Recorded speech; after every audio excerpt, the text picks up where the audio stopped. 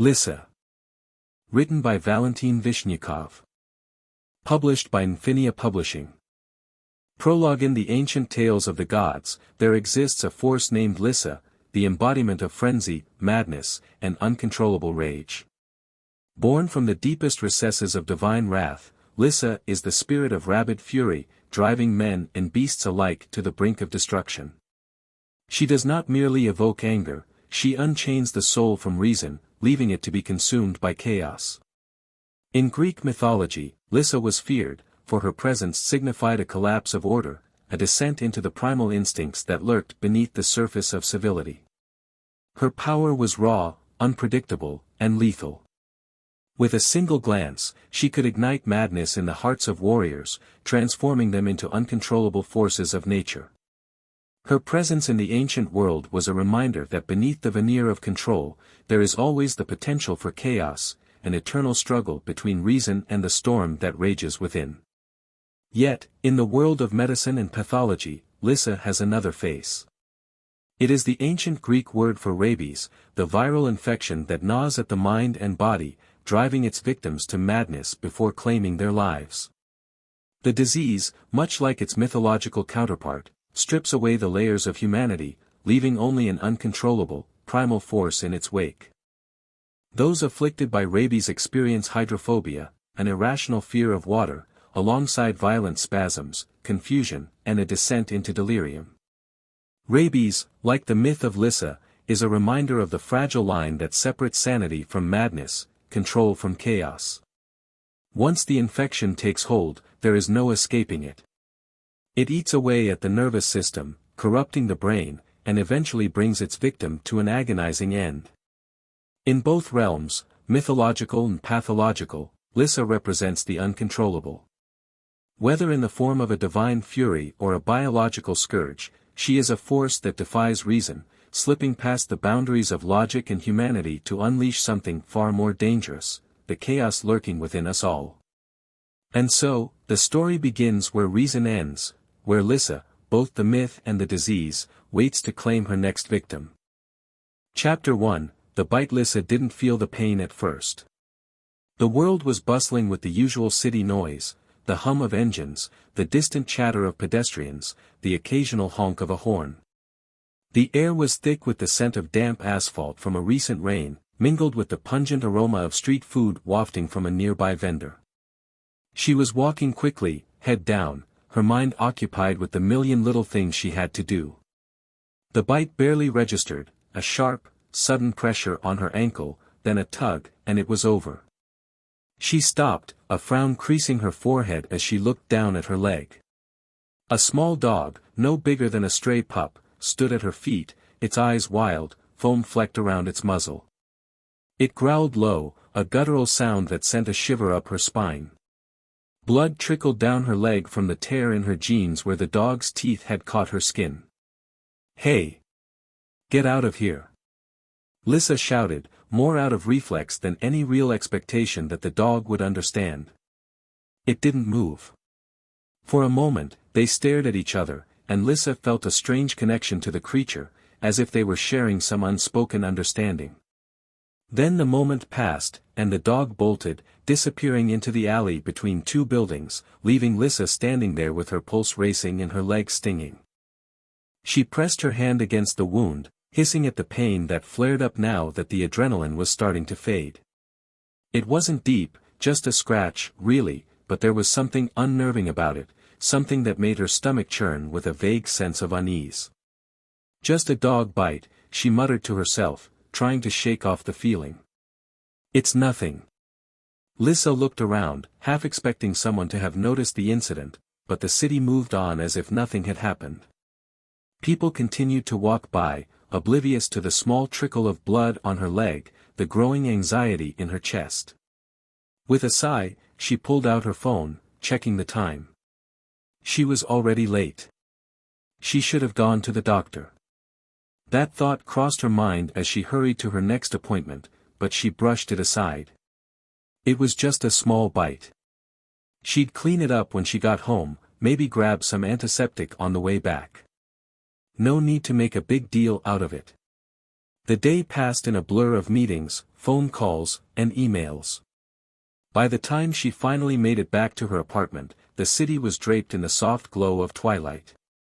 She tossed her keys onto the kitchen counter, kicked off her shoes, and collapsed onto the couch, exhausted. Her leg throbbed where the dog had bitten her. Lyssa reached down, lifting her pant leg to inspect the wound.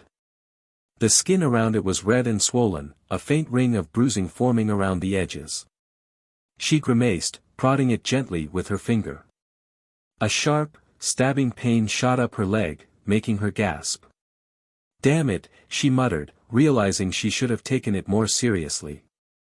"Maybe I should go to the clinic." But the thought of dragging herself out again was too much. She was exhausted, her body aching from a long day, and the idea of standing in a sterile waiting room for hours on end was unbearable.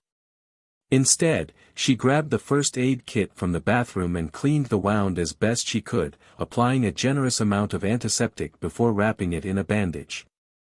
"It's fine," she told herself again as she stood in front of the bathroom mirror, staring at her reflection. Her face looked pale, more than usual, and there was a tiredness in her eyes that hadn't been there before. "It's just a scratch," she whispered, trying to convince herself. "I'll be fine." But as she climbed into bed that night, pulling the covers up to her chin, the unease settled in her stomach like a lead weight. Sleep came slowly, and when it did, it was restless, filled with strange, disjointed dreams of dark waters and empty streets. The next morning, Lyssa woke up feeling worse. Her head pounded with a dull, persistent ache, and her throat felt raw, as if she'd been screaming in her sleep. She lay in bed for a few moments, trying to shake off the grogginess, but it clung to her like a fog, heavy and unyielding. When she finally dragged herself out of bed, the room spun around her, and she had to grip the edge of the nightstand to keep from falling. "Not good," she murmured, her voice hoarse. She stumbled into the bathroom, splashing cold water on her face in a futile attempt to wake up. Her reflection stared back at her from the mirror, her eyes bloodshot and rimmed with dark circles. Her skin was pale, almost sickly, and a cold sweat clung to her forehead. Something was wrong. She knew it now, felt it deep in her bones, a creeping dread that coiled around her chest and squeezed tight. The bite on her leg throbbed painfully, a constant reminder of the dog from yesterday, the foam around its mouth, the wild look in its eyes. Her phone buzzed on the counter, snapping her out of her thoughts. She reached for it, seeing a string of missed calls and texts from her boss, her co-workers, even a few friends. They all blurred together, their words blending into a single, overwhelming cacophony. Lyssa's heart raced as she read the messages.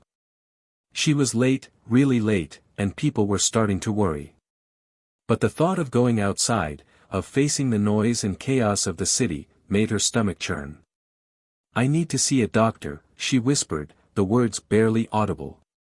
But even as she said it, she knew it was too late. Something dark and insidious had already taken root inside her, spreading through her veins like poison. Lyssa grabbed her coat, ignoring the dizziness that threatened to topple her over. She had to get out, had to find help before it was too late. The hallway outside her apartment seemed longer than usual, the walls closing in around her as she stumbled toward the stairs. Her vision blurred, and the pounding in her head grew louder, drowning out everything else. By the time she reached the street, the world had shifted. The city was the same, yet different, colors seemed duller, sounds more muted, as if a thick veil had been draped over everything. Lyssa's heart pounded in her chest, her breath coming in short, ragged gasps as she stumbled forward, trying to find her bearings. The streets were empty. The bustling crowds, the honking cars, the distant chatter, all of it was gone. An eerie silence hung in the air, broken only by the faint echo of her footsteps on the pavement. Lyssa's mind reeled, panic setting in as she realized something was terribly wrong. The city, her city, had been abandoned, left to decay in this strange, twilight world. Her legs trembled, and she fell to her knees, her breath hitching in her throat as she tried to scream. But the sound that came out was muffled, swallowed by the oppressive silence around her. The scream echoed through the empty streets, bouncing off the crumbling buildings, and then, a crackle of electricity. Lyssa froze, her eyes wide with terror as she felt a surge of energy pulse through the air, distorting the world around her. The pavement beneath her shimmered, the buildings seemed to warp and bend, and the sky flickered with flashes of light. She tried to stand, to run, but her body refused to move. The electric field tightened around her, squeezing her chest, making it hard to breathe. The world twisted and spun, and Lyssa felt herself slipping, falling into the darkness that had been waiting for her all along. Chapter 2, The Abandoned City. The darkness engulfed Lyssa, swallowing her whole. For a moment, there was nothing, no sound, no light, no sensation. Just an endless, suffocating void pressing in from all sides. She tried to scream again, but the sound was lost, absorbed by the thick blackness that surrounded her. She couldn't tell if she was falling or floating, if she was still alive or if she had already crossed into death. Then, gradually, the darkness began to lift. Faint, ghostly lights flickered in the distance, illuminating the outlines of familiar shapes. Buildings, streetlights, the distant curve of a bridge, all submerged in a murky, greenish glow, as if seen through deep water. The sensation of weightlessness faded, and she felt solid ground beneath her feet, though it seemed to sway and shift like the deck of a ship on stormy seas. She was standing in the middle of her city, but it was wrong. The buildings loomed high above her, their windows shattered and dark, their walls covered in creeping moss and algae. The streets were flooded, ankle-deep in cold, still water that reflected the dim, sickly light from the sky above. Everything was silent, eerily so, as if the city had been abandoned for centuries and left to rot beneath the waves. Lyssa took a shaky step forward, the water rippling around her legs. She could feel the chill of it seeping through her shoes, soaking into her skin, but it didn't matter. None of it seemed real. She moved like a sleepwalker, her mind numb, struggling to process what she was seeing. The last thing she remembered was the electric surge, the distortion that twisted the world around her before everything went black. And now. This. A submerged city, silent and empty, like the remains of a sunken ship. "Hello?" she called out, her voice barely more than a whisper. It echoed through the deserted streets, bouncing off the walls of the buildings before fading into the stillness. "Is anyone there?" No answer came, only the soft lapping of the water against the pavement. Lyssa shivered, wrapping her arms around herself as she turned in a slow circle, trying to get her bearings. She knew this place, it was her city, or at least a version of it. She recognized the buildings, the layout of the streets, even the old clock tower in the distance. But everything was wrong, distorted and decayed, as if she were seeing it through a warped, funhouse mirror. She started walking, her footsteps splashing softly in the water. The silence pressed in on her, heavy and oppressive, amplifying every sound she made. Her breath came in shallow gasps, her heart pounding in her chest as she moved through the empty streets. There was no sign of life, no movement except for the faint ripple of the water and the occasional flicker of light in the distance. As she walked, she passed familiar landmarks, her favorite coffee shop, its windows shattered and its sign hanging crookedly from a single rusted chain, the bookstore she used to visit, its shelves empty and its walls covered in peeling paint, the park where she had spent so many afternoons, now overgrown with twisted, blackened trees whose branches reached out like skeletal fingers. It was as if the city had been abandoned, left to drown in the rising waters. And yet, despite the overwhelming sense of decay and desolation, Lyssa felt a strange connection to it, as if the city were a living entity, watching her, waiting for her to make the next move. She quickened her pace, trying to shake off the feeling of being watched. Her footsteps splashed louder now, echoing through the empty streets, but she didn't care. She had to find someone, anyone, who could explain what was happening. The silence was unbearable, and the longer she walked, the more it gnawed at her, fraying the edges of her sanity. Then, in the distance, she heard it, a faint, distorted sound, like a muffled cry for help. Lyssa froze, her heart leaping in her chest. She wasn't alone. There was someone else here, someone who might know how to get out of this nightmare. "Hello?" she called again, louder this time, her voice trembling with a mixture of fear and hope. "I'm here." "Where are you?" The sound came again, closer now. It was a scream, high-pitched and desperate, cutting through the silence like a knife. Lyssa's blood ran cold as she listened, the hairs on the back of her neck standing on end. The scream echoed off the buildings, bouncing from wall to wall until it seemed to come from all directions at once, surrounding her, trapping her. And then, just as suddenly as it began, the scream was cut off, replaced by the same crackling sound she had heard before, the electric field. Lyssa stumbled backward, her breath catching in her throat as the air around her began to hum with energy. The water at her feet vibrated, sending ripples across its surface, and she felt a tingling sensation in her skin, as if tiny electric currents were dancing along her nerves. The buildings around her warped and twisted, their outlines shimmering and bending as the electric field surged through the air. The lights flickered and pulsed, casting eerie, shifting shadows across the water. Lyssa tried to move, to run, but her legs refused to cooperate, frozen in place by the surge of electricity. Then, out of the corner of her eye, she saw it, a figure, half hidden in the shadows, standing at the edge of the street. It was humanoid, tall and thin, with long, spindly limbs that seemed to stretch impossibly far. Its face was obscured by the darkness, but its eyes glowed with an unnatural, electric blue light that pierced through the gloom. Lyssa's breath caught in her throat as the figure began to move, gliding across the water with unnatural speed and grace. It didn't walk, didn't even seem to touch the ground, but instead floated just above the surface, its limbs swaying and undulating like the tendrils of some deep-sea creature. She wanted to scream, but the sound was trapped in her throat, strangled by the sheer terror that gripped her. The figure drew closer, its eyes locked onto hers, the electric light in them growing brighter and more intense. The air around her crackled with energy, and the water at her feet began to churn and boil, sending up tendrils of steam that curled around her legs.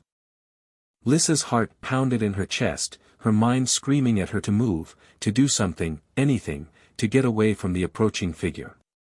But she was paralyzed, rooted to the spot by fear and the electric field that held her in place. Just as the figure was about to reach her, there was a sudden, blinding flash of light. Lyssa squeezed her eyes shut, throwing her arms up to shield herself from the brightness. The air crackled with electricity, the sound deafening in its intensity, and for a moment, she thought she might be struck down by the electric field, her body fried to a crisp by the surge of energy. But then, just as suddenly as it had come, the light faded, and the crackling stopped.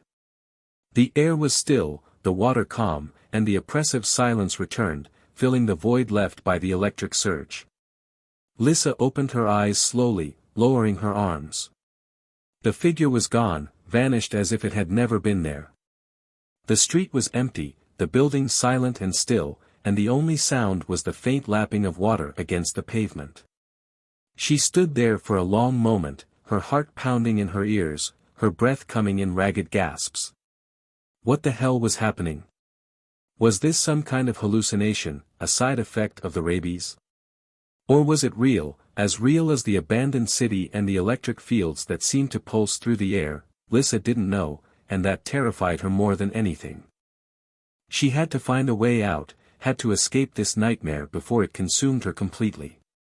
With trembling legs, she turned and began to walk again, her footsteps splashing softly in the water. But now, every shadow seemed to hide a threat, every corner a lurking danger.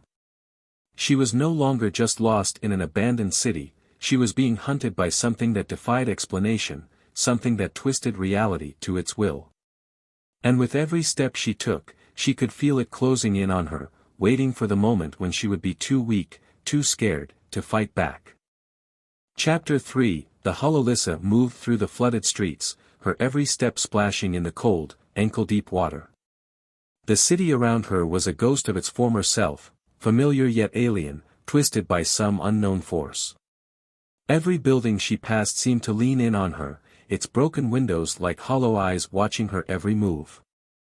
The silence was oppressive, thick and stifling, broken only by the occasional crackle of electricity in the distance, a constant reminder of the unseen force that had already struck twice. Her mind raced, filled with fragmented thoughts and half-formed questions. What was this place? Was she really dead? Or was this some twisted limbo, a reflection of her city that had been submerged and abandoned? And what about the infection? Was it still in her, spreading through her body, warping her reality, or was it the reason she was trapped here in the first place? Her leg throbbed where the dog had bitten her, a constant, dull pain that seemed to pulse in time with her heartbeat. She didn't need to check to know that the wound had worsened. The infection was spreading, seeping through her veins like poison, and it was only a matter of time before it consumed her completely. But there was something more pressing than the infection, something that made her blood run cold every time she thought about it, the figure she had seen, the one that had emerged from the shadows and nearly reached her before vanishing in a burst of electricity. It had looked at her with those glowing, electric blue eyes, and in that moment, she had felt an overwhelming sense of dread, as if she had stared into the very heart of whatever darkness had taken hold of her city. She had to keep moving, had to find a way out before it found her again. As she walked, the streets around her seemed to change, subtly at first but with increasing intensity. The buildings grew taller, their angles sharper, the windows darker, as if the city itself were closing in on her. The water at her feet grew colder, deeper, reaching up to her calves now, slowing her progress with every step. And then there were the echoes. At first, they were faint, almost indistinguishable from the sounds of her own footsteps. But as she walked, they grew louder, more distinct, until she could hear them clearly, a hollow, rhythmic tapping that seemed to follow her wherever she went. Lyssa stopped, her breath catching in her throat as she listened. The echoes stopped too, but the silence that followed was even more unnerving. She turned slowly, scanning the buildings, the streets, the water for any sign of movement, but there was nothing, just the empty city, the abandoned streets, and the faint hum of electricity in the air. "Hello?" she called out, her voice trembling slightly. The word echoed back to her, bouncing off the walls of the buildings, distorted and warped until it was barely recognizable. No answer came, just the soft lapping of water against the pavement. But as she stood there, holding her breath, she felt it again, the presence, the sensation of being watched. It was the same feeling she had experienced earlier, before the figure had appeared, and it sent a chill down her spine. Lyssa took a step back, her eyes darting from shadow to shadow, her heart pounding in her chest. The echoes started up again, the tapping sound growing louder, more insistent, as if whatever was making it was getting closer. Panic surged through her, and she turned and ran, her feet splashing through the water as she fled down the street. The echoes followed her, matching her pace, growing louder with each step she took. She could feel the presence behind her, growing stronger, more oppressive, as if it were bearing down on her, driving her forward. She didn't know where she was going, didn't care. She just had to get away, had to put as much distance between herself and that thing as possible. The city around her blurred, the buildings and streets twisting and warping as she ran, the electric hum growing louder, more chaotic.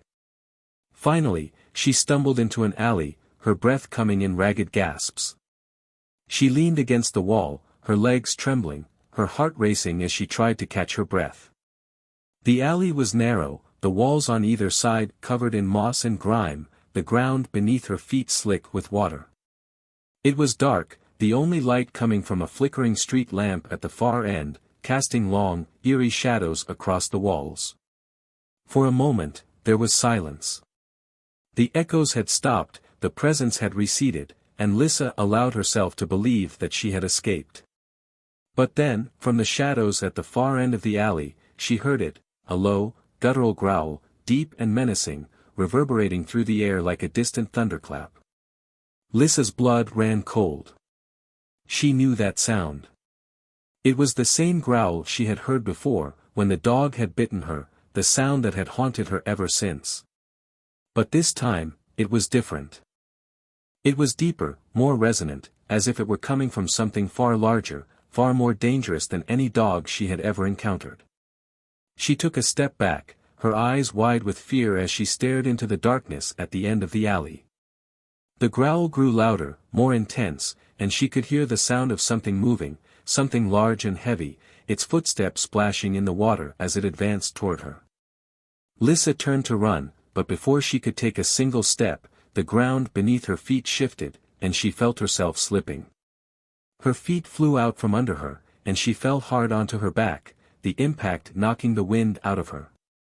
The water was cold and murky, seeping into her clothes, soaking her to the bone.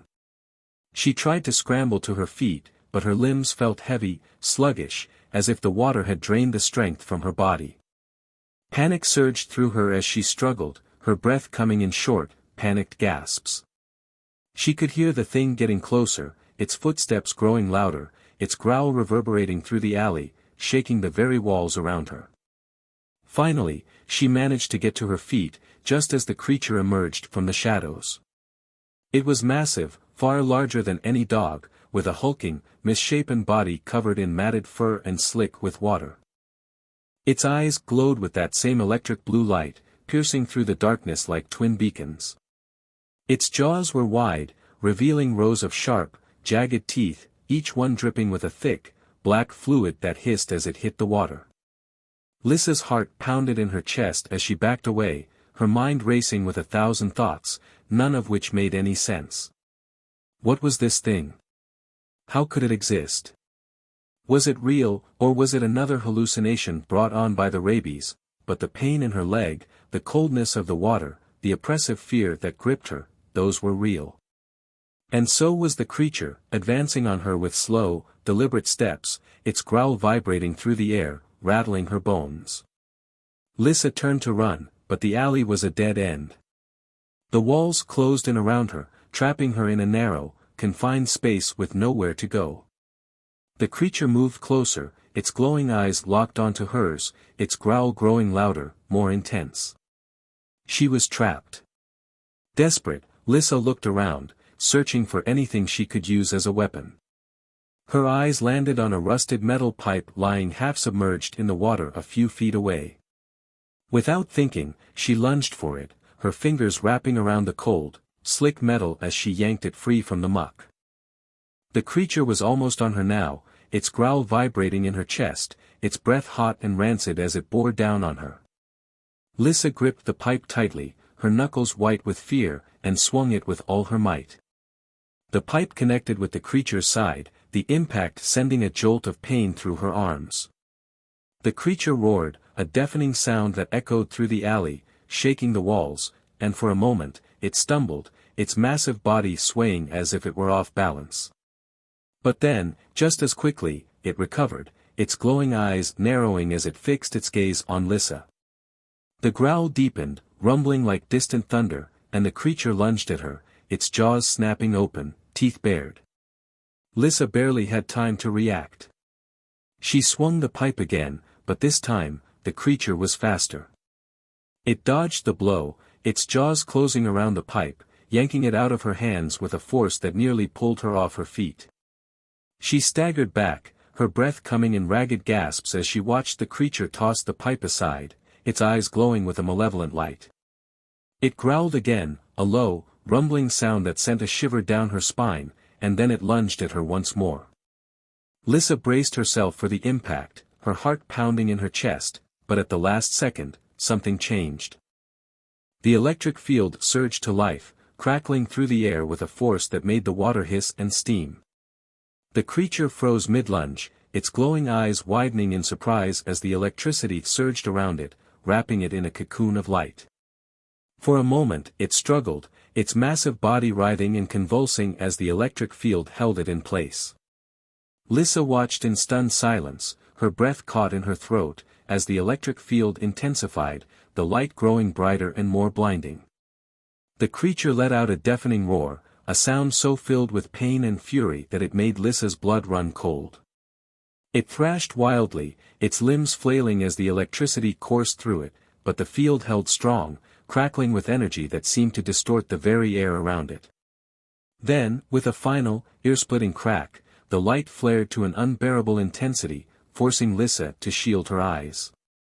She could feel the heat of it on her skin, a searing wave of energy that seemed to burn through the air. The creature let out one last, desperate howl, and then the light exploded outward, a shock wave of energy that sent Lyssa flying backward, crashing into the wall behind her. The impact knocked the breath out of her, and for a moment, all she could do was lie there, dazed and gasping for air. The world spun around her, a blur of light and shadow, the sound of the creature's final roar still ringing in her ears. When she finally managed to sit up, the alley was dark and silent once more. The electric field had vanished, leaving only the faint smell of ozone and the lingering sense of something powerful and dangerous lurking just out of sight. The creature was gone too, there was no sign of it, no trace of the massive, hulking form that had nearly ended her life. Lyssa struggled to her feet, her whole body trembling from the shock and exertion. Her leg throbbed with pain, the wound burning like fire, but she forced herself to ignore it. She had to keep moving, had to get out of this place before something else found her. But as she looked around, trying to get her bearings, she realized that the alley had changed. The walls, once covered in moss and grime, were now slick with something dark and wet, something that looked disturbingly like blood. The water at her feet had deepened, rising almost to her knees, and it was no longer clear, it was murky, swirling with shadows and flecks of something she didn't want to identify. The city was shifting, changing around her, twisting itself into something even more nightmarish. The sense of being watched was back, stronger than ever, and she could feel it pressing in on her, suffocating her with its intensity. Lyssa turned and ran, her footsteps splashing through the dark water, her breath coming in panicked gasps. She didn't know where she was going, didn't care, she just had to get away, had to find some place where she could catch her breath, think, and figure out what to do next. But the city wasn't done with her yet. As she fled down the twisting streets, the buildings seemed to close in on her, their walls leaning inward, the windows narrowing into slits that stared down at her like eyes. The water grew deeper, colder, slowing her down, dragging at her legs like 1,000 invisible hands. And then she heard it, the echoes again, louder this time, more insistent. They weren't just her footsteps anymore, they were something else, something that followed her, matched her pace, growing louder and louder with every step she took. Lyssa pushed herself harder, her heart pounding in her chest, but the echoes were relentless, closing in on her, suffocating her with their presence. She rounded a corner, only to find herself face to face with another dead end. The walls towered above her, slick and wet, the water at her feet churning with dark, unseen currents. There was no escape. She turned to face the way she had come, her breath coming in short, ragged gasps. The echoes were deafening now, a cacophony of sound that seemed to vibrate through her very bones. And then, out of the darkness, they emerged. They were figures, tall and thin, their bodies distorted and twisted, their limbs impossibly long.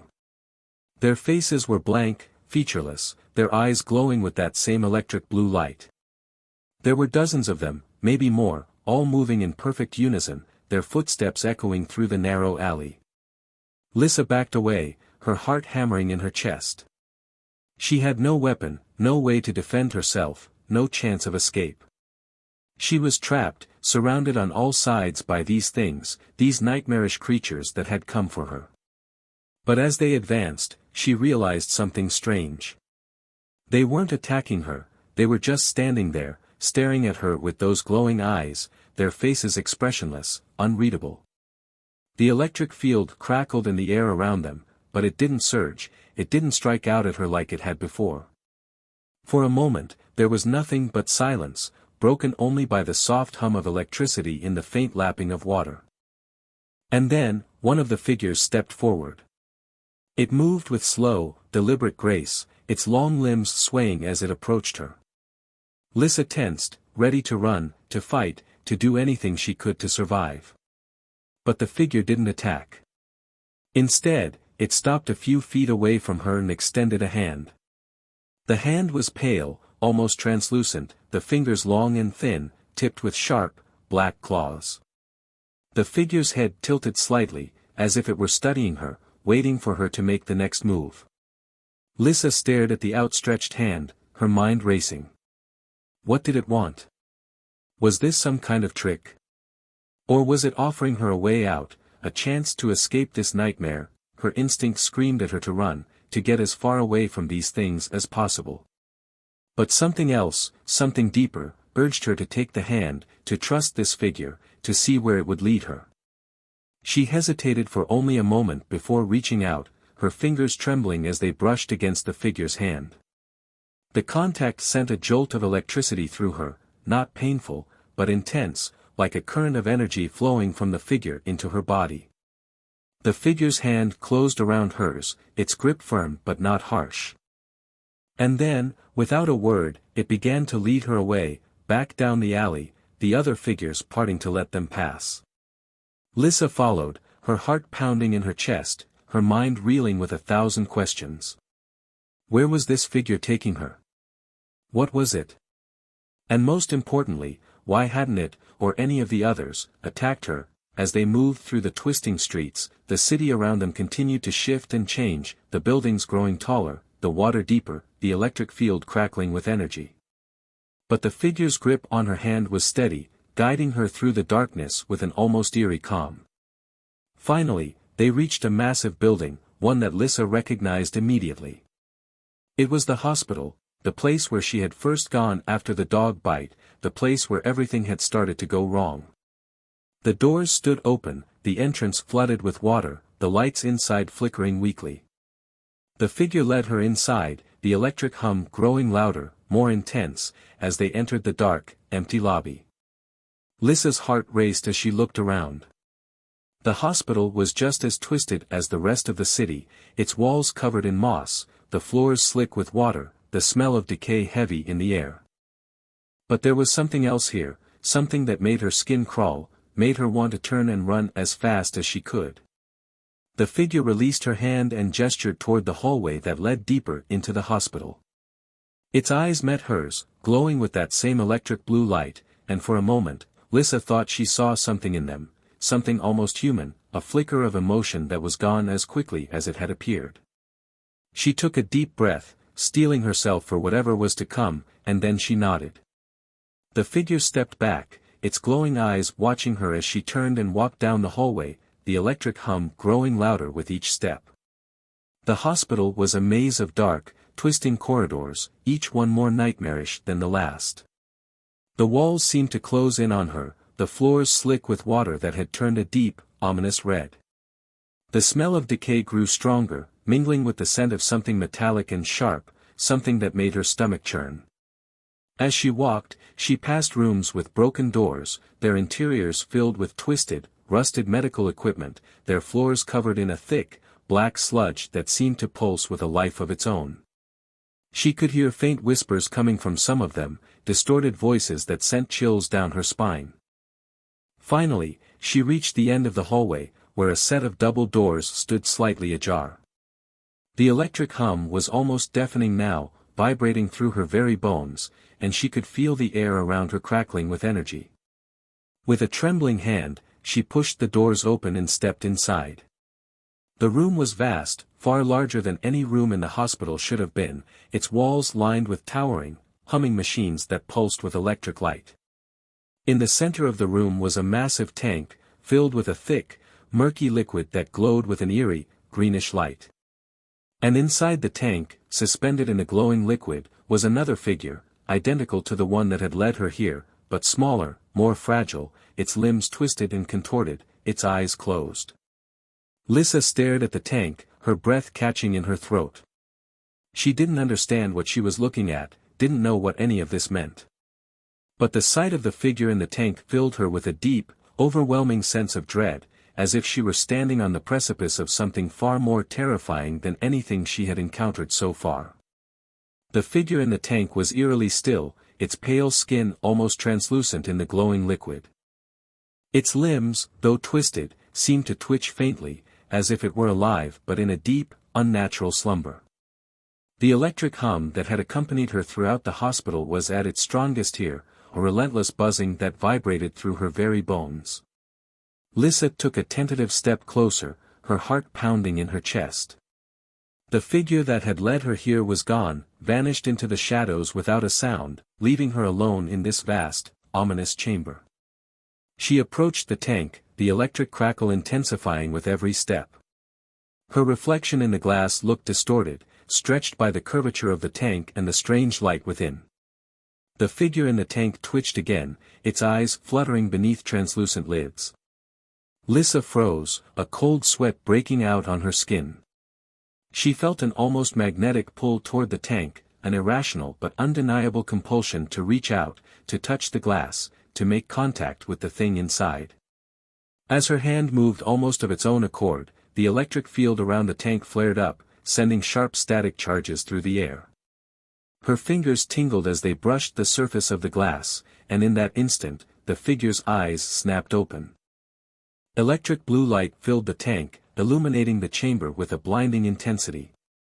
Lyssa gasped, stumbling back, but the pull toward the figure grew stronger, more insistent, as if the figure were calling out to her, pulling her into its mind. She heard a voice, not aloud but in her head, reverberating through her consciousness like an echo in a cavernous space. It wasn't a human voice, but something primal, something that tugged at the deepest corners of her psyche. "Help me." The words sent a shiver down her spine.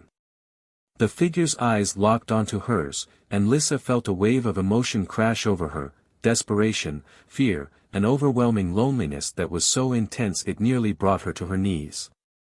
But alongside that emotion, there was something darker, something far more sinister, lurking beneath the surface. It was a presence, cold and calculating, a force that seemed to twist and corrupt everything it touched. The electric hum grew louder, the machines around the tank beginning to spark and whir. Lyssa stumbled back as the ground beneath her feet started to shake, the room trembling as if the entire building were coming alive. The voice echoed again, more insistent this time. "Please. Help me. Free me." Lyssa shook her head, trying to resist the pull, but it was like fighting against a riptide. The figure's eyes bore into her, its gaze unrelenting, demanding. She could feel the infection in her leg burning hotter, spreading faster, feeding on the energy in the room. The pain was excruciating, but she gritted her teeth, refusing to give in. But then, as the figure's plea reverberated through her mind, she caught a glimpse of something, an image, buried deep within the figure's consciousness, a memory or a vision of something so horrific it nearly made her scream. She saw the city, her city, in ruins, consumed by a vast, dark ocean that stretched out endlessly in every direction. She saw the bodies, twisted and broken, floating in the water, their eyes glowing with the same electric blue light as the figure in the tank. And she saw herself, submerged in that water, her own eyes glowing, her body twisted and contorted just like the figure's. The vision snapped her back to reality, the terror jolting her out of the figure's grip. She yanked her hand away from the glass, gasping for breath as the electric field around the tank surged one final time, then went dark. The humming machines around the room sputtered and died, the lights flickering out, leaving her in near-complete darkness. Lyssa staggered back, her breath coming in ragged, panicked gasps. She could still feel the presence of the figure in her mind, its voice echoing in her thoughts, but it was weaker now, more distant. "Don't leave me." She turned and ran, fleeing from the chamber, from the figure, from the terrifying vision that had burned itself into her mind. The hallway twisted around her as she sprinted, the walls closing in, the water splashing up around her legs as she pushed herself harder and harder, desperate to escape. She didn't stop running until she was back in the hospital's main lobby, the twisted, moss-covered walls welcoming her back into the nightmarish reality she now found herself in. Her heart was pounding, her mind racing with questions, but one thing was clear, she couldn't stay here. Whatever that thing in the tank was, whatever it wanted, she couldn't be a part of it. She had to get out, had to find a way to break free from this nightmare before it consumed her completely. But as she pushed open the doors of the hospital and stepped back out into the cold, flooded streets, she knew that the city wasn't done with her yet. The presence was still there, lurking in the shadows, watching her, waiting for her to make her next move.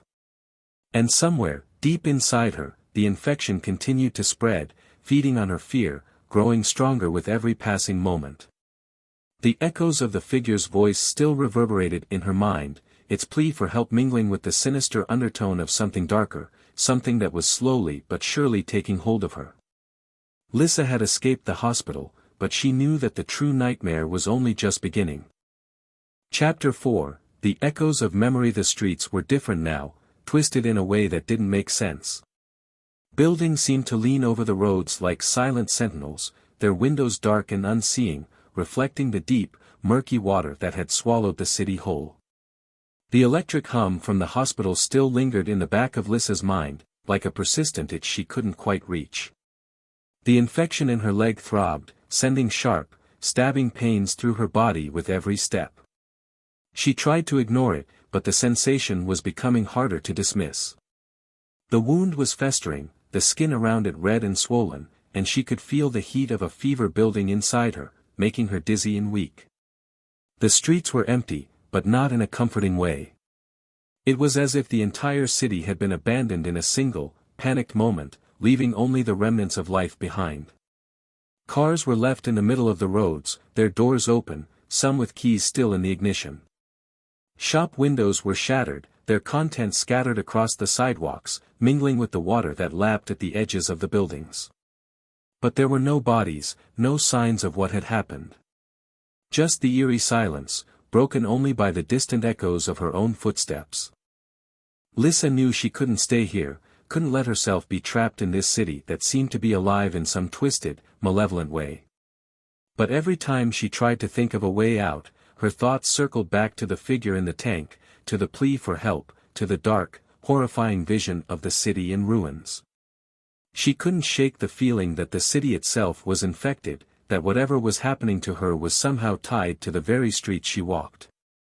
The water at her feet was cold, biting, and with each step she took, it seemed to pull at her, as if trying to drag her down into its depths. The electric field was still present, she could feel it in the air around her, a faint crackling that made the hair on the back of her neck stand on end. But it was weaker now, more sporadic, as if whatever power had been fueling it was starting to wane. She stopped at a crossroads, the water swirling around her legs, and looked up at the sky, or what should have been the sky. But there was nothing, just an endless void, as if the city were trapped inside a massive black dome, cut off from the world above. The sun was gone, the stars, the moon, all swallowed by the darkness. Lyssa felt a wave of despair wash over her. The hopelessness of her situation pressed down on her, making it hard to breathe. She was alone, trapped in a world that had been turned inside out, with no way to contact anyone, no way to find help. But then she heard it, a sound so faint she almost missed it. It was a voice, echoing through the empty streets, distorted and faint, but unmistakably human. She froze, her heart skipping a beat. She wasn't alone. The voice called out again, closer this time but still faint. It was coming from one of the side streets, a narrow alleyway that disappeared into the shadows.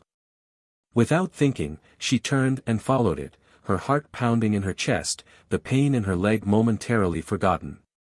The alley was narrow, the walls on either side pressing in on her, slick with moisture and covered in moss. The water here was deeper, colder, but she pushed through it, driven by the desperate need to find the source of the voice. "Hello?" she called out, her voice hoarse and trembling. "Is someone there?" There was no answer, but she could hear the voice again, just ahead of her, around the next corner. She quickened her pace, ignoring the pain, ignoring the growing sense of dread clawing at her insides. She turned the corner and came to an abrupt stop. The alley ended in a small courtyard, the water here almost waist deep. And in the center of the courtyard, standing in the shallow water, was a figure. It was a woman, her back turned to Lyssa, her long hair hanging in wet, tangled strands down her back. She was wearing a white hospital gown, the same kind Lyssa had seen in the hospital. The woman didn't move, didn't turn around when Lyssa approached. She just stood there, her head bowed, her arms hanging limply at her sides. "Hello." Lyssa called out again, more cautiously this time. "Are you okay?" The woman didn't respond. Lyssa took a step closer, her heart in her throat, the water sloshing around her legs. "Hey, can you hear me?" she asked, reaching out a hand to touch the woman's shoulder. But before her fingers could make contact, the woman slowly turned around. Lyssa gasped and stumbled back, her hand flying to her mouth to stifle a scream.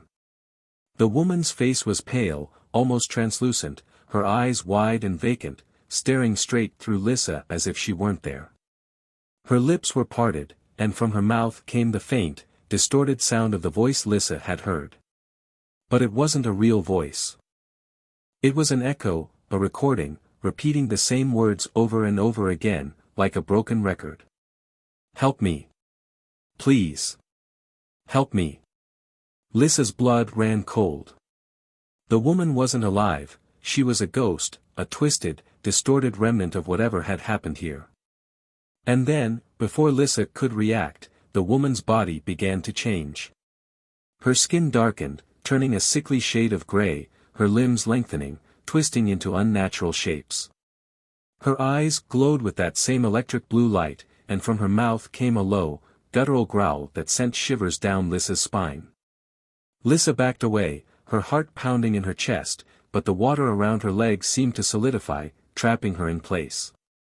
The woman thing took a step forward, its limbs cracking and contorting as it moved, its eyes locked onto Lyssa's with a cold, malevolent hunger. Lyssa's breath came in short, panicked gasps.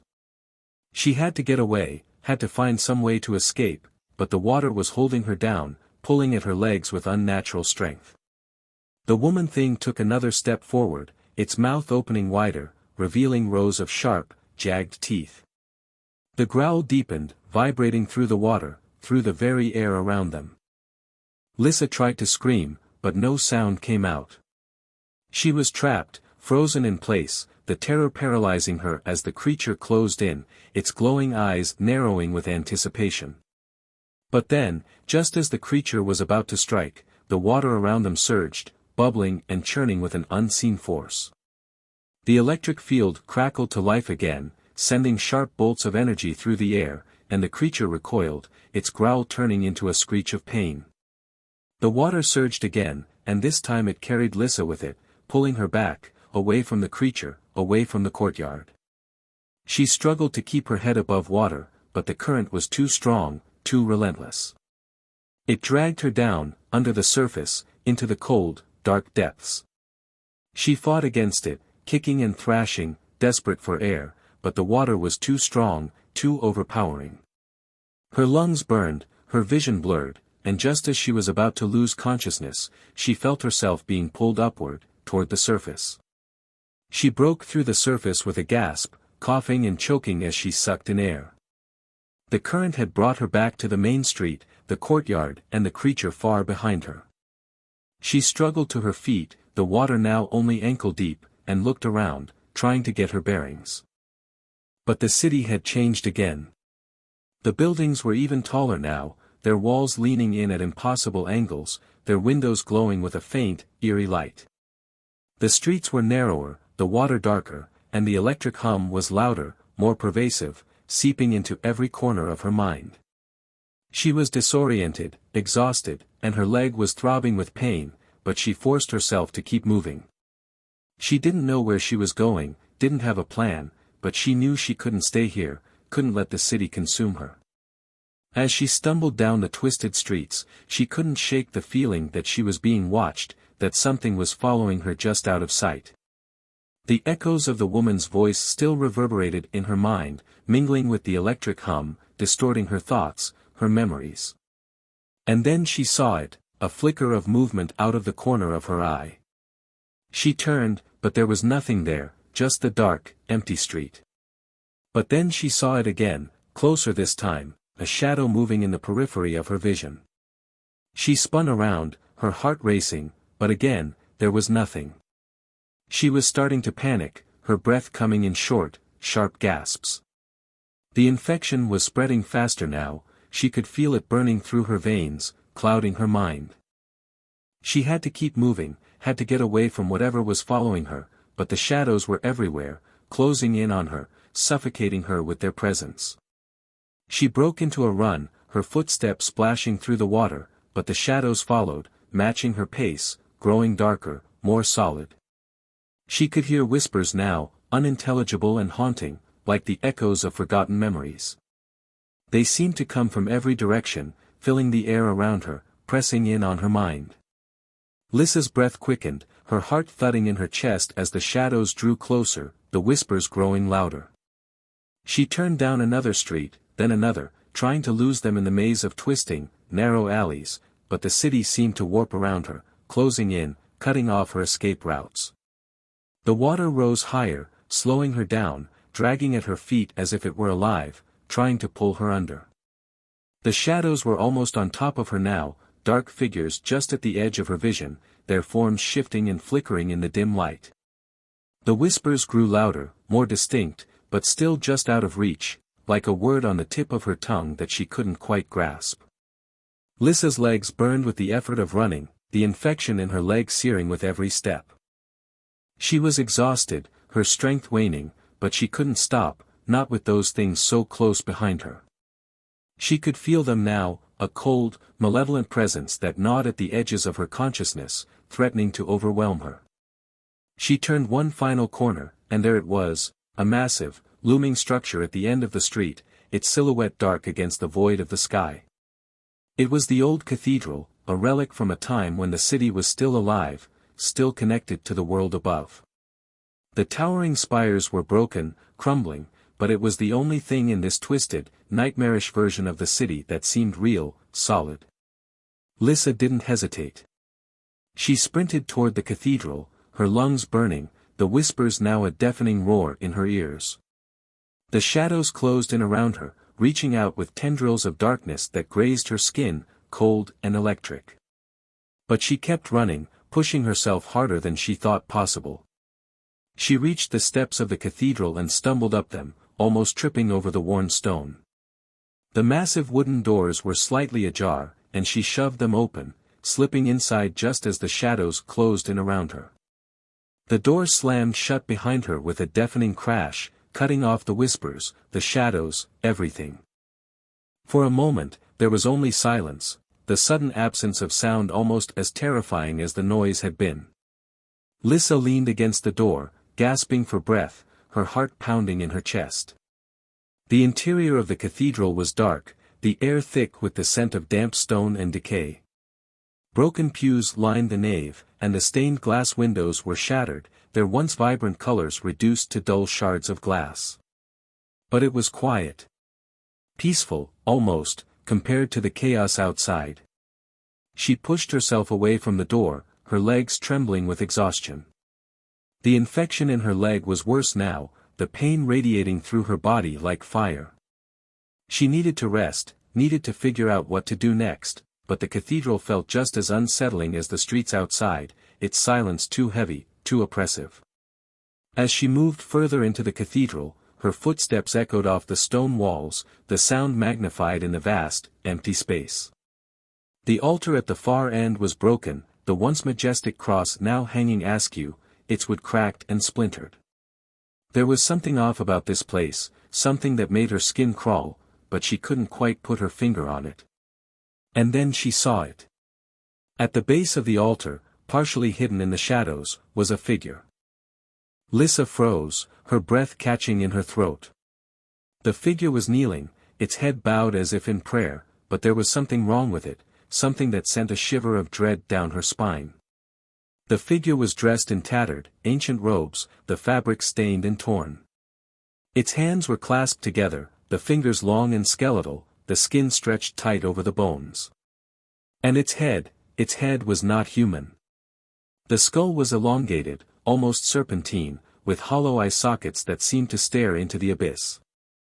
Lyssa took a step back, her instincts screaming at her to run, to get as far away from this place as possible. But before she could move, the figure slowly lifted its head, its empty eye sockets locking onto her. A low, guttural sound filled the air, like the growl of a beast that had been disturbed.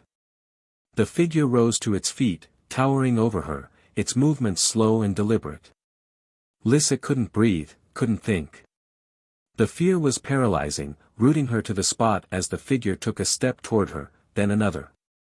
The sound of its footsteps echoed through the cathedral, a rhythmic, ominous thud that matched the pounding of her heart. She couldn't tear her eyes away from it, couldn't look away from the horror that was slowly advancing on her. And then, in a voice that was both a whisper and a roar, the figure spoke.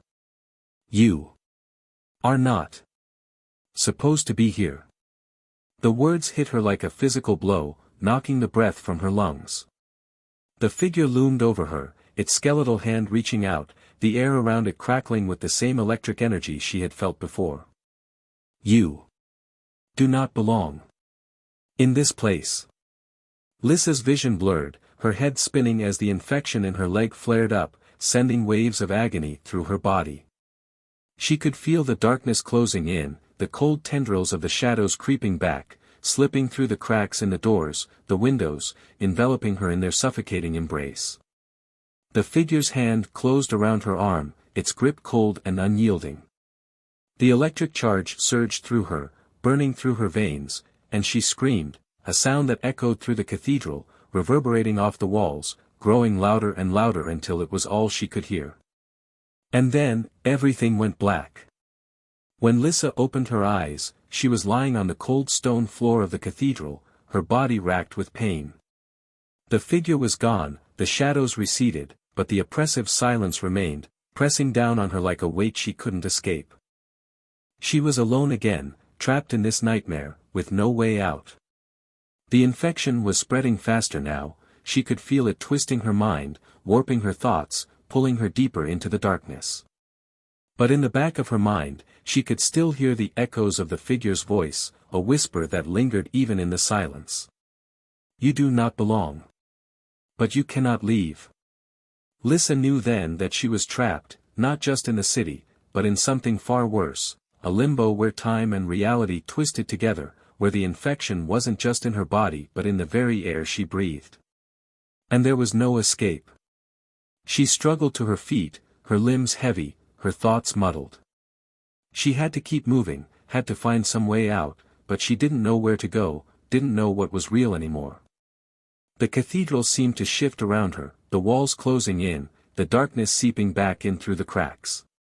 Lyssa took a step forward, then another, her footsteps echoing in the vast emptiness. She didn't know where she was going, but she couldn't stay here, couldn't let the darkness consume her. As she walked, the echoes of the figure's voice faded into the background, replaced by a new sound, a faint, distant humming, almost like a lullaby. It was soft, comforting, a stark contrast to the harsh electric buzz she had felt before. Lyssa followed the sound, her body moving on autopilot, her mind too exhausted to think. The humming grew louder, more distinct, and as she approached the far end of the cathedral, she saw a faint light glowing through a set of massive stone doors. She pushed them open and stepped into a room that was unlike anything she had seen in this twisted version of her city. It was warm, filled with a soft, golden light that seemed to radiate from the very walls. The floor was covered in rich, dark wood, polished to a shine, and the air was filled with the scent of flowers, real, living flowers, not the damp, decaying smell that permeated the rest of the city. In the center of the room was a bed, draped in soft, white sheets, and lying on the bed was a woman. She was young, her skin pale but healthy, her long hair spread out like a halo on the pillow. She was sleeping, her chest rising and falling with steady, peaceful breaths. Lyssa approached the bed, her heart pounding with a mix of fear and curiosity. The woman looked so peaceful, so out of place in this nightmare, and Lyssa couldn't help but reach out to touch her, to see if she was real. But as her fingers brushed the woman's arm, the humming stopped, and the woman's eyes snapped open. They were glowing, the same electric blue as the figure in the tank, as the creature in the courtyard. The same as the infection that was coursing through Lyssa's veins. The woman smiled, and in a voice that was both familiar and foreign, she whispered, "Welcome home, Lyssa." And then the light went out, plunging the room into darkness. Chapter 5, The void. The darkness swallowed Lyssa whole. She couldn't see the woman anymore, couldn't feel the warmth of the room. Everything was gone, replaced by an icy, suffocating blackness. Her mind screamed for light, for something to hold on to, but there was only the void. Endless, consuming. Her breath quickened, and her hand stretched out, desperate to feel something, anything. But her fingers found only empty air. She was floating, no, falling, into nothingness, her body weightless, her thoughts slipping away like water through her fingers. A faint hum returned, deep and distant, vibrating through her bones. It was different from before, not the comforting lullaby, but something darker, more primal. It felt like it was inside her, reverberating through her very core, growing louder, more insistent. And then the voice came again. That same familiar whisper, the one from the figure in the cathedral. You cannot leave. Lyssa gasped, clutching her head. The pain in her leg was excruciating, as if the infection had taken root in her brain, spreading through her nerves. She felt it pulsing with each heartbeat, a foreign invader that twisted and warped her very sense of self. Why are you doing this to me? She tried to scream, but the words came out strangled, barely audible against the overwhelming silence of the void. There was no answer, only the hum and the pressure building in her skull. She was losing herself, drowning in the infection, in the city, in whatever this place had become. Her thoughts flickered like static, memories rising to the surface, only to be distorted and broken. She saw glimpses of her life before, the sunlight on her face as she walked through the city streets, the laughter of her friends, the normalcy of it all. It felt so distant now, like a story she had once heard but could no longer claim as her own. The infection was winning, she could feel it. The rabies, her mind latched onto that one solid truth in the chaos. It had all started with the bite. The dog, the fear, the rapid onset of symptoms. It wasn't supposed to be like this. She was supposed to be in a hospital, surrounded by doctors, but instead, she was here, in a nightmare world that mirrored her city in its most twisted form. You cannot leave because you are already gone, the voice whispered again, clearer now, as if it were right next to her. Lyssa closed her eyes, trying to shut it all out, to focus on something real. Her breathing was shallow, her pulse erratic. She could feel the infection clawing at her sanity, stripping away the person she used to be. The memories of her life before were becoming harder to hold on to, slipping away like sand through her fingers. The electric hum intensified, and suddenly, she was no longer falling. She was back in the city. But it wasn't the same. It was worse now, the buildings taller, more oppressive, the streets twisted and narrow. The water was everywhere, pooling in the streets, trickling down from the cracks in the sky. The electric buzz filled the air, crawling under her skin, making her muscles twitch involuntarily. Lyssa staggered forward, her body weak and unsteady. She tried to focus on her surroundings, but everything seemed to shift and blur, as if the city itself were alive, breathing, watching her. A figure moved in the distance. Not the ghostly woman this time, but something else. Something familiar. Her breath caught in her throat as she recognized the outline of a man standing on the far side of the street, his face hidden in the shadows. He didn't move, didn't approach, but somehow she knew he was waiting for her. Slowly, cautiously, she moved toward him, her legs heavy, her head pounding with each step. The infection made her feel feverish, delirious, but there was something about this figure that pulled her forward, even as every instinct told her to run. As she drew closer, the man stepped into the light. It was him. The doctor from the hospital. The one who had told her she would be fine, that she just needed rest. His face was calm, almost serene, as if he didn't belong in this nightmare. He watched her with an unsettling stillness, his eyes glowing faintly, the same electric blue that had haunted her since she arrived in this version of her city. You're here, she croaked, her throat dry and raw. How? The doctor didn't respond at first. He simply looked at her, as if studying her, assessing her condition. You weren't supposed to leave, he said finally, his voice low and calm. You were supposed to stay in the hospital, to let it take its course. Lyssa shook her head, confusion twisting her thoughts. What? What do you mean? I didn't, you did, he interrupted, his voice firm but still unnervingly calm. You died, Lyssa. You've been dead since the moment the infection took hold. But you can't accept it, can you? Her mind reeled, the words not making sense. Dead? She was standing right here. She was alive. She could feel the pain in her leg, the pounding in her head. No. No, I'm not dead. I'm here. I'm right here. The doctor tilted his head slightly, his glowing eyes narrowing. This place, this city, it's a reflection of what's happening to you.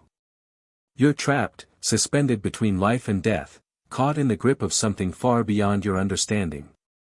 The infection is spreading, not just through your body, but through your soul. Lyssa's knees buckled, and she dropped to the ground, clutching her head as the pain intensified. Her mind couldn't process his words, couldn't make sense of this twisted reality. Why? Why is this happening to me? She gasped, tears of frustration and fear spilling down her cheeks.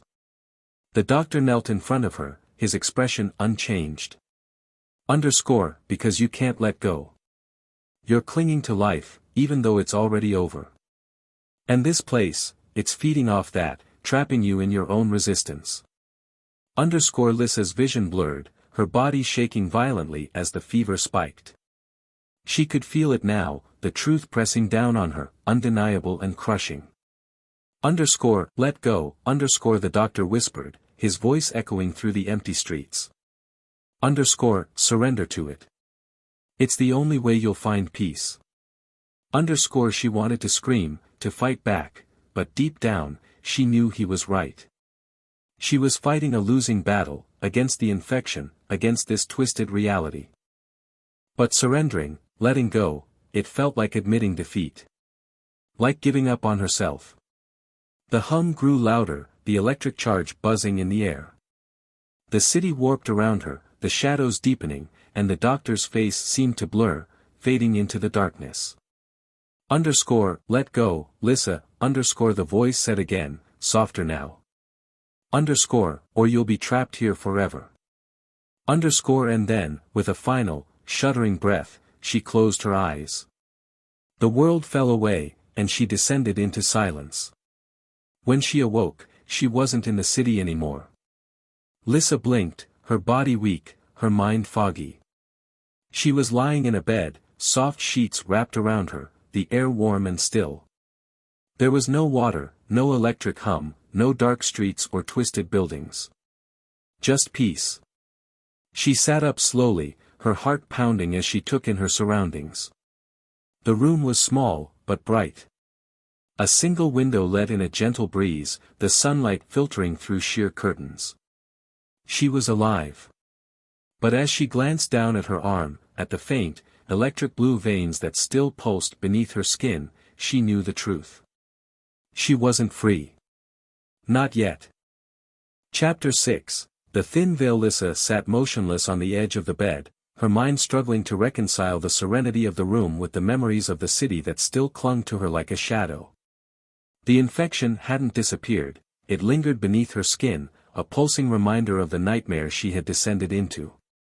Yet, this place felt different, more real than the warped, submerged city she had been lost in. The sunlight streaming through the window cast a golden hue over everything, a stark contrast to the electric blue that haunted her dreams. She rose slowly, her body aching, and approached the window. The breeze was warm, familiar. It carried the scent of flowers, something she hadn't smelled since before the infection had taken hold of her. For a moment, she allowed herself to believe that maybe, just maybe, she had found her way back. That this place was real. But then she saw it, just beyond the horizon, the faint shimmer of the waterline. It wasn't normal. It was as if the world itself was submerged, like the city had been, but here it was hidden beneath the surface. A thin veil of reality that could be shattered at any moment. Lyssa pressed her hand against the window, her fingers trembling. She could almost feel the electric hum through the glass, lurking just beyond this peaceful illusion. She wasn't free. Not really. A soft knock echoed through the room, breaking the silence. Lyssa turned sharply, her heart racing. The door, which she hadn't noticed before, was slightly ajar. Beyond it, the shadow of a figure moved slowly into view. Her first instinct was to run, to flee from whatever was coming. But something kept her rooted to the spot, her body frozen as the door creaked open wider. A woman stepped into the room. She was older, her face lined with age but gentle, kind. Her eyes were the same electric blue as the woman on the bed in the cathedral, but they were softer now, less menacing. She was dressed in white, her movements slow and deliberate as she approached Lyssa with a calm smile. You're awake, the woman said in a soothing voice, as if they had known each other for years. I wasn't sure when you would come to. Lyssa backed away, her breath coming in shallow gasps. Who are you? Where am I? The woman didn't seem surprised by her fear. She moved gracefully to the bed and sat down, smoothing the sheets with practiced hands. My name is Mara. I've been taking care of you while you rested. You're safe here. Safe. Lyssa's voice shook. Safe from what? The city? The infection? Mara's smile faltered slightly, a flicker of something darker passing over her face. From yourself, mostly, she said quietly. The infection has a hold on you, yes. But it's your mind that keeps you trapped. This place, it's a refuge. A place where you can heal, if you choose to. Lyssa shook her head, her hands trembling. I don't understand. I don't know how I got here, or why any of this is happening. Mara stood slowly, crossing the room until she was standing in front of Lyssa. She reached out, placing a gentle hand on her arm, the touch sending a small, comforting warmth through her. You've been through so much. It's understandable that you're confused. But you don't need to fight anymore, Lyssa. You can let go of the pain. Let go of the fear. Let go. Lyssa pulled her arm away, panic rising in her chest. That's what everyone keeps saying. But what does it even mean? What happens if I let go? Do I die? Do I disappear?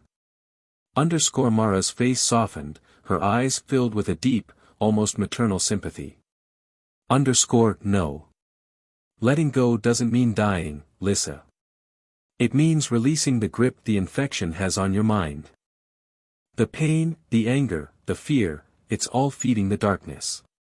If you don't let go, it will consume you, just like it consumes everything in the city. Lyssa swallowed hard, her mind racing. The infection wasn't just a disease, it was something far more sinister, something that had entwined itself with her very soul. The electric hum, the shadows, the twisting streets, they weren't just figments of her imagination. They were manifestations of the infection, feeding off her fear, her refusal to let go of the life she had before. How do I let go? She whispered, her voice barely audible. Mara smiled gently, her eyes filled with a kind of wisdom Lyssa couldn't comprehend. It's different for everyone. But for you, it begins with acceptance. You're not who you were before the infection, Lyssa. You never will be again. But that doesn't mean you can't live. It doesn't mean you can't find peace. Lyssa's chest tightened. Acceptance. The word felt foreign to her. How could she accept this? The infection had taken everything from her, her life, her body, her mind. It had twisted her reality into a nightmare she couldn't escape. I don't know how to, Lyssa admitted, her voice breaking. I don't know how to let go. Mara's hand reached up to brush a stray tear from Lyssa's cheek. That's why you're here. This place, it's not just a refuge. It's a bridge. Between who you were and who you can become. Lyssa looked into Mara's glowing blue eyes, searching for answers she wasn't sure she wanted. And what happens if I don't let go? If I can't? The warmth in Mara's eyes dimmed slightly, and for the first time, Lyssa saw the depth of the sadness hidden behind them. Then you'll stay here. Trapped. In limbo. Like the city you were lost in. Neither living nor dead. Just, existing. The words hit her like a punch to the gut. She'd already seen what that existence looked like, the endless streets, the oppressive water, the shadows that closed in on her at every turn. She couldn't go back to that. She wouldn't. But you can leave, Lyssa. You can find your way out. If you're ready to face the truth. Lyssa stared at her, her mind a whirlwind of emotions. Could she really do it? Could she face whatever truth had been buried under the infection? She didn't know. But she knew she couldn't stay here forever. I want to try, she said, her voice barely a whisper. Mara smiled, a warmth spreading through her once again. Then we'll begin. Lyssa's heart pounded in her chest as Mara led her toward the door. She didn't know what was waiting for her on the other side, but she knew it was the first step toward something, whether it was salvation or damnation, she had no idea. But she was ready to find out. The door opened, and the world beyond it shimmered with a light that was both beautiful and terrifying. And with a deep breath, Lyssa stepped through. Chapter 7, The Bridge Between Worlds. As Lyssa crossed the threshold, the light enveloped her completely, blinding her for a moment. She felt weightless, suspended between worlds, her body and mind floating in a vast sea of nothingness. It was as if the veil of reality had been pulled away, exposing the raw essence of existence. She wasn't sure if she was breathing or even moving, but her senses were alive in a way she had never experienced before. Slowly, the light dimmed, and the world came into focus. She found herself standing on a bridge, a long, narrow expanse that stretched into the distance. The structure was ancient, made of crumbling stone and rusted iron, suspended over an abyss that seemed to go on forever. On one side of the bridge, a faint light glowed, warm and inviting. On the other, darkness loomed, thick and impenetrable. Mara stood beside her, watching her closely. This is the place between, she said softly. The bridge between your past and your future, between the infection and the cure. It's here that you'll find your answer. Lyssa swallowed hard, staring at the path ahead. The bridge seemed to stretch on endlessly, the light on one side flickering faintly as if it could vanish at any moment. Behind her, the darkness pressed in, threatening to consume her if she hesitated. What do I do? Lyssa asked, her voice small and uncertain. You walk, Mara replied. And as you walk, you'll face the truths you've been running from. Each step will bring you closer to the end, whether that end is freedom or oblivion depends on you. Lyssa's heart pounded in her chest as she looked down at her feet. The stone beneath her felt solid, but she knew that the ground could give way at any moment. This wasn't just a journey across a bridge, it was a journey into the deepest parts of her mind, into the infection that had taken hold of her. She could feel it pulsing beneath her skin, a constant reminder of what was at stake. I'll be with you, Mara said gently, placing a reassuring hand on Lyssa's shoulder. But this is your journey. No one can walk it for you. With a deep breath, Lyssa took her first step. The moment her foot touched the stone, the world around her shifted.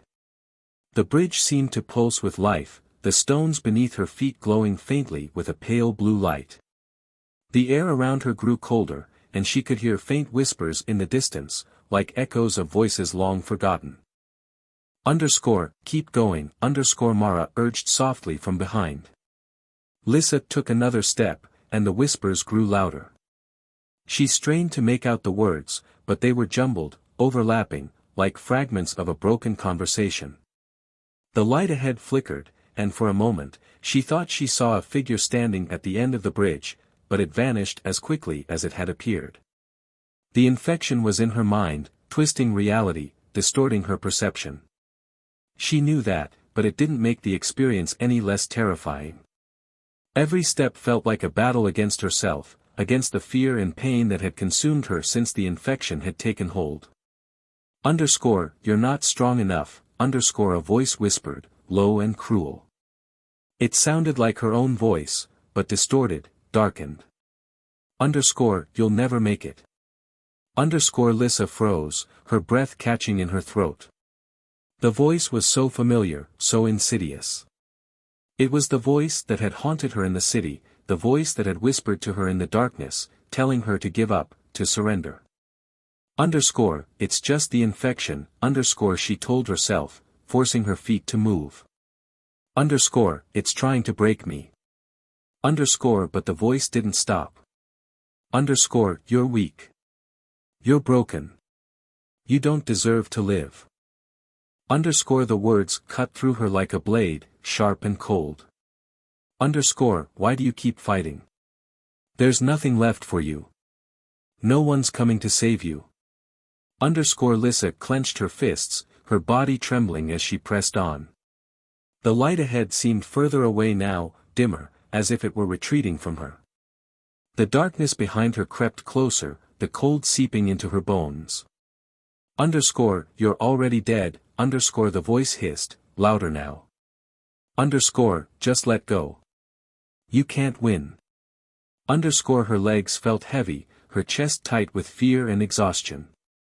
She wanted to collapse, to give in to the overwhelming sense of hopelessness that was crushing her from every side. But she kept walking, each step more difficult than the last. It's not real, she whispered to herself, her voice shaking. It's just the infection. It's not real. But it felt real. The pain, the fear, the doubt, it all felt so real. She could feel the infection coursing through her veins, tightening its grip on her mind. The electric hum grew louder, the blue veins in her arms pulsing with energy as the infection tried to overtake her. And then, she saw something ahead. A figure stood at the edge of the light, silhouetted against the glow. It was tall and slender, its features obscured by the brightness, but there was something unmistakably familiar about it. Lyssa's heart skipped a beat as she squinted, trying to make out who, or what, it was. The figure didn't move, didn't speak. It just stood there, waiting.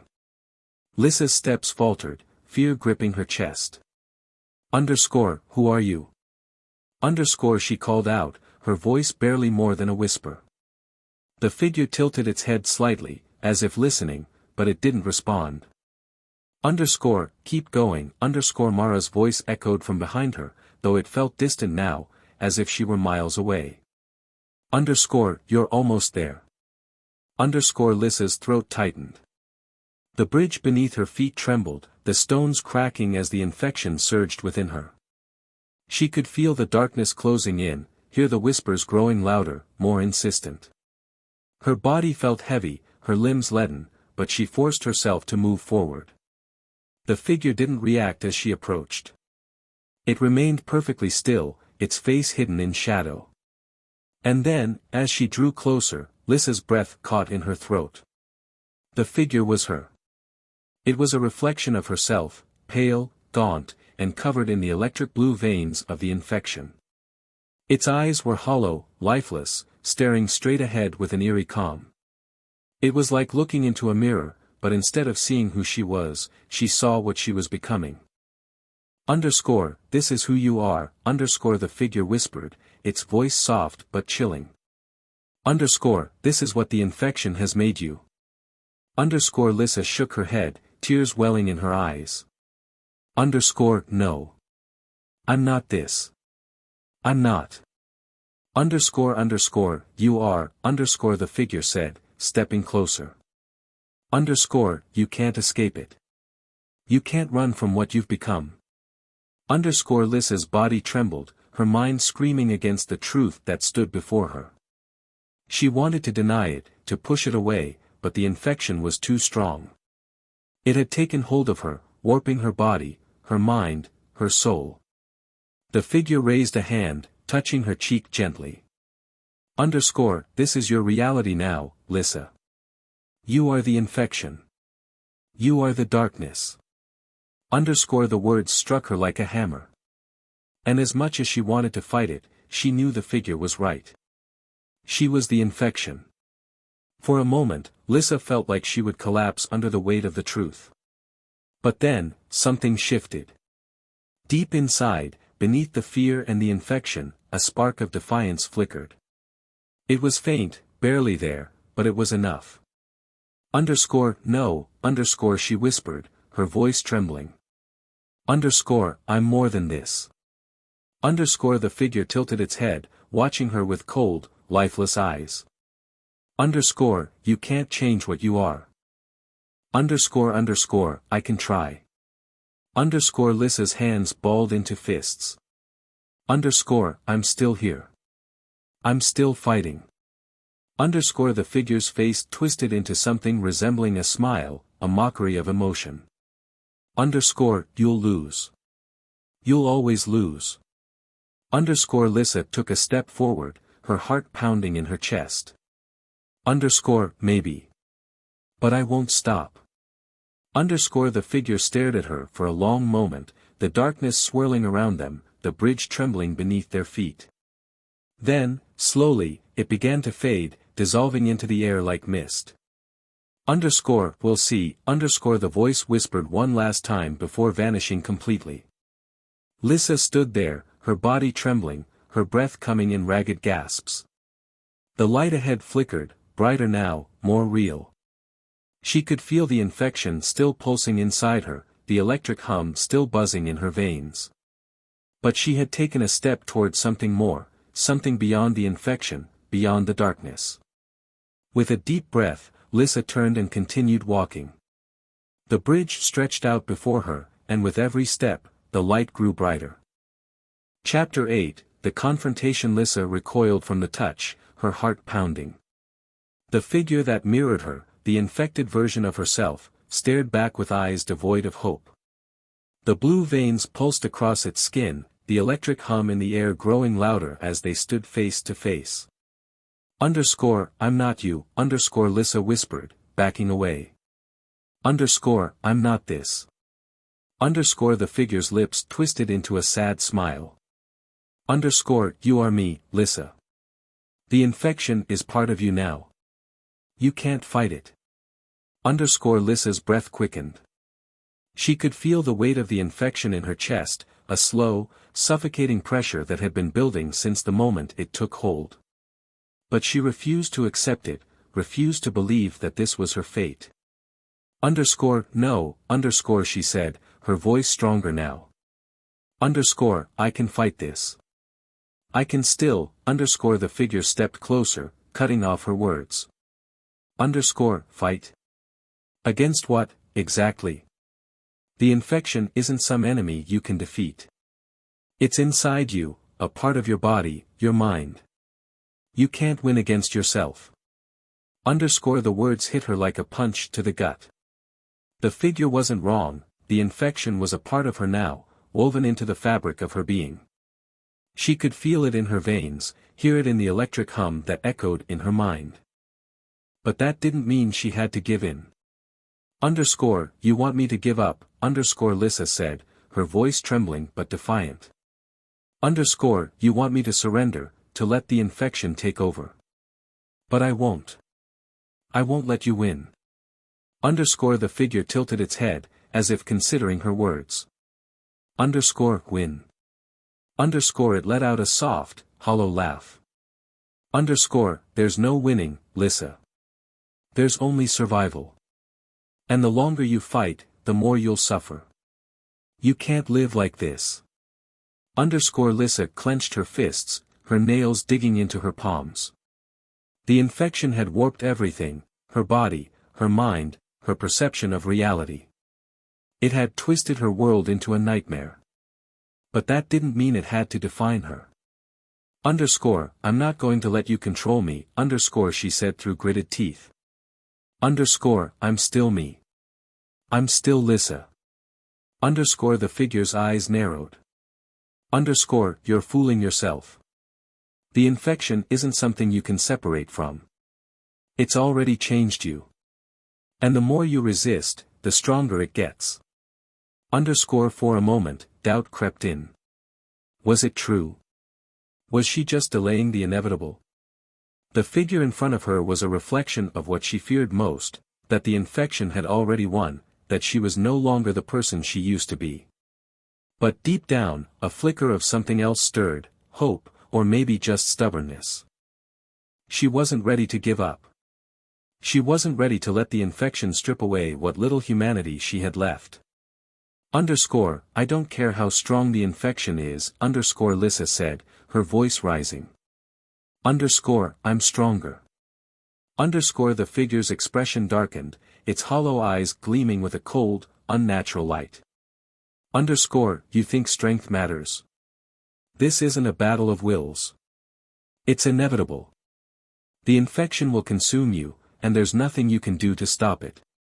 Lyssa took a step forward, closing the distance between them.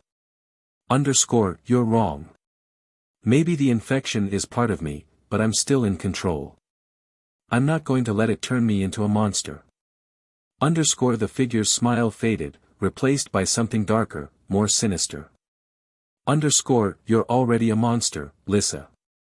You just haven't realized it yet. The words hung in the air, heavy and cold. Lyssa's heart pounded in her chest, the electric hum growing louder, more insistent. The bridge beneath her feet trembled, cracks spiderwebbing across the surface. For a moment, she stood frozen, the weight of everything pressing down on her. The infection was relentless, a constant presence inside her, gnawing away at her sanity. And the figure in front of her was a stark reminder of what she could become if she let it win. But she wasn't ready to give up. Not yet. Maybe I am infected, Lyssa said, her voice steady. But I'm not a monster. Not yet. And I'm going to keep fighting until I can find a way out of this. The figure's eyes blazed with fury, and the ground beneath them shook violently. You can't escape what you are. It screamed, its voice echoing across the bridge. Lyssa stood her ground, her fists clenched. Watch me. With a guttural scream, the figure lunged at her, its hands reaching for her throat. But Lyssa was ready. She sidestepped the attack, feeling a surge of adrenaline course through her body. The infection tried to pull her down, tried to cloud her mind, but she fought against it, pushing back with everything she had. The figure whirled around, its eyes burning with rage. You can't win. It snarled, lunging again. This time, Lyssa didn't dodge. She met the figure head-on, grabbing its arms and forcing it back. The electric hum in the air intensified, the blue veins in her skin pulsing with energy. For a moment, she thought the infection might overwhelm her, that she might lose control. But she didn't. With a burst of strength, she shoved the figure away, sending it stumbling backward. It teetered on the edge of the bridge, its eyes wide with shock. This is my mind, Lyssa said, her voice shaking but firm. You don't control me. Not anymore. The figure's expression twisted into a snarl, but before it could say anything, the ground beneath it crumbled. With a final, ear-piercing scream, it fell into the abyss, disappearing into the darkness below. Lyssa stood at the edge of the bridge, her chest heaving. The infection still pulsed inside her, but for the first time since this nightmare began, she felt like she had control, like she could fight it.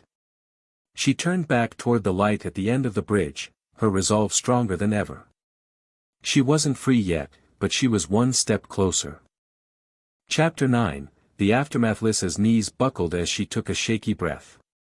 The adrenaline that had surged through her moments before was ebbing, leaving behind an exhaustion that settled deep into her bones. The figure, her infected self, was gone, but its presence still lingered, a shadow that clung to her mind. She had won the battle, but the war raged on inside her. The electric hum that had been growing louder quieted, and the bridge beneath her feet stabilized. The cracks that had threatened to pull her into the abyss sealed themselves, as if the confrontation had mended the fractured ground as well as her resolve. Mara's voice, soft and steady, drifted through the air. You're stronger than you think, Lyssa. Lyssa turned, surprised to find Mara standing at her side once again, her face calm, but there was something new in her expression, pride, maybe, or understanding. The warmth of Mara's presence felt like an anchor, grounding her in the surreal landscape. I don't feel strong, Lyssa admitted, her voice barely more than a whisper. I feel tired. Like I've been fighting for so long, and I don't know if I can keep going. Mara smiled gently. That's the thing about strength. It's not always about how much you have left. Sometimes, it's about choosing to keep going even when you feel like you've got nothing left to give. Lyssa stared at her feet, her mind swirling with doubt. She had defeated the infected version of herself, but the infection still throbbed inside her, a constant reminder that it was far from over.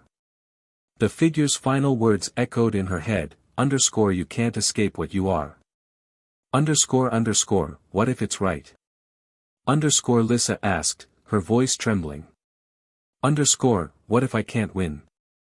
What if the infection is who I am now, and I'm just delaying the inevitable? Mara's gaze softened.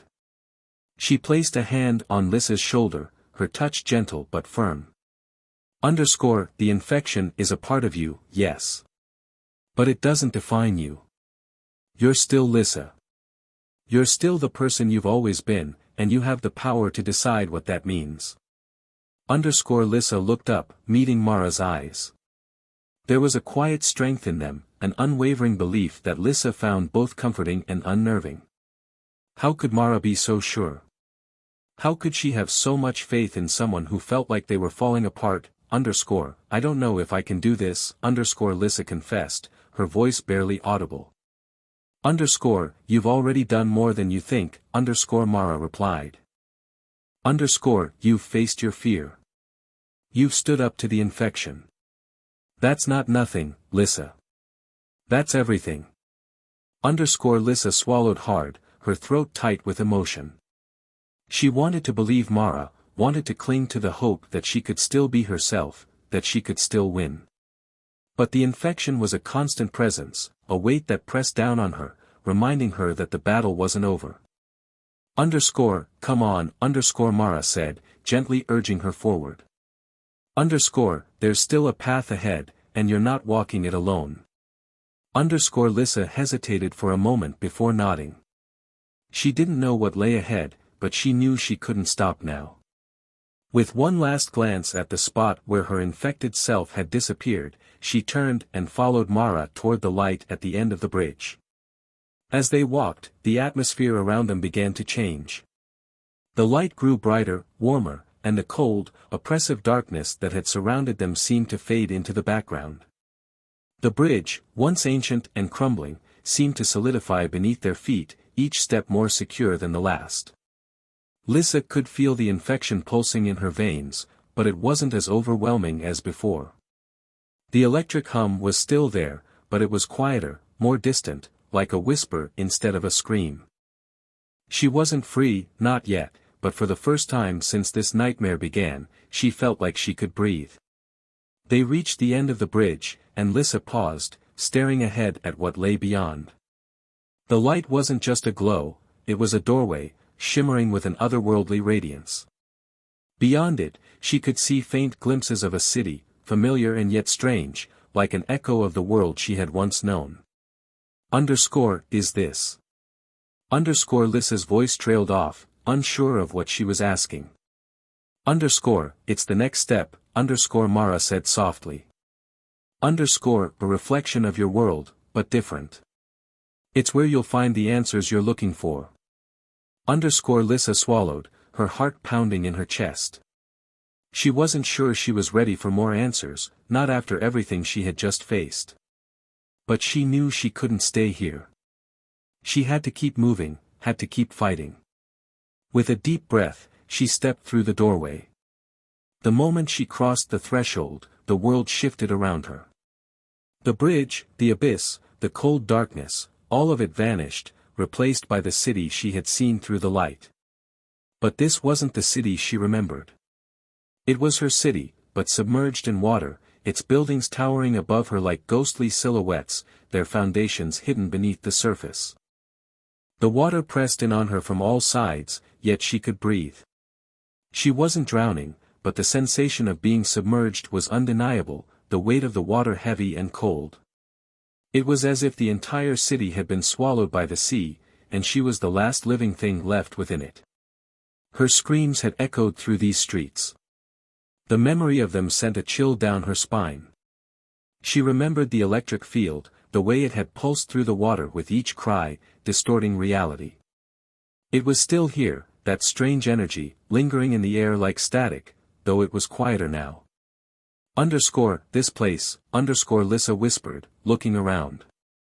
It's my city, but it's not. It's the reflection of what's inside you, Mara said, her voice calm. The infection has warped your perception of reality, but this is where you'll find the truth. The real answer is hidden in this world. Lyssa stared at the sunken city, her heart heavy with uncertainty. The infection wasn't just inside her, it had twisted everything around her, turning her world into something unrecognizable. She didn't know what she would find here, but she knew she had no choice but to keep moving forward. Where do we start? Lyssa asked, her voice barely more than a whisper. Mara smiled softly. We start by going deeper. Lyssa nodded, though fear gnawed at her insides. She had already faced so much, but there was still more ahead, more darkness, more danger, more of herself to confront. And the infection, no matter how quiet it seemed, wasn't done with her yet. With a final glance at the shimmering doorway behind her, Lyssa took the first step into the submerged city, the weight of the water and the infection pressing down on her as she ventured deeper into the unknown. Chapter 10, Into the depths. The water felt thick, almost alive, as Lyssa moved through the streets of the submerged city. The faint pulse of electricity still lingered in the air, like a heartbeat echoing through the silent, drowned landscape. Despite the water enveloping her, she could move and breathe as though it wasn't there. But she could feel its cold weight pressing against her skin, a reminder that nothing in this place was as it seemed. Mara walked beside her, quiet but vigilant, her eyes scanning the city ahead. The further they ventured, the more the city's eerie stillness gnawed at Lyssa's nerves. The once bustling streets were empty, buildings standing like grave markers in a world that had long since forgotten life. What is this place, really? Lyssa asked, her voice barely carrying over the quiet hum of the water. Why does it look like my city, but, wrong? Mara glanced at her, then back to the path ahead. This city is a reflection of your mind, Lyssa. It's not just the infection warping your body, it's warping your perception, your memories. This place is built from your fears, your guilt, your pain. The infection feeds on those emotions, distorting everything familiar into something dark, something wrong. Lyssa frowned, her stomach twisting with unease. She had suspected as much, but hearing it spoken aloud made the reality of it sink in deeper. This world was hers, but it had been tainted, corrupted by the infection that had claimed her. Is there any way out? She asked, the weight of her question heavy in the water around her. Mara was silent for a long moment before finally answering. There's always a way out. But it won't be easy. You'll have to face the infection head-on. You'll have to go deeper. Deeper. Lyssa echoed, her voice tinged with fear. What do you mean by deeper? Mara stopped, turning to face her. The infection isn't just in your body, Lyssa. It's in your mind, your soul. You've been fighting it on the surface, but if you want to break free, you'll need to confront the infection at its source. And to do that, you'll have to go deeper into yourself. Into the darkest parts of your mind. Lyssa's heart skipped a beat. She had already faced so much, the horror of the infection, the twisted reflection of herself. And now, Mara was telling her there was more to face, deeper horrors lurking beneath the surface. What's waiting for me down there? Lyssa asked, though she wasn't sure she wanted to know the answer. I don't know, Mara admitted, her voice soft but resolute. But I do know that you won't be facing it alone.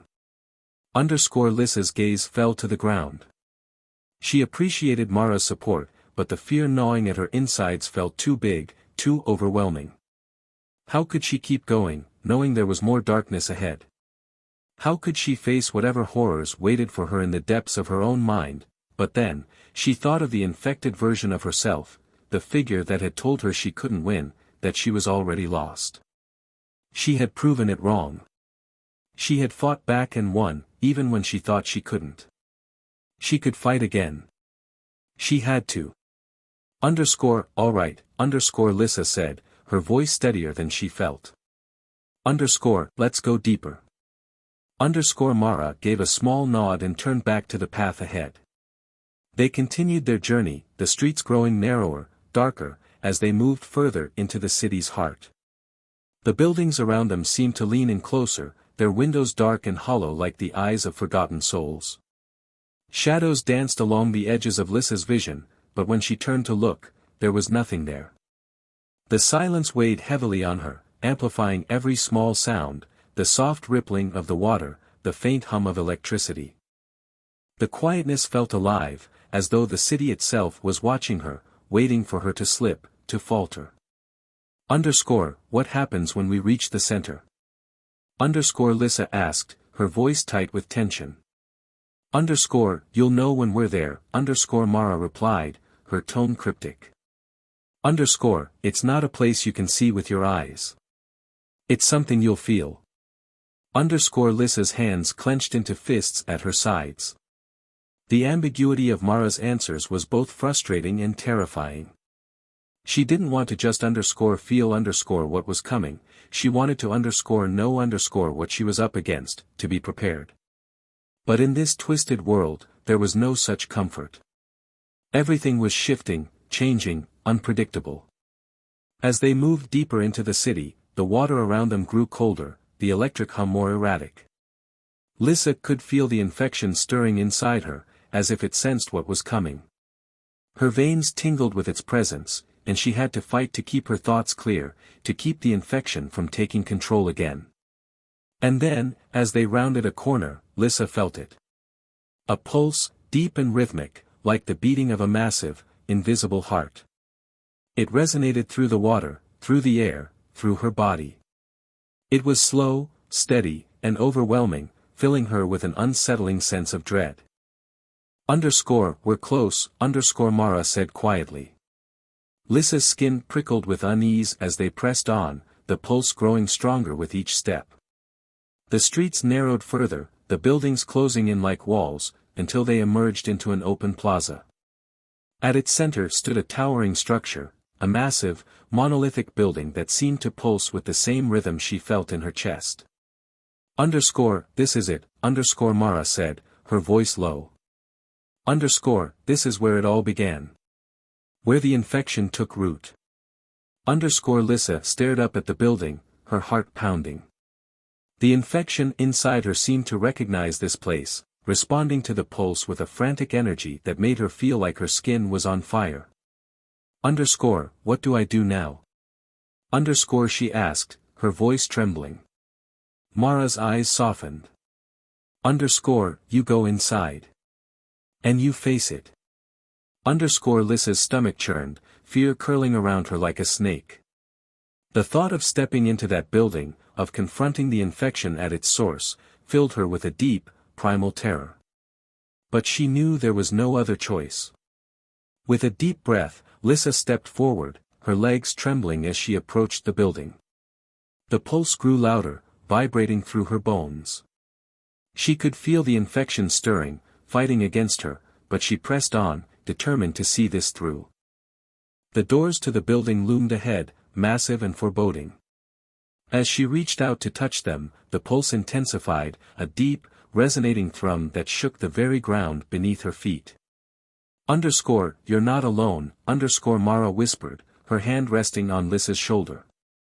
Lyssa nodded, swallowing her fear. She pushed the doors open and stepped inside. The darkness swallowed her whole. Chapter 11, The Heart of Darkness. The moment Lyssa crossed the threshold, the world shifted around her. The heavy pulse, which had throbbed beneath her skin, now enveloped her entirely, like a thick, suffocating fog.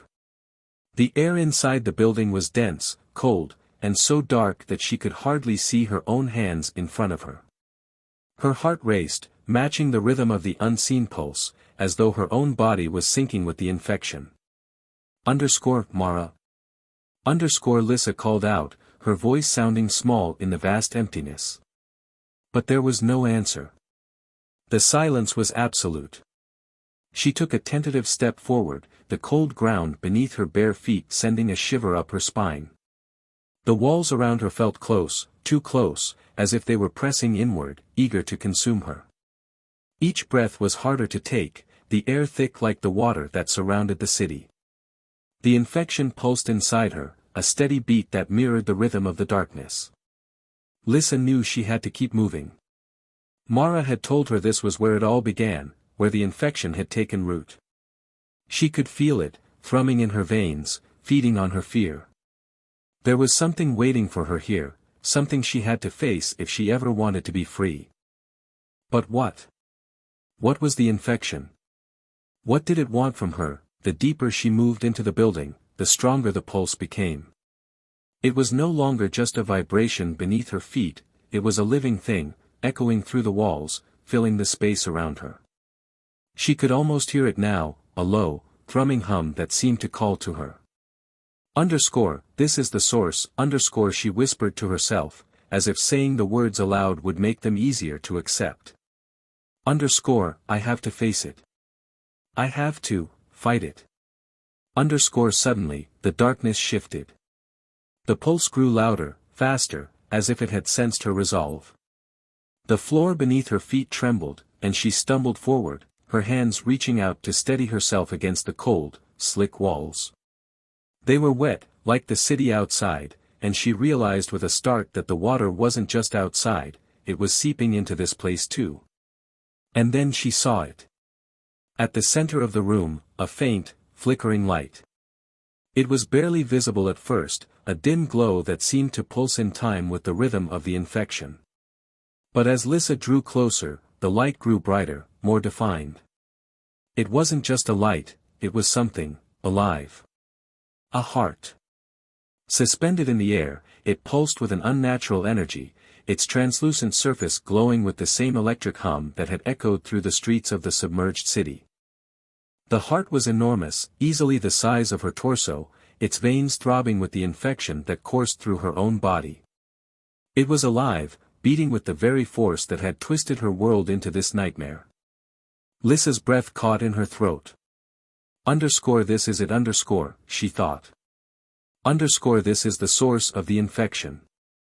Underscore the heart pulsed again, and with each beat, she felt the infection surge inside her, as if responding to the rhythm of the monstrous organ.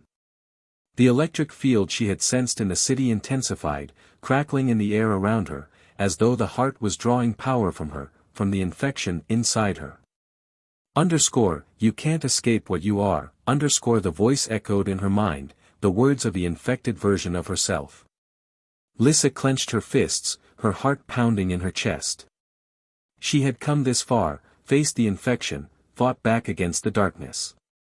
But now, standing in front of this living heart, she realized that it wasn't just a battle of wills, it was a battle for her very soul. The heart pulsed again, and this time, it responded to her fear.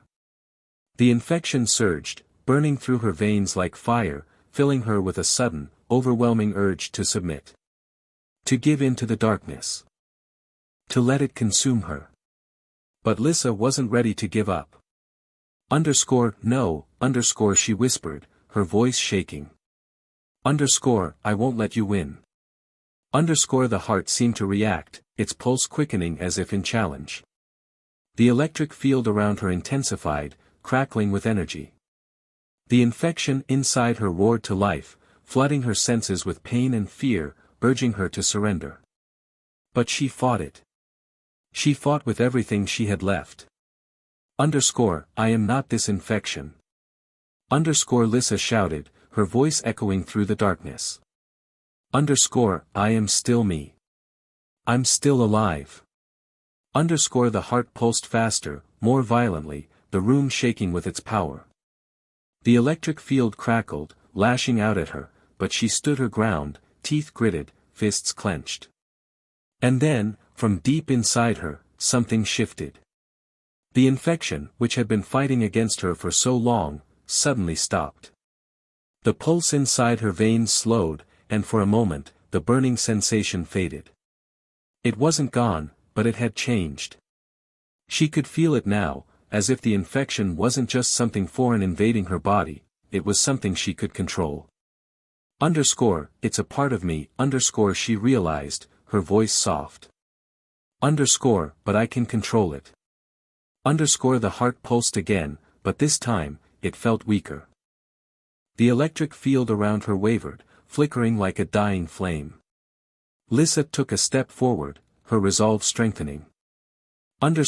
You won't control me, she said, her voice firm.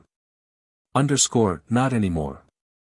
With that, she reached out, her hand trembling as she touched the surface of the heart. It was cold, almost painfully so, and yet, as her fingers pressed against it, she felt something give. The infection inside her responded, not with resistance, but with understanding. And then, with a final surge of willpower, she squeezed. The heart shuddered violently, its pulse faltering. The electric field around her flickered, and for a moment, the entire room seemed to convulse with energy. But Lyssa didn't let go. She held on, her fingers digging into the heart's surface, and with a final, powerful squeeze, she crushed it. The heart exploded in a burst of light, sending a shockwave through the room. The electric field around her vanished, and the pulse that had throbbed in her veins for so long finally stopped. Lyssa collapsed to her knees, gasping for breath. The infection was still there, but it no longer felt like an enemy. It was quiet, subdued, as if it had been tamed. She had won. For the first time in what felt like forever, the darkness around her began to lift. The cold, suffocating air warmed, and the oppressive weight of the water eased. She could see the faint glow of light filtering in from somewhere above, and with it came a sense of peace. Lyssa closed her eyes, letting the warmth wash over her. She wasn't free yet, but she had taken the first step. And now, for the first time, she believed she could make it to the end. Chapter 12, Emergence. The warmth that surrounded Lyssa slowly settled into her bones as she remained on her knees in the wreckage of the shattered heart. The silence that followed was heavy, but it was different now, no longer oppressive, but peaceful, like the calm after a storm. She could feel the infection inside her still, but it no longer throbbed with violent intent. It had become part of her. Something she could control. She took a deep breath, pushing herself to her feet. Her limbs ached, exhaustion pulling at her muscles, but the sharp, burning pain that had accompanied every movement before was gone. The electric field had dissipated, and for the first time since she had woken up in this twisted version of her city, she felt clarity. Mara. She called out, but the only answer was her own voice echoing softly through the dark chamber. She had expected Mara to be waiting for her, but it seemed that whatever bond they shared had been severed, or perhaps Mara had completed her part in Lyssa's journey. The light filtering down from above seemed brighter now, almost inviting. It was the first sign of hope she had seen since entering the heart of the infection, and with it came the realization that she had survived. She had faced the infection and won. But was it truly over? Lyssa turned back toward the door, her steps slow but steady. Each movement felt like a small victory, a reminder that she still had control, that she was still herself. The infection, once an all-consuming force, now felt quiet, as if it had resigned itself to coexist with her. The door opened to reveal the familiar streets of the submerged city, but something had changed. The oppressive darkness that had filled the streets before was gone, replaced by a soft, ethereal glow. The water that had pressed down on her, cold and suffocating, now felt light, almost comforting. The city itself looked the same, but the atmosphere had shifted, it no longer felt like a prison. As she stepped outside, the pulse of the infection inside her remained quiet, but she could still feel it, like a shadow lingering at the edge of her consciousness. It wasn't gone, but it was no longer in control. She walked slowly through the empty streets, her eyes scanning the familiar but eerie landscape. The buildings, once looming and ominous, now stood as silent sentinels. There were no shadows moving at the edges of her vision, no whispers in the air. The city felt empty. But it also felt peaceful. Lyssa wasn't sure where to go from here. She had come this far, but the path forward was unclear. She had defeated the infection at its source, but the world around her was still submerged, still twisted. And though she had gained control over the infection, she wasn't entirely sure what that meant for her. I did it, she whispered to herself, the words feeling strange on her tongue. She had fought back, pushed through the darkness, and now, standing in the aftermath, she was left with a sense of triumph and uncertainty. What now? The answer didn't come immediately. Instead, Lyssa kept walking, her feet carrying her through the familiar streets of her city. The strange underwater atmosphere felt less hostile now, but she knew that this world wasn't real, it was a manifestation of her mind, her fears, her memories. She was still trapped here, still lost in this limbo. But now she had hope. As she wandered, the city began to change. The further she walked, the more the buildings around her seemed to shift and blur, as if the boundaries of this world were dissolving. The water that had once felt so suffocating was now thinning, and the glow that had illuminated the streets grew brighter, more vivid. Lyssa felt a pull, deep within her, guiding her toward something. She didn't know what it was, but she trusted the instinct, following the light as it led her through the winding streets. The city around her began to fade, its walls crumbling, the streets dissolving into mist. She was going somewhere, though she wasn't sure where. But for the first time, she felt like she was moving towards something rather than away from it. Finally, she reached the edge of the city. The last building crumbled into dust behind her, and Lyssa stood at the threshold of a new world. Ahead of her was an endless expanse of light, bright and warm, stretching out into infinity. The water was gone now, replaced by air that filled her lungs with ease. The silence of the city had been replaced by a gentle hum, a melody that seemed to resonate deep within her soul. This is it, Lyssa whispered to herself. This is where I'm supposed to be. She stepped forward, her feet carrying her into the light. The infection inside her pulsed softly, a reminder that it was still there, but it no longer felt like a threat. It was part of her now, something she had to live with, but also something she could control. The light grew brighter as she walked, enveloping her in warmth. She didn't know what lay ahead, but for the first time, she wasn't afraid. Lyssa had survived the infection, faced the darkness, and emerged on the other side. Now, she was ready to live again. As she stepped fully into the light, the last remnants of the submerged city faded away, leaving her with a single, overwhelming sense of peace. Whatever came next, Lyssa was ready. And with that, she vanished into the light, leaving the nightmare of the infection behind her. Chapter 13. The awakening. The light enveloped Lyssa completely, so bright and warm that it seemed to dissolve all thoughts of the submerged city, the infection, and the terror she had faced. She floated in it, weightless, as if time itself had lost all meaning. There was no more pulse of the infection, no electric hum, no suffocating pressure. She felt free. But slowly, a new sensation began to emerge. Something stirred within the light, an awareness, a presence that wasn't hers but wasn't hostile either. It was gentle, coaxing her back, calling her name. Lyssa. The voice was soft but insistent, like a whisper carried on the wind. Lyssa tried to focus, to listen more closely, but the light was pulling her in so many directions, each one promising rest, peace, and an end to the struggle. She wanted to let go, to let herself drift into the warmth forever. Lyssa, wake up. This time, the voice was stronger, clearer, cutting through the light like a sharp breeze. And with it came a feeling, a tug, deep in her chest, as if something inside her was pulling her back, away from the comforting glow. She resisted at first, but the pull grew stronger, more insistent, and the warmth around her began to recede. No, she whispered, her voice barely audible. I don't want to go back. But the pull was relentless, and the light was fading, replaced by something colder, something real. Her senses returned slowly, her limbs felt heavy, her chest tight, and the air around her was no longer warm and welcoming, but harsh and sharp. Wake up. The voice rang out again, and this time, Lyssa's eyes fluttered open. The world around her was blurry at first, the edges of her vision filled with a blinding white light.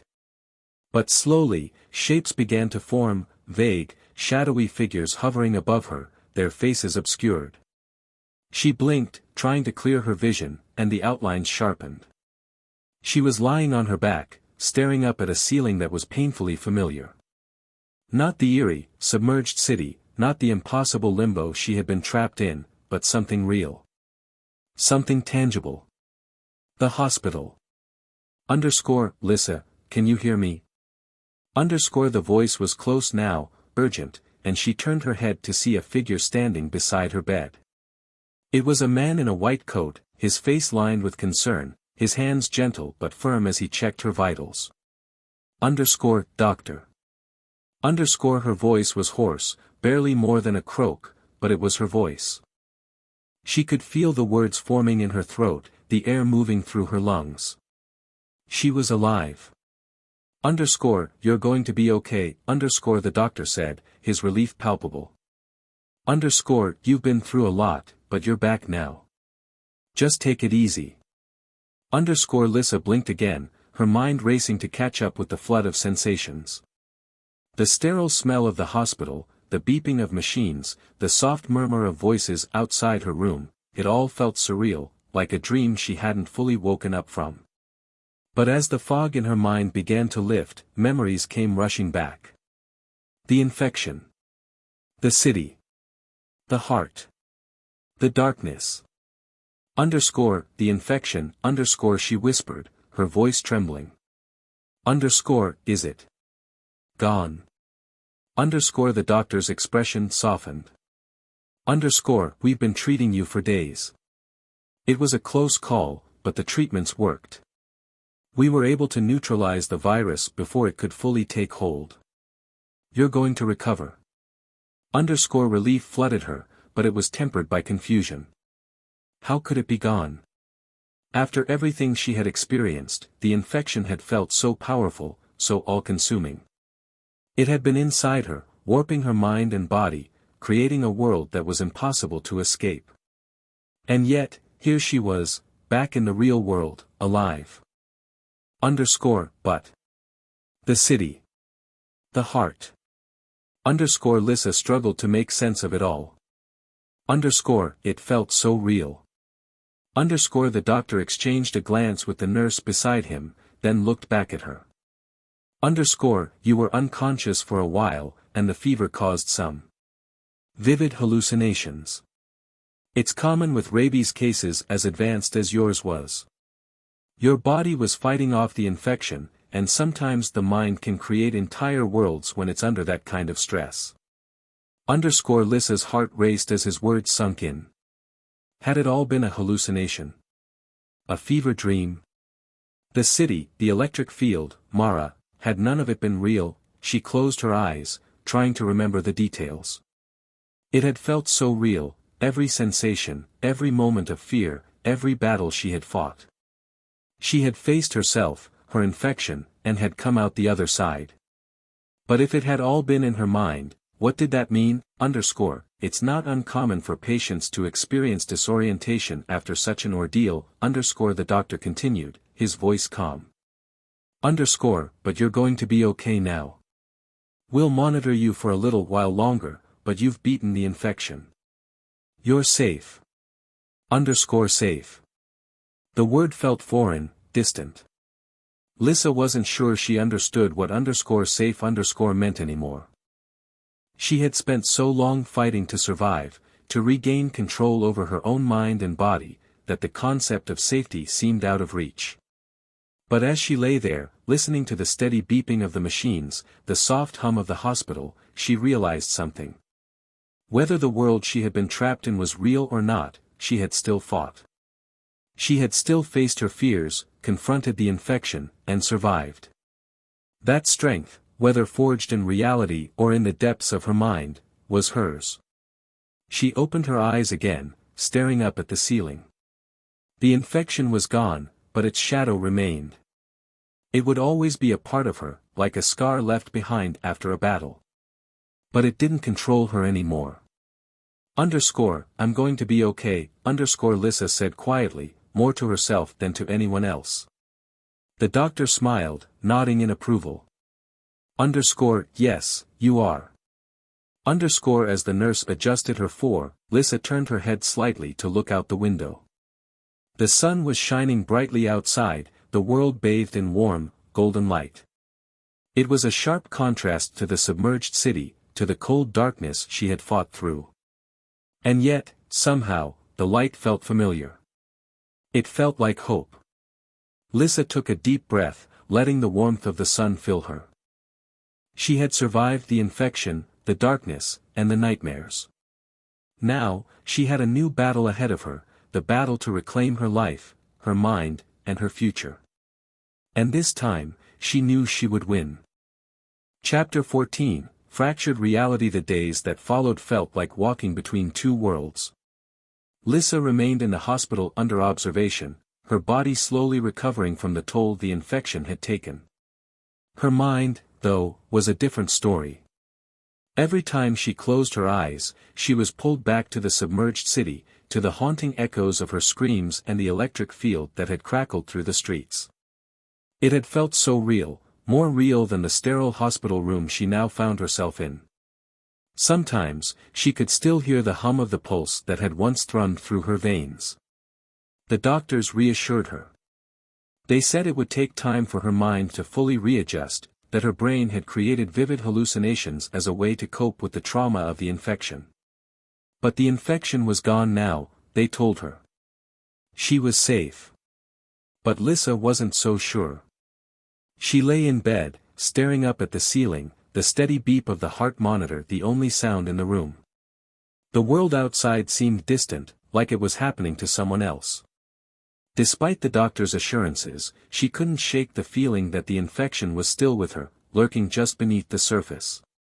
One night, unable to sleep, Lyssa sat up in bed and looked out the window. The city skyline was visible in the distance, the buildings dark against the sky. The world outside seemed peaceful, calm, but as she stared, the familiar shimmer of water flickered at the edges of her vision. For a moment it was as if the city were submerged again, as if the streets outside were once again filled with that cold, electric hum. Lyssa blinked, shaking her head. When she opened her eyes, the water was gone, and the city was just as it had been. But the feeling remained, the sense that the world she had fought so hard to escape wasn't truly gone. It was waiting, just beyond her reach, like a shadow that refused to fade. It's just your mind playing tricks on you, she whispered to herself, repeating the words the doctor had told her. It's not real. But deep down, she wasn't sure if she believed it. The next morning, Lyssa was sitting up in bed when Dr. Patel came in to check on her. He smiled warmly, flipping through her chart as he approached. How are you feeling today, Lyssa? He asked, glancing up from the clipboard. Better, she replied automatically, though the answer felt hollow. Physically, at least. Dr. Patel nodded, his expression understanding. It's completely normal to feel disoriented after everything you've been through. The infection caused a lot of strain on your body and mind, but you're making great progress. We'll continue monitoring you for a little while longer, but I'm confident you'll be back on your feet soon. Lyssa hesitated, unsure if she should voice her concerns. But the nagging feeling in the back of her mind wouldn't let her rest. What if it's not really gone? She asked quietly. What if it comes back? Dr. Patel's smile faltered, just for a moment, before he regained his calm demeanor. I understand why you might feel that way, but I assure you, the infection has been fully neutralized. We caught it in time. Your body is free of the virus. But my mind isn't, Lyssa said, her voice shaking slightly. I keep seeing things, hearing things. It feels like I'm still in that place, like it's still a part of me. Dr. Patel set the clipboard aside, his gaze softening. What you're experiencing is a form of post-traumatic stress. It's not uncommon after surviving something as intense as what you went through. Your brain is trying to process what happened, and sometimes that manifests as lingering sensations or memories that feel too real. But over time, as you heal, those feelings will fade. And if they don't? Lyssa asked, her voice barely above a whisper. Dr. Patel didn't answer right away. He took a deep breath, his eyes thoughtful. If they don't, we'll be here to help. There are ways to work through trauma, to find peace again. You're not alone in this, Lyssa. She nodded, though his words did little to ease the gnawing unease in her chest. After the doctor left, Lyssa sat in silence, staring out the window again. The world outside was bright and sunlit, a stark contrast to the dark, underwater city that still lingered in her mind. That night, the dreams returned. She was back in the submerged city, wandering through the streets, the cold water pressing in on all sides. The electric hum was louder this time, crackling through the air like static. Lyssa moved through the streets, searching for something, someone, but the city was empty. The heart of the infection was gone, but the city still thrummed with life, as if it had taken on a consciousness of its own. In the distance, she saw a figure standing at the edge of the street. It was a woman, her face obscured by shadows, but Lyssa knew who it was. Mara. She called out, her voice echoing through the empty streets. The figure didn't respond, didn't move. It just stood there, watching. Lyssa took a step forward, but as she did, the ground beneath her feet gave way. She was falling again, deeper into the water, the electric field surging around her. Panic gripped her chest, and she struggled to breathe, but the water closed in, filling her lungs, pulling her down into the depths. She woke with a start, gasping for air, her heart pounding in her chest. The hospital room was dark and still, but the echoes of the dream lingered, the electric hum still buzzing in her ears. It wasn't just a dream. It couldn't be. Something was still with her. Lyssa swung her legs over the edge of the bed, her bare feet touching the cool tile floor. The room was quiet, but the feeling of being watched was overwhelming. She stood, her body trembling with the remnants of the nightmare, and walked toward the window. The city outside was bathed in moonlight, the streets empty and quiet. But as she stared out, she saw it again, a shimmer of water at the edges of her vision, like the city was submerged once more. The electric hum returned, faint but unmistakable, vibrating in the air around her. Lyssa pressed her hands to the glass, her breath fogging up the window. She wasn't alone. The infection may have been cured, but something had followed her back. Something was still waiting for her in the depths. And this time, it wouldn't let her go so easily. Chapter 15, Ripple of Shadows. The early morning light filtered through the hospital window, casting soft, golden hues across the room. Lyssa's nights had become increasingly restless, her dreams filled with the echoes of the submerged city and the relentless pulse of the infection that still seemed to haunt her. The serenity of the day outside seemed at odds with the turmoil within her. She sat on the edge of her bed, her gaze fixed on the city skyline. Despite the comforting presence of daylight, she couldn't shake the feeling that something was profoundly wrong. The electric hum from her dreams seemed to linger in her mind, a persistent buzz that she couldn't escape. The door to her room creaked open, and Dr. Patel walked in, followed by a nurse carrying a tray of breakfast. The doctor's face was a mask of professional concern, but there was a warmth in his eyes that suggested he truly cared about her well-being. Good morning, Lyssa, he said with a reassuring smile. How did you sleep? Not great, Lyssa admitted, forcing a weak smile. I had another dream. The city, it was submerged again. And the electric field.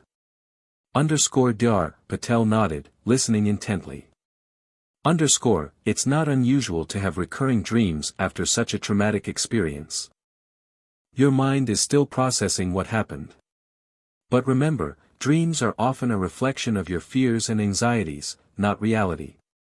I know, Lyssa said, though her voice wavered. But it felt so real. The water, the hum, it was like I was right back there. The doctor's expression softened. Trauma can create lasting impressions, even when you're awake. It's important to address these feelings and work through them. If you're comfortable, we can start discussing therapy options to help you manage these experiences. Lyssa nodded, appreciating the doctor's empathy. I'd like that. I think I need help making sense of all this. The nurse placed the breakfast tray on a nearby table and left the room, giving Lyssa and Dr. Patel some privacy. The doctor took a seat beside her bed, his demeanor serious but supportive. Let's talk about the dreams, Dr. Patel suggested.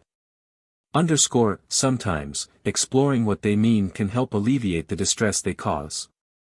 Can you describe more about the city and what you experienced? Lyssa took a deep breath, trying to gather her thoughts.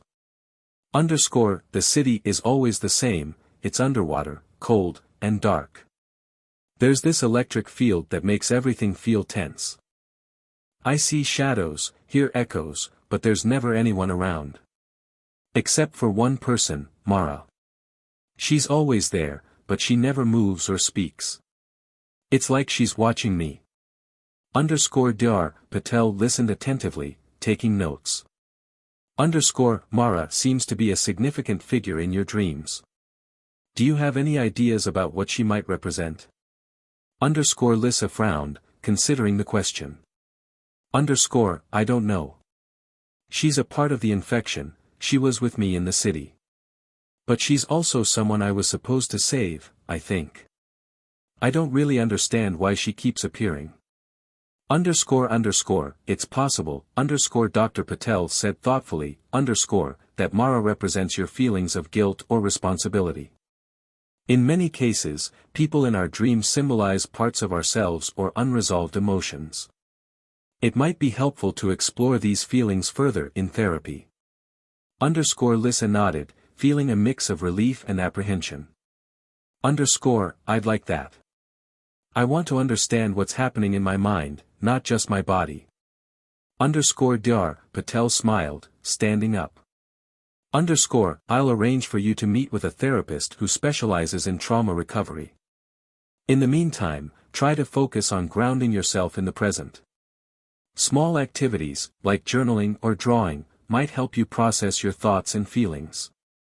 As Dr. Patel left the room, Lyssa picked up the breakfast tray and nibbled on the food, her mind still preoccupied with the lingering shadows of her dreams. The simple act of eating, of focusing on something mundane, helped ground her in the reality of her hospital room. Later that day, as she sat by the window, a nurse came in with a stack of books and a journal. These are for you, the nurse said, placing them on the bedside table. The journal might help you keep track of your thoughts and dreams. The books are just for something to read, sometimes, distraction can be helpful. Lyssa thanked the nurse, feeling a small spark of hope. She picked up the journal, its blank pages inviting her to fill them with her thoughts. Maybe writing down her dreams and feelings would help her make sense of them, help her find a way to escape the shadows that still lingered. That evening, she sat in the quiet of her hospital room, the journal open before her. She began to write, pouring out her fears and anxieties, describing the submerged city and the electric hum that had become so ingrained in her mind. As she wrote, she felt a strange sense of release, as if putting her thoughts on paper was a way to gain control over them. Hours passed, and the room grew dark, the city skyline outside now shrouded in night. Lyssa continued to write, her thoughts flowing freely. Each word felt like a small victory, a step toward reclaiming her peace. Eventually, she closed the journal and set it aside. She felt tired but also strangely lighter. The act of writing had given her a sense of agency, a way to confront the fears that had been haunting her. As she lay down to sleep, she focused on the calmness of the present moment, trying to push away the remnants of the submerged city. She took a deep breath, letting the steady rhythm of her breathing guide her into a peaceful slumber. But as she drifted off, she could not shake the feeling that the submerged city was still with her, lurking just beneath the surface of her dreams. And though she knew she had taken a step toward healing, she also knew that the journey ahead was far from over. The echoes of the infection and the shadows of the submerged city were not gone, they were simply waiting, a reminder of the battles she had fought and the strength she had gained. And as she faced the unknown, Lyssa knew that she would continue to fight, to understand, and to heal. Chapter 16, The Threshold. Lyssa's first therapy session arrived, and she approached it with a mix of apprehension and hope.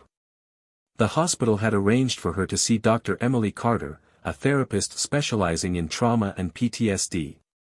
As Lyssa walked to the therapy room, she took deep breaths, trying to steady her nerves.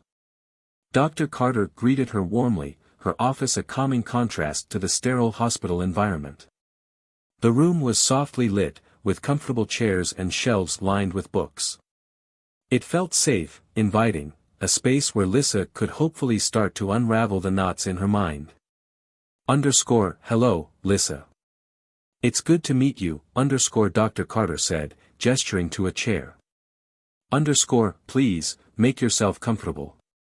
Lyssa sat down, her hands clasped nervously in her lap. Dr. Carter settled into her own chair, her demeanor relaxed and open. I've read your medical notes, but I'd like to hear from you directly, Dr. Carter began. Can you tell me what's been on your mind lately? Lyssa hesitated, then began to speak. It's been difficult. I've had these dreams about a submerged city. It feels so real, like I'm trapped there. I hear an electric hum and see shadows, and there's always someone there, Mara. She doesn't move or speak, but she's always watching. Carter nodded, her expression thoughtful. It sounds like these dreams are having a significant impact on you. Can you tell me more about how they make you feel? They're unsettling, Lyssa admitted. I wake up feeling anxious, like I'm still in that place. I keep wondering if the infection is really gone, if the dreams mean something more. It's like the submerged city is still a part of me. It's understandable to feel that way, Dr. Carter said gently. When we experience trauma, it can feel as though the trauma is an integral part of us, even after the immediate danger has passed. Your dreams and the sensations you're experiencing are ways your mind is processing what happened. It's not unusual for these feelings to persist. Lyssa nodded, her mind racing. But how do I move past it? How do I know that the infection isn't coming back, that this is just a part of my mind trying to make sense of things? Dr. Carter's gaze was reassuring. Therapy can help you work through these feelings and gain a better understanding of them. It's about creating a space where you can explore your thoughts and emotions safely.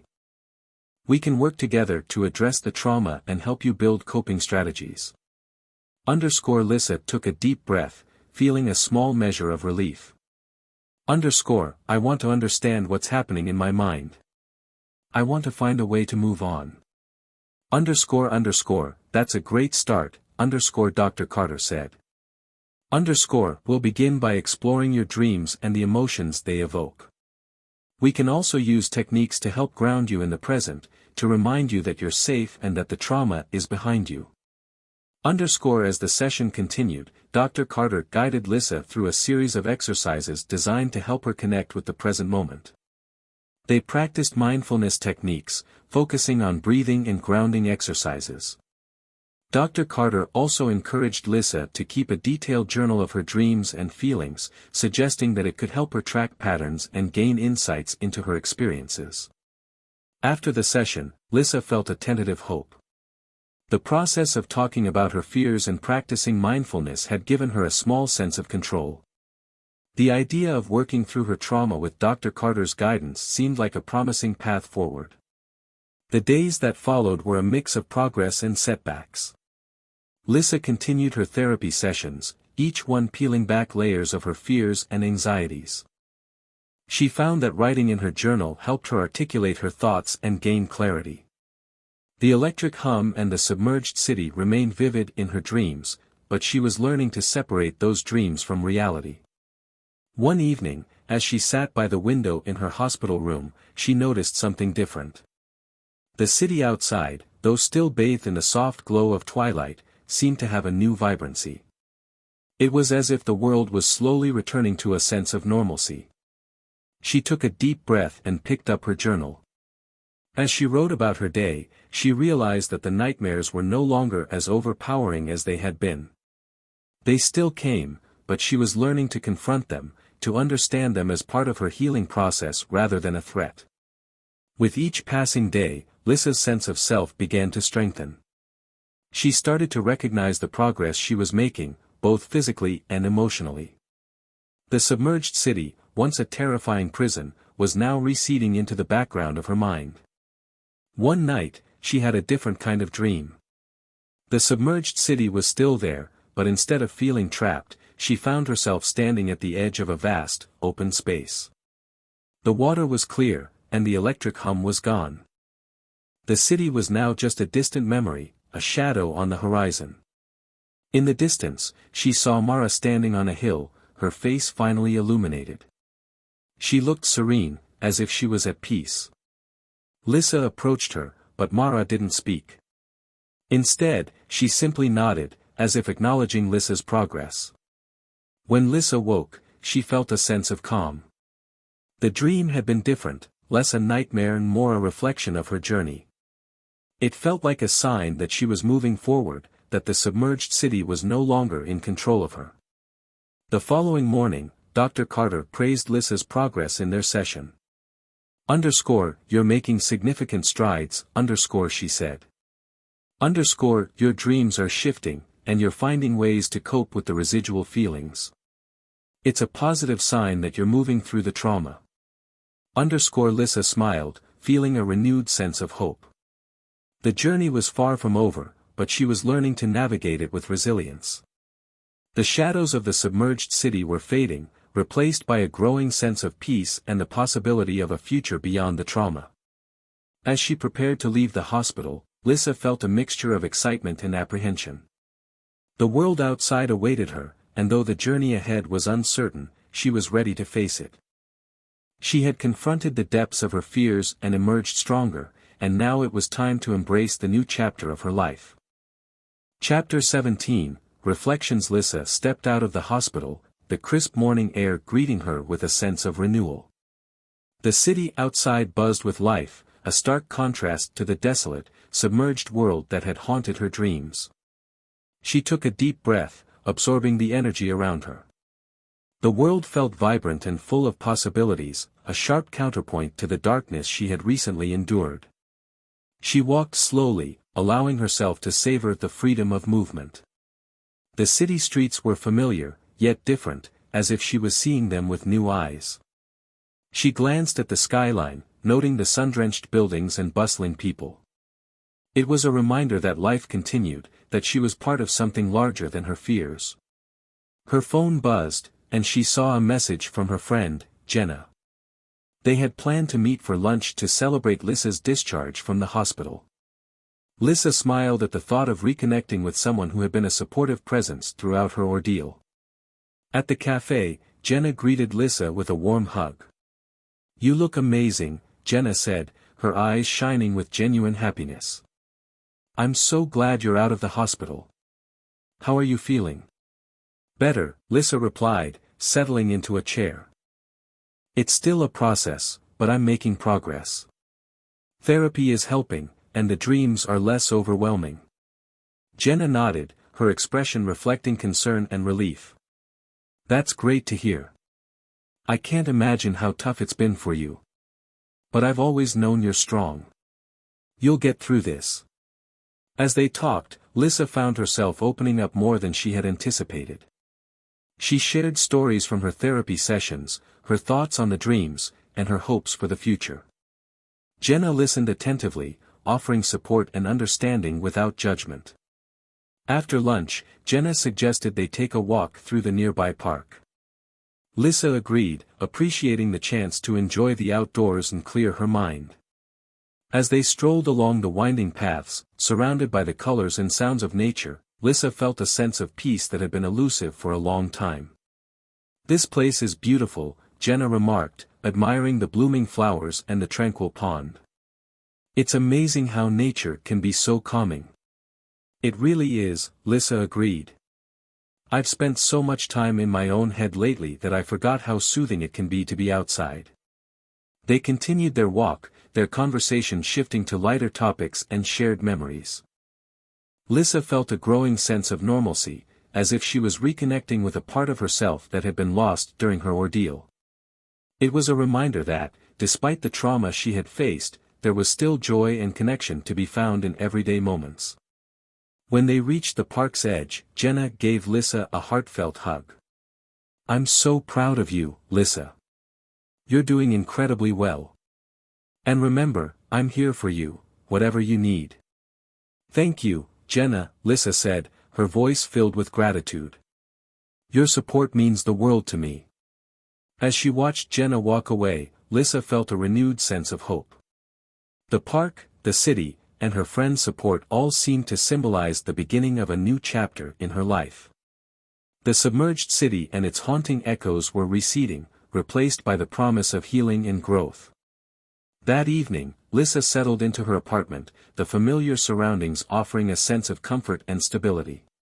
She picked up her journal, reflecting on the day's events. The act of writing had become a therapeutic ritual, a way to process her thoughts and emotions. As she wrote, she considered the progress she had made. The submerged city was no longer a dominant presence in her dreams. It had become a part of her past, a chapter in her story rather than a constant source of fear. Her therapy had provided tools to manage her anxiety, and her support network had helped her navigate the challenges. She glanced around her apartment, taking in the personal touches and mementos that made the space uniquely hers. It was a reminder of her resilience and the life she was rebuilding. Later that night, as she prepared for bed, she felt a mixture of anticipation and calm. The future was uncertain, but she was ready to face it with a sense of strength and optimism. The journey had been arduous, but it had also been a path to self-discovery and healing. As she lay down, she closed her eyes and took a deep breath, focusing on the present moment. The echoes of the submerged city were fading, replaced by the promise of a new beginning. She felt a quiet confidence, knowing that she had the tools and support to continue moving forward. In the stillness of the night, Lyssa drifted into sleep, her dreams now filled with more hopeful and serene images. The submerged city was a distant memory, a reminder of her strength and resilience. And as she embraced the new chapter of her life, she did so with the knowledge that she was not alone in her journey. Chapter 18, The Return. Lyssa's life began to find a rhythm. The therapy sessions, time with friends, and the quiet moments of reflection all contributed to her growing sense of stability. The submerged city, once a dominant force in her dreams, had faded into the background, leaving her with a renewed hope for the future. One evening, as she was preparing dinner in her apartment, her phone buzzed with a new message. The notification was from an unknown number, and the text read, *, the echoes never really fade. Meet me where it all began. *, a chill ran down Lyssa's spine. The message was unsettling, evoking memories of the submerged city and the electric hum that had haunted her. She tried to dismiss it as a prank or a mistake, but the words lingered in her mind. The next day, she received a package at her door. Inside was a small, ornate box with no return address. Her hands trembled as she opened it, revealing an old, tarnished key in a note. The note read, *, find the door it opens. You haven't seen the end of this. Lyssa's heart raced. She had worked so hard to move past the trauma, and now it felt as if it was coming back to confront her. The key and the message felt like a cruel reminder of the submerged city. She decided to visit Dr. Carter to discuss the unsettling developments. As she arrived at the therapist's office, she found Dr. Carter waiting, her expression a mix of concern and curiosity. *Dr. Carter, I've received some strange messages and a key," Lyssa explained, handing over the note and key. "I don't know what to make of it. I thought I was moving past all this, but now I'm not sure." Dr. Carter examined the key and note, her brow furrowing. "This is troubling. It's not uncommon for traumatic experiences to resurface in unexpected ways, but this feels more direct. It might be an attempt to reintroduce the trauma you've been working so hard to overcome. What should I do?" Lyssa asked, her voice wavering. "We need to approach this cautiously," Dr. Carter said. "It's important to keep yourself grounded and seek support. If you decide to investigate further, I recommend bringing someone you trust with you. We should also consider involving law enforcement, as this could be a serious matter." Lyssa agreed to follow Dr. Carter's advice. She reached out to Jenna, who immediately offered to accompany her. Together, they decided to trace the message's origins. They began by examining the key, looking for any identifying marks or clues. Jenna suggested they start with the city's historical archives, as the key seemed old and possibly linked to a building or location with historical significance. At the city archives, Lyssa and Jenna pored over old maps and records. After hours of searching, they found a reference to a building that matched the key's description, a once grand hotel that had been abandoned for decades. The hotel was located on the edge of the city, near the area Lyssa had once explored in her dreams. As they approached the hotel, Lyssa's anxiety grew. The building loomed ahead, its once elegant facade now worn and decayed. The air was heavy with an eerie silence, and the sense of foreboding from her past dreams returned. With Jenna by her side, Lyssa unlocked the heavy door with the key. The door creaked open, revealing a dimly lit hallway. The air inside was musty, filled with the scent of age and neglect. They ventured deeper into the building, their footsteps echoing through the empty corridors. The feeling of déjà vu was intense. The atmosphere was reminiscent of the submerged city in her dreams, cold, desolate and oppressive. At the end of the hallway, they found a door with an ornate lock that seemed to match the key. Lyssa took a deep breath and inserted the key into the lock. As she turned it, the door swung open with a groan, revealing a small, dark room. Inside, the room was filled with old furniture and dusty relics. At the center of the room was an old chest, covered in cobwebs. Lyssa approached the chest, her hands trembling as she opened it. Inside the chest were several old journals and documents, along with a faded photograph. The journals were filled with handwritten notes, detailing experiments and studies on a virus similar to rabies, one that involved manipulating fear and trauma. The photograph was of a woman who looked eerily familiar. As Lyssa studied it, she realized that the woman resembled Mara, the figure from her dreams. The notes revealed that Mara had been a subject in these experiments, which had aimed to induce and study extreme fear responses. The revelation was both shocking and horrifying. The submerged city, the electric hum, and the nightmares had all been part of a larger, sinister experiment. The trauma Lyssa had experienced was not just a personal ordeal, it had been manipulated and controlled. Jenna looked at Lyssa, her expression filled with concern. "This changes everything. What do we do now?" Lyssa felt a mix of anger and resolve. "We need to take this to the authorities. People need to know what happened here. This experiment, whatever it was, has to be stopped, and those responsible need to be held accountable." As they left the abandoned hotel, Lyssa felt a sense of determination. The submerged city had been more than just a nightmare, it was a part of a larger, darker truth. But now that she had uncovered it, she was ready to face it head-on. The journey to understanding and healing was far from over, but Lyssa knew that she had the strength and the support to see it through. The echoes of the past might still linger, but she was no longer a prisoner of her fears. She was ready to fight for the truth and to reclaim her life once and for all. Chapter 19, Unveiling the Truth. Lyssa and Jenna took the documents and photograph to the police, detailing their findings and expressing their concerns about the experiments described in the journals. Detective Laura Brooks, who was assigned to their case, listened intently as Lyssa explained the connections between the submerged city, her dreams, and the newly discovered evidence. "This is a serious claim," Detective Brooks said, examining the documents. "We'll need to verify the information and investigate the abandoned hotel further. I appreciate you bringing this to us. It's important that we understand what happened and ensure that no one else is at risk." Lyssa felt a mix of relief and apprehension. The discovery of the experiments had been shocking, but she was determined to see it through.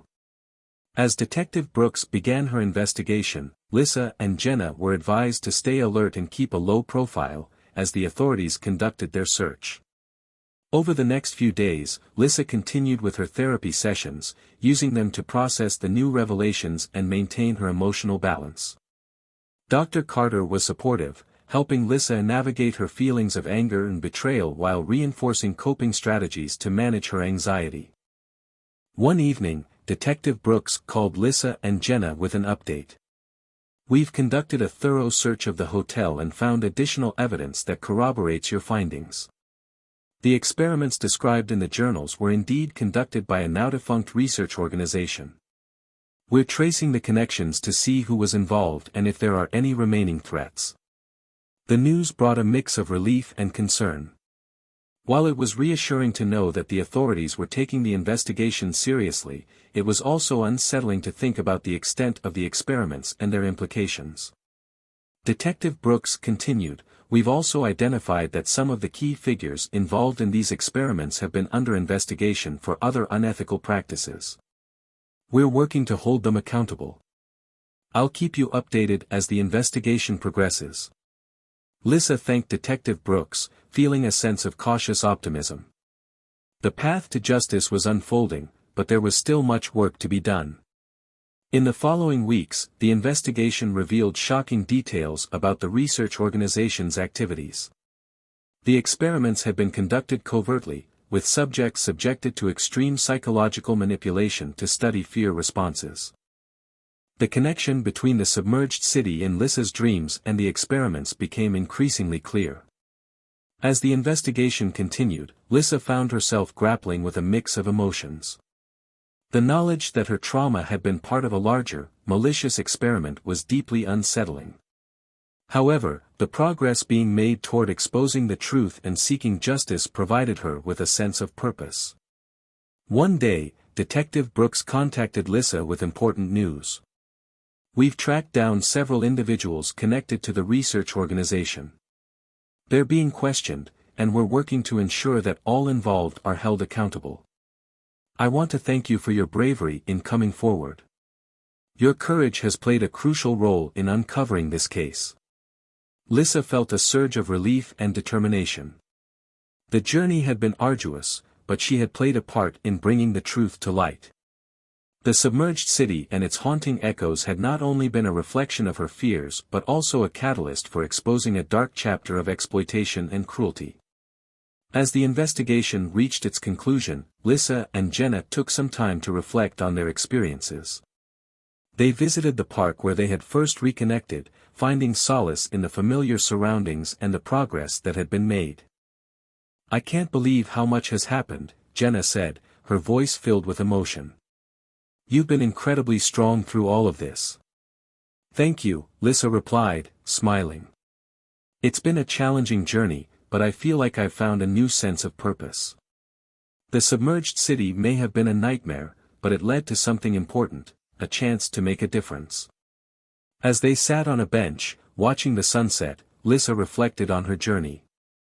The submerged city had been a symbol of her deepest fears, but it had also been a part of her healing process. The trauma she had endured had not defined her, instead, it had led her to a place of strength and resilience.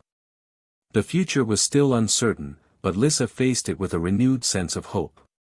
The echoes of the past were fading, replaced by the promise of new beginnings and the knowledge that she had the power to shape her own path.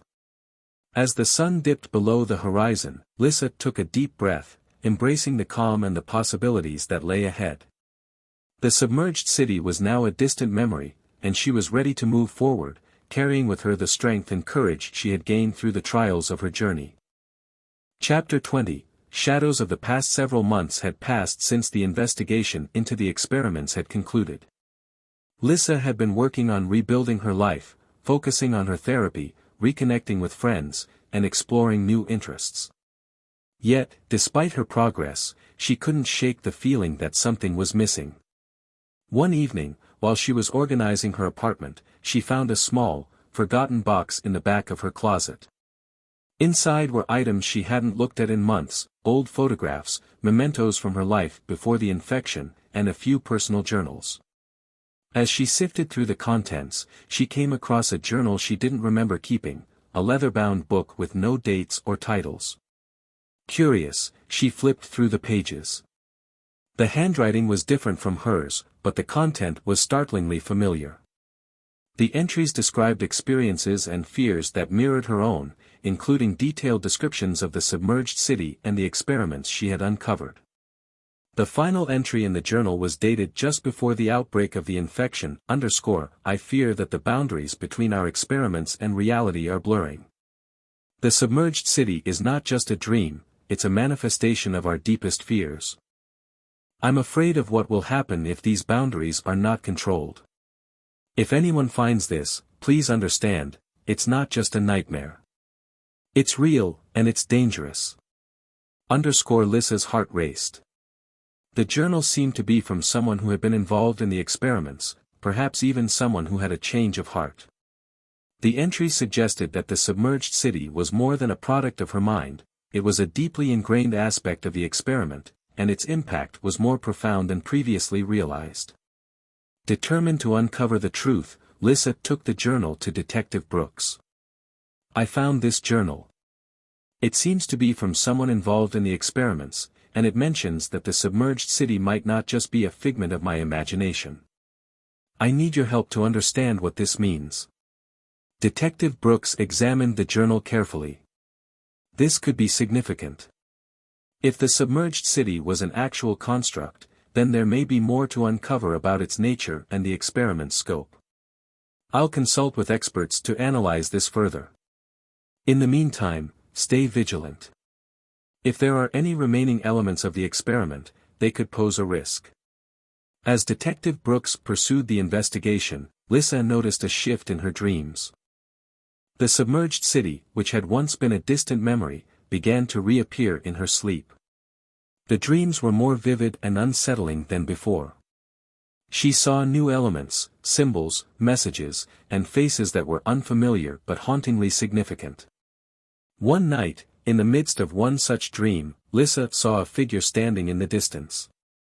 The figure was obscured by shadows, but the presence was unmistakably familiar. It was Mara, the silent observer from her previous dreams.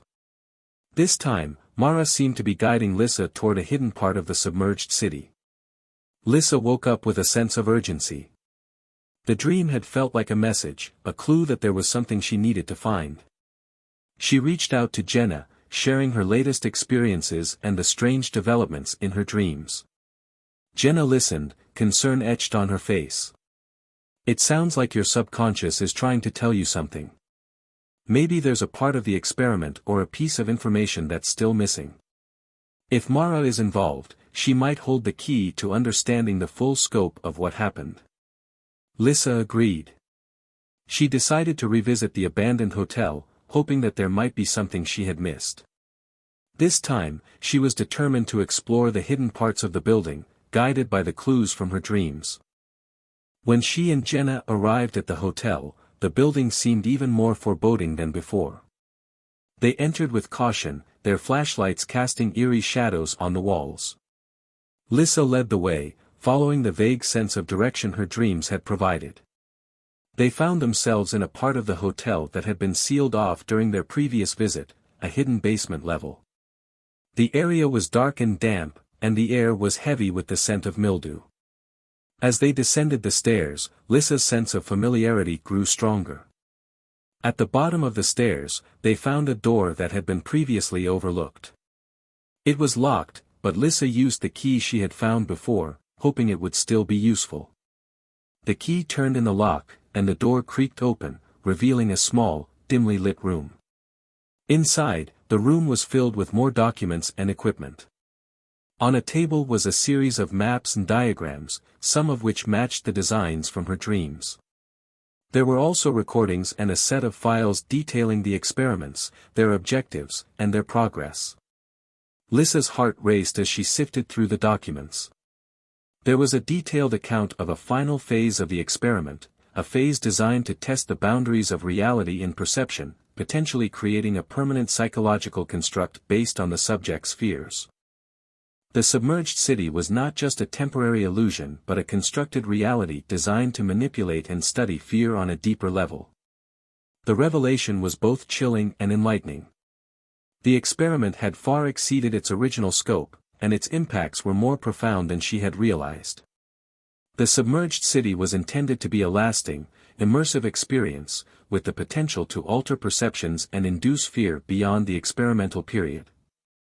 As Lyssa and Jenna collected the evidence, they were interrupted by the sound of footsteps.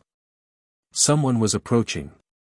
They quickly gathered the documents and prepared to leave, but the intruder was already in the building. In a tense confrontation, Lyssa and Jenna came face to face with a figure shrouded in darkness, the same shadowy figure from Lyssa's dreams. The figure spoke in a voice that was both haunting and familiar. "You're not supposed to be here," the figure said. "The boundaries between the experiment and reality are not meant to be crossed. You've uncovered things that were never meant to be revealed." Lyssa's pulse quickened, but she stood her ground. "The truth needs to be known. The experiments you conducted were unethical and dangerous. People deserve to know what was done to them." The figure seemed to hesitate, then stepped into the light. It was someone Lyssa had seen before, Dr. Evelyn, a key figure in the research organization who had been thought to be out of reach. "Dr. Evelyn," Lyssa said, her voice steady. "Why are you involved in this? What more is there to uncover?" Dr. Evelyn's expression was a mix of resignation and determination. The experiment was meant to push the boundaries of understanding, but it became something uncontrollable. The submerged city was never meant to be permanent. It was a test, a way to explore the limits of fear and reality. "I didn't intend for it to become what it did, but now it's out of my hands." Lyssa felt a surge of frustration and resolve. "You have to take responsibility for what's happened. People's lives have been affected. The truth must be exposed, and justice must be served." Dr. Evelyn's eyes were filled with a somber acknowledgement. "You're right. The experiment has caused more harm than anticipated. I'm prepared to face the consequences. But remember, the submerged city was not just a manifestation of fear. It was a reflection of our deepest vulnerabilities. Even now, the boundaries are not fully restored." With that, Dr. Evelyn left, disappearing into the shadows. Lyssa and Jenna made their way out of the building, feeling a mixture of relief and unease. The investigation into the experiments had revealed unsettling truths, but it had also opened new questions about the nature of fear and reality. As they returned to the city, Lyssa was determined to continue her journey of healing and advocacy. The submerged city had been a manifestation of her fears, but it had also led to a deeper understanding of herself and the world around her. The road ahead was uncertain, but Lyssa was ready to face it with strength and resilience. The echoes of the past were fading, and she was prepared to build a future grounded in truth, justice, and personal growth. Chapter 21, Uncharted Realms. With Dr. Evelyn's sudden departure, Lyssa and Jenna were left with a mixture of unresolved feelings and a growing sense of urgency. The confrontation had confirmed that the submerged city was more than just a product of Lyssa's imagination, it was a complex and perilous construct with deeper implications. Determined to follow through on their discoveries, Lyssa and Jenna returned to the apartment and began compiling their findings. They meticulously organized the documents and recordings, preparing to share their information with Detective Brooks and the public. The next day, Detective Brooks contacted Lyssa with an update. "We've reviewed the new evidence and are working to bring Dr. Evelyn in for questioning. The information you've uncovered is crucial. We're also coordinating with experts to understand the full scope of the experiment and its impact." Lyssa felt a sense of relief, knowing that the investigation was moving forward. However, she couldn't shake the feeling that there was more to the submerged city that had yet to be discovered. The unsettling dreams and the cryptic messages suggested that the experiment's effects might be far-reaching and not entirely resolved. That evening, Lyssa was awakened by a series of frantic messages on her phone. The messages came from Jenna, who had encountered something alarming while reviewing the recordings they had found. When Lyssa arrived at Jenna's apartment, Jenna was already waiting, her expression tense. "I found something in the recordings that we missed before. There's a hidden audio file, one that wasn't mentioned in the documents. It's encrypted, but I managed to decode part of it." Jenna handed Lyssa a laptop, and they listened to the audio file together. The recording was filled with technical jargon and obscure references, but one part stood out clearly: the final phase of the experiment involves creating a feedback loop with the submerged city. The boundaries between the constructed reality and the subject's consciousness are designed to merge, making the experience deeply immersive and potentially permanent if not carefully managed. The feedback loop is intended to explore the limits of psychological control and reality perception. The recording suggested that the submerged city was not merely a psychological experiment but also a mechanism for altering the very nature of reality for those who experienced it. The feedback loop indicated that the effects could persist beyond the experimental period, possibly influencing the subject's perceptions and fears in profound ways. Lyssa's mind raced as she processed the implications. If the submerged city was capable of creating a lasting impact, it could mean that her own experiences and the experiences of others who had been involved in the experiment might not be fully resolved. "We need to act quickly," Lyssa said, her voice steady. "If the submerged city's effects are still active, we need to find a way to disrupt the feedback loop and ensure that it doesn't continue to affect people." Jenna nodded, her determination matching Lyssa's. "Let's take this to Detective Brooks. If we can provide this new information, it might help them understand the full scope of the experiment and take appropriate action." They returned to Detective Brooks with the new findings. Detective Brooks was alarmed by the implications of the feedback loop. "This is serious. If the submerged city's effects are still active, we need to address it immediately. I'll coordinate with specialists and ensure that we have the resources needed to manage this situation." The investigation took on a new urgency as authorities worked to contain and disrupt the feedback loop. They employed experts in psychological and experimental research to analyze the submerged city's impact and to develop strategies for neutralizing its effects. Meanwhile, Lyssa continued her own journey of healing and self-discovery. She began attending support groups for survivors of trauma and became involved in advocacy efforts to raise awareness about unethical experiments and psychological manipulation. Her experience had given her a new perspective and a determination to help others affected by similar issues. One day, as Lyssa was participating in a support group meeting, she received a message from Detective Brooks. The message read, "We've made significant progress. The feedback loop has been successfully disrupted, and we're working to ensure that any lingering effects are managed. Your bravery and persistence have made a difference." Lyssa felt a profound sense of accomplishment and relief. The submerged city, which had once been a source of fear and confusion, had become a catalyst for change and awareness. The experiment's impact was being addressed, and the truth was coming to light. As she looked around the room at the faces of others who had experienced trauma, Lyssa felt a renewed sense of purpose. Her journey had been marked by challenges and revelations, but it had also been a path to understanding and growth. The submerged city was no longer a haunting presence in her dreams. Instead, it had become a part of her past, a reminder of her strength and resilience. Lyssa embraced the new chapter of her life with a sense of hope and determination, ready to face whatever the future held. With the feedback loop disrupted and the investigation making strides, Lyssa looked forward to a future where she could continue to heal, advocate for others, and build a life grounded in truth and strength.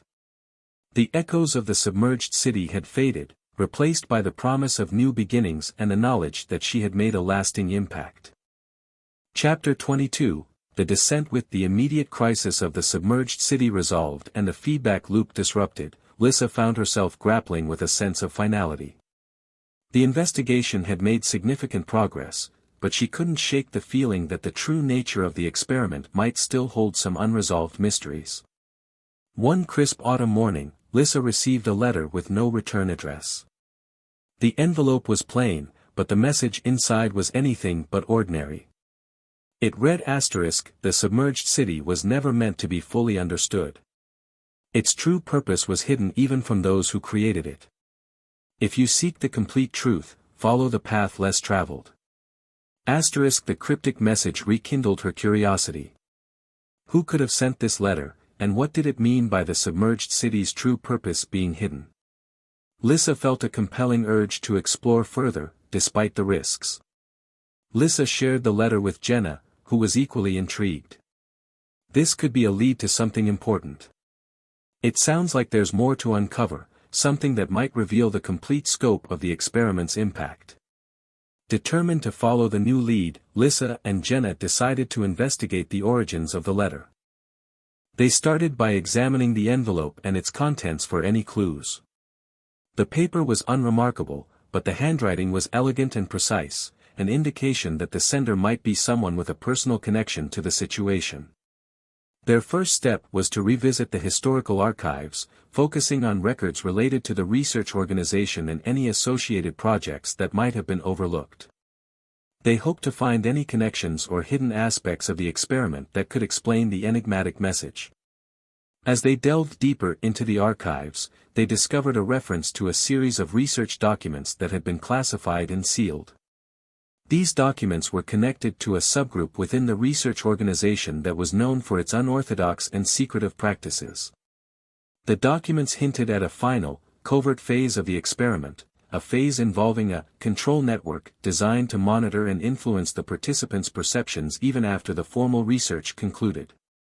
The network was described as a sophisticated system capable of interacting with individuals on a subconscious level, subtly influencing their thoughts and experiences. The discovery was alarming. If the control network was still operational, it could mean that the submerged city's effects were more pervasive and enduring than initially believed. The idea that there might be a hidden layer of control affecting people's realities was both unsettling and intriguing. Lyssa and Jenna decided to investigate further by reaching out to experts in experimental psychology and technology who might have insights into the control network's potential impact. They contacted Dr. Thomas Green, a former researcher with expertise in advanced psychological systems, hoping he could provide more clarity. Dr. Green agreed to meet with them and examine the new findings. In his lab, he carefully reviewed the documents and audio recordings, his expression growing more concerned as he analyzed the data. The control network described here is highly sophisticated, Dr. Green said. It's designed to operate below the level of conscious awareness, which makes it extremely difficult to detect or disrupt. If it's still active, it could indeed influence individuals in subtle but significant ways. Lyssa and Jenna explained the message and their concerns about the submerged city's true purpose. Dr. Green nodded thoughtfully. If this network is still functioning, it's crucial to identify its components and determine how it might be affecting people. We need to approach this methodically and with the utmost caution. Together, they began investigating potential locations and systems related to the control network. Their search led them to a series of old, abandoned facilities that were linked to the research organization. These facilities had been left in disrepair, but they contained remnants of the technology and equipment that could be part of the control network. One night, as they explored one of these facilities, Lyssa felt a growing sense of déjà vu. The atmosphere was eerily similar to the submerged city in her dreams. The facility was filled with outdated technology and obscure devices, many of which seemed to be connected in ways that suggested a complex network. They found a hidden control room, its door partially concealed behind a stack of old equipment. Inside, the room was cluttered with monitors and control panels, some of which appeared to be in working condition. The screens flickered with static and incomprehensible data. As they examined the room, Jenna discovered a series of files on a computer that appeared to be related to the control network. The files contained detailed diagrams and protocols for the network's operation, including instructions for maintaining and monitoring its effects. These documents confirmed that the control network was designed to be covert and self-sustaining, Dr. Green said, reviewing the files. It's clear that it was intended to influence participants long after the formal experiment ended. We need to find a way to shut it down completely and ensure that its effects are neutralized. The task ahead was daunting. Shutting down the control network required technical expertise and careful planning. Dr. Green agreed to assist them in coordinating with experts who could help dismantle the network and secure the facilities. As they worked to neutralize the control network, Lyssa felt a renewed sense of purpose. The submerged city had been a source of fear and confusion, but it had also led to a deeper understanding of the experiment's true nature. Her journey was far from over, but she was committed to uncovering the full truth and ensuring that no one else would be subjected to the same manipulations. With the help of Dr. Green and the team of experts, they began dismantling the control network's components and securing the facilities. It was a meticulous process, but each step brought them closer to resolving the experiment's lingering effects. In the final stages of their work, Lyssa and Jenna reflected on the journey that had brought them to this point. The submerged city, once a symbol of fear, had become a catalyst for discovery and action. The experiment's impact was being addressed, and the truth was coming to light. As they completed their work, Lyssa felt a profound sense of accomplishment. The echoes of the submerged city had been addressed, and the hidden layers of the experiment had been uncovered. The path to healing and justice had been challenging, but Lyssa was ready to embrace the future with hope and determination. The submerged city was no longer a haunting presence but a testament to her strength and resilience. Lyssa knew that her journey had been marked by challenges and revelations, but it had also been a path to understanding and growth. The future was uncertain, but she was prepared to face it with courage and resolve. The echoes of dissent had been answered, and Lyssa was ready to move forward, carrying with her the lessons learned and the strength gained through the trials of her journey. Chapter 23, A New Dawn. With the dismantling of the control network concluded, Lyssa felt a profound sense of closure. The submerged city, once a realm of torment, was now a distant memory, a symbol of her journey from darkness into light. But as Lyssa stepped into this new phase of her life, she realized that the work of healing and discovery was never truly over. Months passed, and life began to feel different. The world outside seemed brighter, more vibrant, filled with a sense of possibility. Lyssa had thrown herself into her advocacy work with passion, determined to prevent others from suffering the same psychological manipulation she had endured. She worked with organizations promoting mental health, ethical research, and trauma recovery, sharing her story in hopes of fostering understanding and change. It was during one of these routine days when her phone buzzed with an unexpected call. It was Detective Brooks, her tone steady but urgent. Lyssa, we've uncovered something that might interest you. While reviewing the files related to the research organization, we found a reference to a new project, something that appears to be related to the submerged city but on a different scale. We need your help. The news startled Lyssa, reawakening memories she thought she had left behind. Though the control network had been neutralized, the experiment's ripples were clearly still felt. It seemed that the submerged city was only the beginning. Detective Brooks explained that this new project, called Project Lyssa, aimed to expand the initial experiments on human consciousness to broader applications. According to newly uncovered documents, the project focused on creating highly immersive, virtual environments that could manipulate perceptions even more deeply than before. How is that even possible?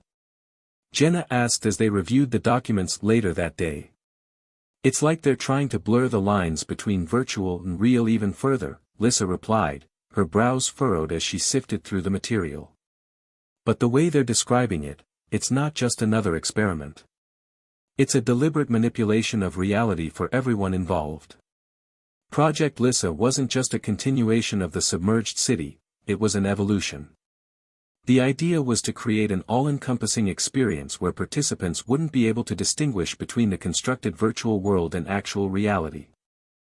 If successful, it could not only shape individuals' perceptions but also control how they interacted with the world outside the experiment.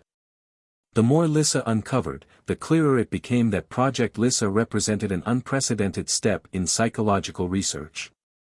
The potential benefits were vast: treatment for trauma, simulations for therapy, but the dangers loomed equally large.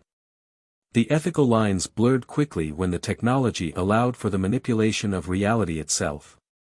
Lyssa, Jenna, and Dr. Green, who had been instrumental in dismantling the control network, began working together to understand the full extent of Project Lyssa's reach. They collaborated with Detective Brooks and her team, aiming to prevent the misuse of this technology and ensure ethical guidelines were in place before any more harm could be done.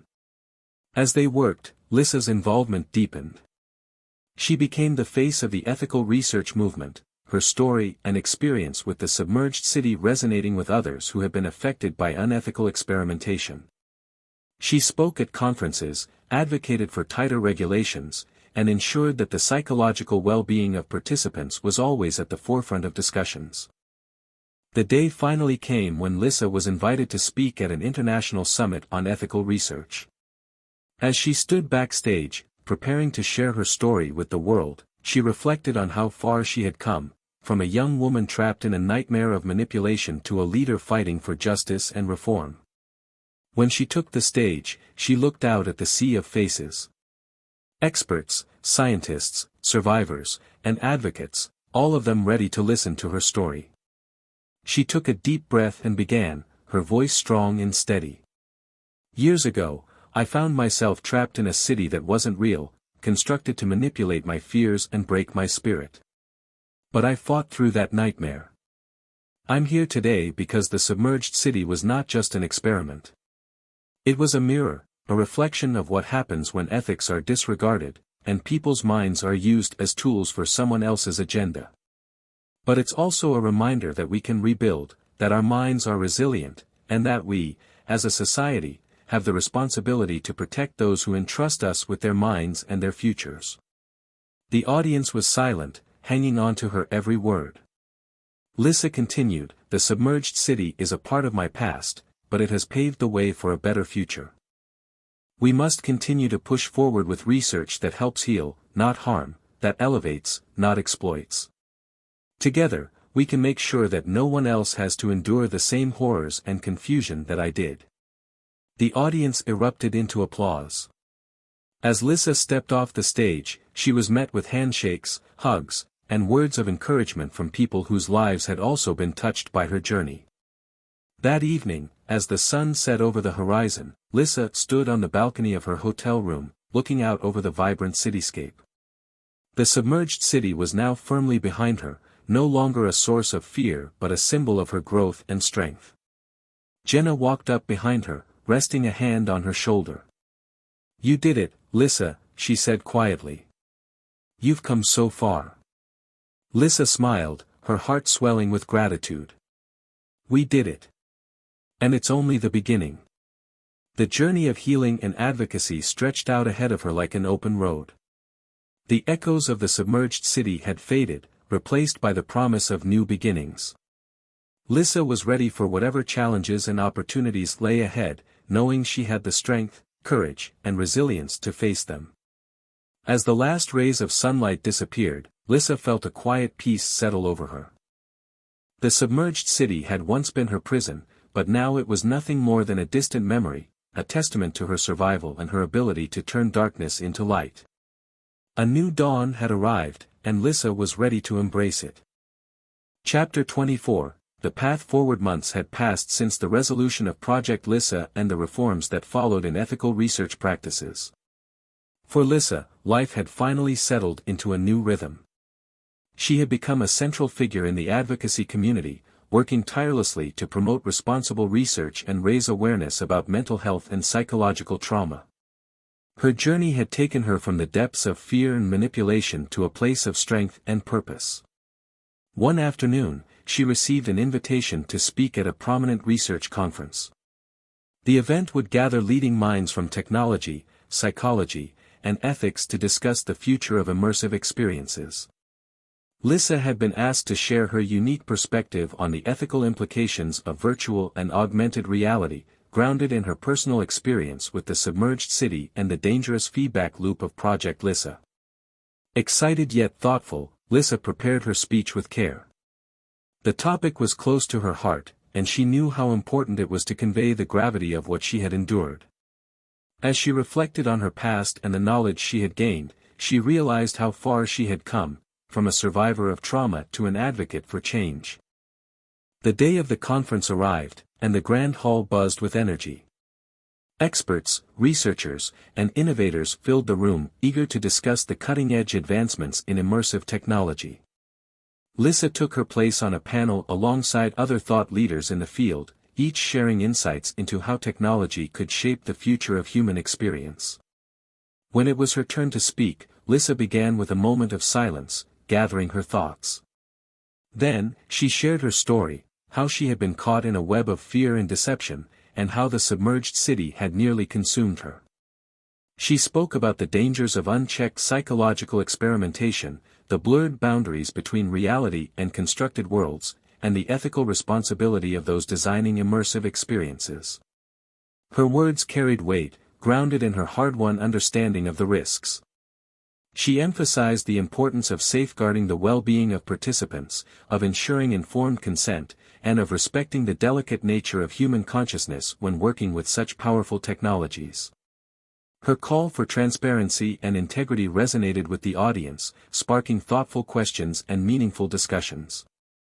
After the panel, Lyssa was approached by Dr. Thomas Green, who had attended the session. Your presentation was insightful, Lyssa, he said. Your perspective is exactly what we need as we move forward with our new initiative. There's something I'd like to discuss with you. Dr. Green explained that he was leading a groundbreaking project to create a comprehensive framework of ethical guidelines for emerging technologies, with a focus on virtual and augmented reality. He wanted Lyssa to join the initiative, drawing on her experiences and her commitment to ethical research. Lyssa was deeply moved by the offer. This was exactly the kind of work she had longed to be a part of, work that would make a difference, ensuring that no one else would endure the kind of manipulation she had faced. After careful consideration, she agreed, knowing that this was an opportunity to help shape the future of technology with integrity. In the months that followed, Lyssa worked closely with Dr. Green and a team of experts to develop the ethical guidelines. They reviewed case studies, dissected complex legal and moral questions, and held countless meetings to ensure that the framework would cover all aspects of immersive technology, from psychological impact to consent and transparency. The work was challenging but fulfilling, and each step brought them closer to creating something that could truly protect and empower those who engaged with new technologies. The guidelines, once finalized, were published and quickly gained recognition within the research and tech communities. They established a gold standard for ethical practices, emphasizing the need for ongoing oversight, participant safety, and open communication about the risks and rewards of immersive experiences. For Lyssa, the publication of the guidelines felt like a full-circle moment. She had transformed her trauma into advocacy, and now her work was influencing the very field that had once caused her so much pain. The submerged city, once a prison of fear, had become a platform for change. As Lyssa's work continued, she received more invitations to speak at conferences, lead workshops, and collaborate with organizations focused on mental health and technology. She became a vocal proponent for trauma-informed research and ensured that the voices of survivors were heard in spaces that once ignored them. One evening, as Lyssa walked through a park near her apartment, she took a moment to reflect on the path she had traveled. The world around her was peaceful, the sky turning shades of pink and orange as the sun set. She smiled, knowing that her journey had led her to a place of fulfillment and purpose. The echoes of the submerged city no longer haunted her. Instead, they had become a reminder of her resilience and growth. The lessons she had learned through her struggles had transformed her, and she now walked forward with confidence, knowing that she had made, and would continue to make, a meaningful difference.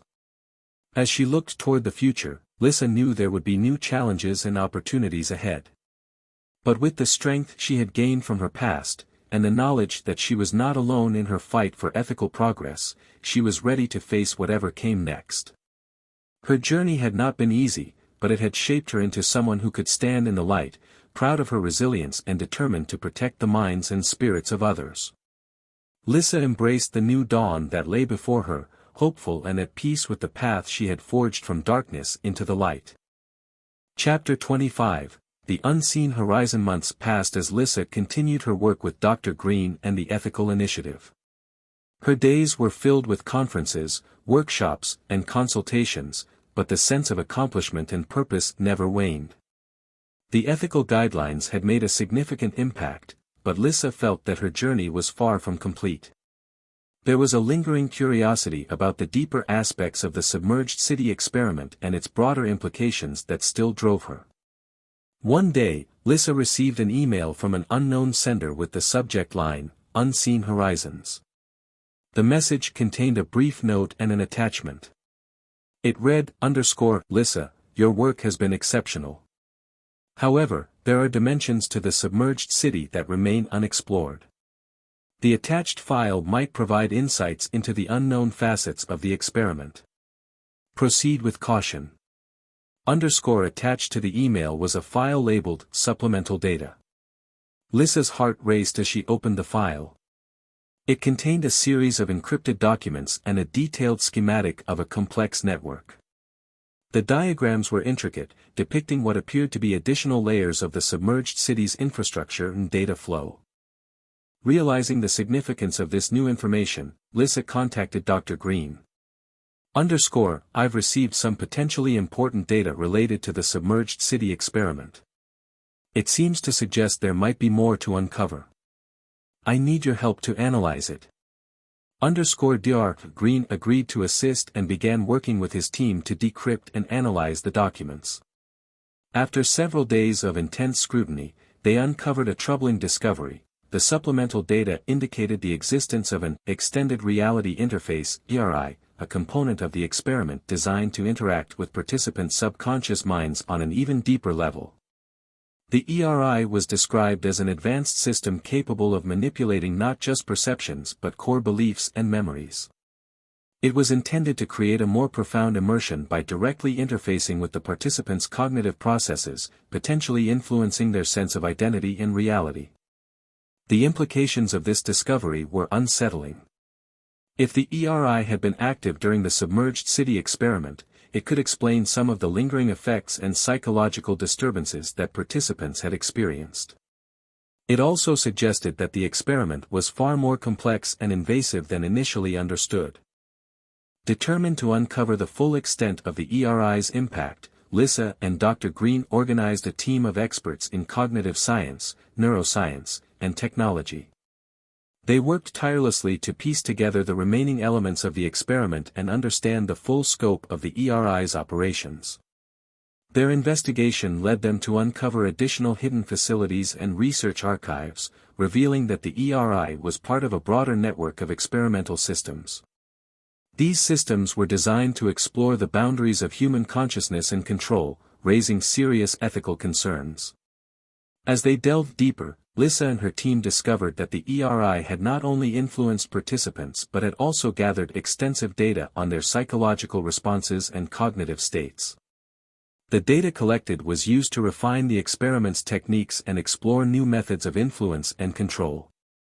The findings were alarming, and Lyssa knew that it was crucial to bring this information to light. She and Dr. Green worked to compile a comprehensive report detailing their discoveries and the potential risks associated with the ERI and related systems. With the report complete, Lyssa prepared to present the findings to a broader audience. The upcoming presentation was crucial for ensuring that the issues with the ERI were addressed and that steps were taken to prevent similar abuses in the future. On the day of the presentation, Lyssa stood before an audience of researchers, policymakers, and advocates. Her speech was direct and compelling, outlining the ethical violations and potential dangers associated with the ERI. She emphasized the need for transparency, oversight, and accountability in all experimental research. The presentation was met with a mixture of shock and concern. Many attendees were unaware of the extent of the ethical breaches and the potential impact on participants. The report sparked a series of discussions and debates, leading to calls for further investigation and reform. As the days passed, Lyssa's report gained widespread attention, leading to a renewed focus on ethical practices in research. Policymakers and research institutions began implementing stricter guidelines and oversight measures to ensure that future experiments adhered to the highest ethical standards. Lyssa's work had once again made a significant impact, but she remained vigilant and committed to her cause. The journey had been fraught with challenges, but it had also been marked by growth and transformation. In the aftermath of the presentation, Lyssa received messages of support and appreciation from individuals and organizations across the field. Her dedication to uncovering the truth and advocating for ethical practices had earned her respect and recognition. As she reflected on her journey, Lyssa felt a profound sense of fulfillment. The submerged city had been a dark chapter in her life, but it had also been a catalyst for change and a source of strength. The challenges she had faced had led her to a deeper understanding of the complexities of human consciousness and the importance of ethical research. Lyssa continued her advocacy work with renewed determination, knowing that her efforts were making a difference. The future was still uncertain, but she faced it with hope and confidence. The echoes of the submerged city had been transformed into a force for good, and Lyssa was ready to embrace whatever lay ahead with courage and resolve. As she walked through the city, watching the sun set over the horizon, Lyssa felt a sense of peace and anticipation. The path forward was illuminated by the knowledge that she had made a lasting impact and that her journey had paved the way for a more ethical and compassionate world. The horizons ahead were vast and uncharted, but Lyssa was prepared to face them with the wisdom and strength gained from her experiences. Chapter 26, On the Edge of Understanding. The quiet thrum of the submerged city played like a distant memory in Lyssa's mind, as if the hum of the electric fields surrounding her was tied to a song she couldn't quite remember. She moved cautiously through the city's abandoned streets, her body gliding through the water with a strange ease she had come to recognize as part of her transformation. The infection, the thing she had feared and fought against, now pulsed with her own heartbeat, threading through her like a lifeline. She had changed. The infection had not merely made her its host, it had remade her, reshaped her perception, bending her thoughts and emotions to a new reality. But there was still something missing, something beyond her grasp, tugging at the edge of her understanding. The questions weighed on her. What was the purpose of the infection? Why had it chosen her? What awaited her at the end of this silent journey? The city loomed above and below her, each building twisted and warped by the strange forces at play. In the distance, the jagged shapes of the skyscrapers broke through the surface of the water like fractured bones, and the streets, now flooded and desolate, whispered of a life that no longer existed. Yet, for all the damage, there was something alive here, something that pulsed and breathed within the electric fields, a presence she could feel in the water around her, pulling her forward. Lyssa stopped at what used to be an intersection, where the streetlights flickered weakly, casting dull shadows on the underwater ruins. She looked up at the broken sign overhead, its letters half obliterated by time, but recognizable. It was the street she had walked down every day on her way to work, a once vibrant avenue filled with people and noise, now lost to the silent depths. A wave of emotion surged through her, a mixture of loss and confusion. How long had it been since she had last stood here, fully alive, fully human? She couldn't even be sure anymore. Time had lost meaning in this place. The infection had stripped away her sense of the past, of time itself, leaving her adrift in the present, a present that was warping and unraveling before her eyes. And yet, amid the emptiness, there was a strange feeling growing within her, an unsettling sense that she was nearing something significant, something that would give meaning to everything that had happened. The infection had led her this far, but the final pieces of the puzzle were still just out of reach. Her thoughts drifted back to the spire she had seen days before, the twisted structure that had called to her with a silent, insistent pull. It had been the heart of the infection's power, but she hadn't understood its full significance then. She hadn't been ready. Now, the spire seemed to be everywhere, its presence lingering in the air and water, in the electric currents that crackled around her, alive with energy. Something in her had changed since that encounter. She was no longer just a passenger, no longer drifting helplessly through this warped reality.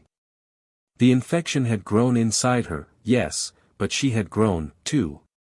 She was stronger now, more attuned to the power that surged beneath the surface of this world. But with that strength came questions, questions that gnawed at her with increasing intensity. What was this infection? Why had it reshaped her world, her body, her mind? And, perhaps most importantly, what did it want from her? As she moved deeper into the city, the questions crowded her mind, swirling like the water around her. The infection pulsed in response, its presence growing stronger, more insistent. It wanted her to understand, to see the truth, but the truth lay just beyond the horizon of her comprehension, tantalizingly close yet frustratingly obscured. Lyssa's journey took her to a familiar building, the library. Or at least, what had once been the library. Its stone steps were cracked and weathered, the pillars that framed its entrance crumbling under the weight of time and water. She had spent so many hours here, studying, reading, learning. It had been a place of knowledge, of discovery. Now, it stood as a relic of a world that no longer existed. She ascended the steps, the water swirling around her ankles as she moved toward the grand entrance. The doors were open, the glass shattered, but something about the place called to her. The infection buzzed in her veins, pushing her forward, urging her to explore. Inside, the library was a cavern of broken shelves and floating debris, the remnants of countless books drifting aimlessly through the water. Lyssa waded deeper into the ruined building, her eyes scanning the shelves, the scattered papers, the overturned tables. The air, or rather, the water, was thick with a sense of waiting, as though something was about to happen. In the center of the room, beneath the grand staircase, was a pool of light, a soft, shimmering glow that flickered with the same electric energy she had felt all around her. It beckoned to her, a pulse in the dark, and without thinking, she moved toward it. As she reached the edge of the pool, she saw something submerged within the light. It was an object, small and nondescript, resting on the floor beneath the water. Lyssa knelt, her hand trembling slightly as she reached for it. The moment her fingers brushed the object, a surge of energy shot through her. The infection flared to life inside her, the electric fields around her crackling with sudden intensity. Her vision blurred, and for a brief moment, she saw flashes, images that were too fast, too fragmented to make sense of. A face. A place. A voice calling her name. A hand reaching out, then disappearing. She gasped, pulling back as the images faded, leaving her breathless. But something had changed. The object, whatever it was, had triggered something within her. A memory? No, not quite. It was more than that. It was a connection, a link to something greater, something she had been missing all along. The infection pulsed again, more gently this time, as if it were soothing her, guiding her. It was showing her something, leading her toward the truth, a truth that lay just on the edge of her understanding. Lyssa stood, the object clutched in her hand. It was simple, almost unremarkable, a small, smooth stone, etched with strange symbols that seemed to glow faintly in the electric light. But she knew, instinctively, that it was important. It was part of the puzzle, a key to unlocking the mysteries that surrounded her. As she held the stone, she felt a calm settle over her. The questions still lingered, but they no longer felt overwhelming. She was close now, closer than she had ever been to understanding the infection, the city, and her place within it. The infection hummed in her veins, a steady rhythm that matched the pulse of the electric fields around her. It wasn't just a virus, wasn't just a force of destruction. It was something far more complex, far more profound. It was alive, and it was guiding her towards something beyond her comprehension. Lyssa left the library, the stone still in her hand, and made her way back into the heart of the city. The spire loomed in the distance, its twisted form glowing faintly against the darkened sky. She knew, without a doubt, that it was waiting for her. The edge of understanding was no longer something to be feared. It was something to be embraced. And whatever lay beyond it, she was ready. Chapter 27, Return to the Source. The stone in Lyssa's hand was warm now, almost as if it had absorbed the energy of the world around her. As she walked through the empty streets, the electric hum of the submerged city felt more alive, more vivid. The infection pulsed in time with her heartbeat, a steady rhythm that seemed to sync with the very currents of the water around her. Everything was connected, as if the city, the infection, and she were all part of the same system. But something deeper called to her now. The spire, its distant glow visible even through the swirling depths of the flooded streets, was a constant reminder of the path she had yet to take. Lyssa knew instinctively that the answers lay there. The infection had led her here for a reason, but it was not finished. She was not finished. Each step forward was deliberate, her body growing stronger with every pulse of the infection. The electric fields crackled softly in the air around her, bending reality itself as she passed. Buildings once recognizable now seemed to shift and ripple as if the world itself were reshaping in her wake. Yet, there was no longer fear in her movements. She was no longer a mere passenger in this altered reality, she was becoming something more, something that held power within it. As Lyssa approached the spire, the city streets sloped upward, leading her closer to the surface of the water. The glowing structure stood like a beacon, rising out of the waves, its dark and twisted form cutting through the horizon. The electric energy she had felt coursing through the city seemed to gather around it, as if the spire were the source of all the power, all the change she had experienced since the infection first took hold. Her footsteps echoed against the stone pathway as she neared the base of the spire. The water here was thinner, shallower, as if even it couldn't fully surround the immense structure. Lyssa reached out and touched the surface of the spire. Instantly, a jolt of energy surged through her, and she felt the infection within her flare to life, surging in unison with the pulse of the spire. The stone in her hand glowed faintly, resonating with the power emanating from the spire. It was as if the two were communicating, their energies intertwining, pulling her deeper into the mystery. A strange sense of purpose settled over her, not just curiosity, but a need to understand, to discover what this place, this infection, wanted from her. A voice echoed in her mind. Not the same deep rumble from the figure she had encountered before, but something different.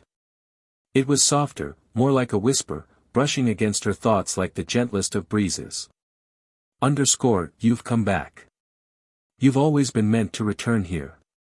The words filled her head, but she couldn't place their origin. They seemed to come from within the spire itself, vibrating through the air, through her, reverberating with the electric fields that pulsed through the atmosphere. Lyssa swallowed, stepping closer to the spire's base, her hands shaking slightly as she placed the glowing stone on the dark surface. The moment the stone touched the spire, a crackling sound filled the air, and the electric fields around her intensified, their energy swirling in tight, controlled spirals. Her breath hitched as the infection inside her responded, thrumming with a wild, frenetic energy that felt both exhilarating and terrifying. A seam opened in the spire, a doorway, and with it came a rush of light and static. Lyssa stood frozen for a moment, gazing into the heart of the structure, where shadows and energy twisted in chaotic patterns. The infection urged her forward, its presence inside her more insistent than ever, like a voice silently screaming in her blood. She stepped through the doorway. Inside, the spire was vast, cavernous, far larger than it had appeared from the outside. The walls were lined with strange markings, glowing faintly with the same symbols that had been etched into the stone she had found. The air was thick with electricity, buzzing in her ears, tingling across her skin. The infection pulsed in rhythm with the energy surrounding her, growing stronger with each step she took. Lyssa moved deeper into the spire, her heart pounding in time with the pulse of the structure. She could feel the infection inside her shifting, evolving, as if it were responding to the power of the spire. Her mind raced with questions, but she knew that the answers lay ahead, at the heart of the spire, at the source of the infection. The path led her to a central chamber, a vast open space that seemed to pulse with life. At the center of the room stood a pedestal, and upon it, another stone, larger than the one she had carried, but etched with the same glowing symbols. The air crackled with energy, and the infection inside her surged to life, urging her forward. As she approached the pedestal, Lyssa could feel the weight of the infection pressing down on her, but it no longer felt like a burden. It was as if the infection was preparing her for something, guiding her toward a final revelation. She reached out, her hand trembling slightly as she touched the larger stone. The moment her fingers made contact, a surge of energy shot through her, more powerful than anything she had felt before. Her vision blurred, and for a brief moment, she saw flashes, images and memories not her own, fragments of a life long forgotten. A city, submerged beneath the waves. A great spire, rising from the depths. A force, ancient and powerful, spreading through the water, through the air, through everything. The infection. It wasn't just a disease. It was a force of creation, of transformation. It had reshaped this world, just as it was reshaping her. The truth hit her like a tidal wave. The infection wasn't here to destroy her. It was here to rebuild her, to prepare her for something greater. It had chosen her, not as a host, but as a vessel, a conduit for its power.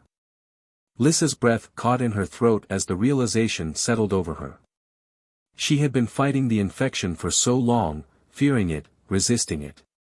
But now, she understood. It wasn't her enemy. It was her guide, her protector. You are the key, the voice whispered in her mind. The one who will bring balance to this world. Lyssa's heart pounded in her chest, the infection pulsing with a newfound intensity. She had been chosen. But chosen for what? As the energy surged through her, the infection flaring to life inside her, she realized that the answers didn't matter. All that mattered was that she had a purpose now, a destiny. And the infection, the source, would guide her to it. With renewed strength, Lyssa stood tall, her gaze fixed on the glowing stone before her. She could feel the infection coursing through her veins, not as a sickness, but as a force of creation, of transformation. She was no longer afraid. She was ready. Chapter 28, The Choice. The electric hum of the spire echoed in Lyssa's ears, the energy around her crackling with life. The infection surged within her, no longer just a presence she had to endure but a force intertwined with her very being. It had brought her here, to this moment, to this choice. And now, as the power inside her continued to grow, she knew she was standing at the edge of something monumental. Before her, the stone on the pedestal pulsed with light, its etched symbols glowing faintly as they resonated with the energy in the air. The infection inside her responded, buzzing in her veins, urging her forward. The path ahead was clear, yet heavy with consequence. She had always thought the infection was something she needed to resist, but now she understood it for what it truly was, an opportunity, a path to something greater. And yet, the weight of that choice pressed down on her, suffocating her. Was she ready? Was she willing to embrace what the infection had planned for her? Could she become the vessel it required, or would she hold on to the last remnants of her humanity, knowing that doing so could cost her everything? The room around her seemed to close in, the electric currents swirling tighter, as if the spire itself was alive, watching her, waiting for her decision. Time had lost its meaning in this submerged world, but in this moment, every second felt like a lifetime. The infection was patient, it had always been patient, waiting for her to come to this realization on her own.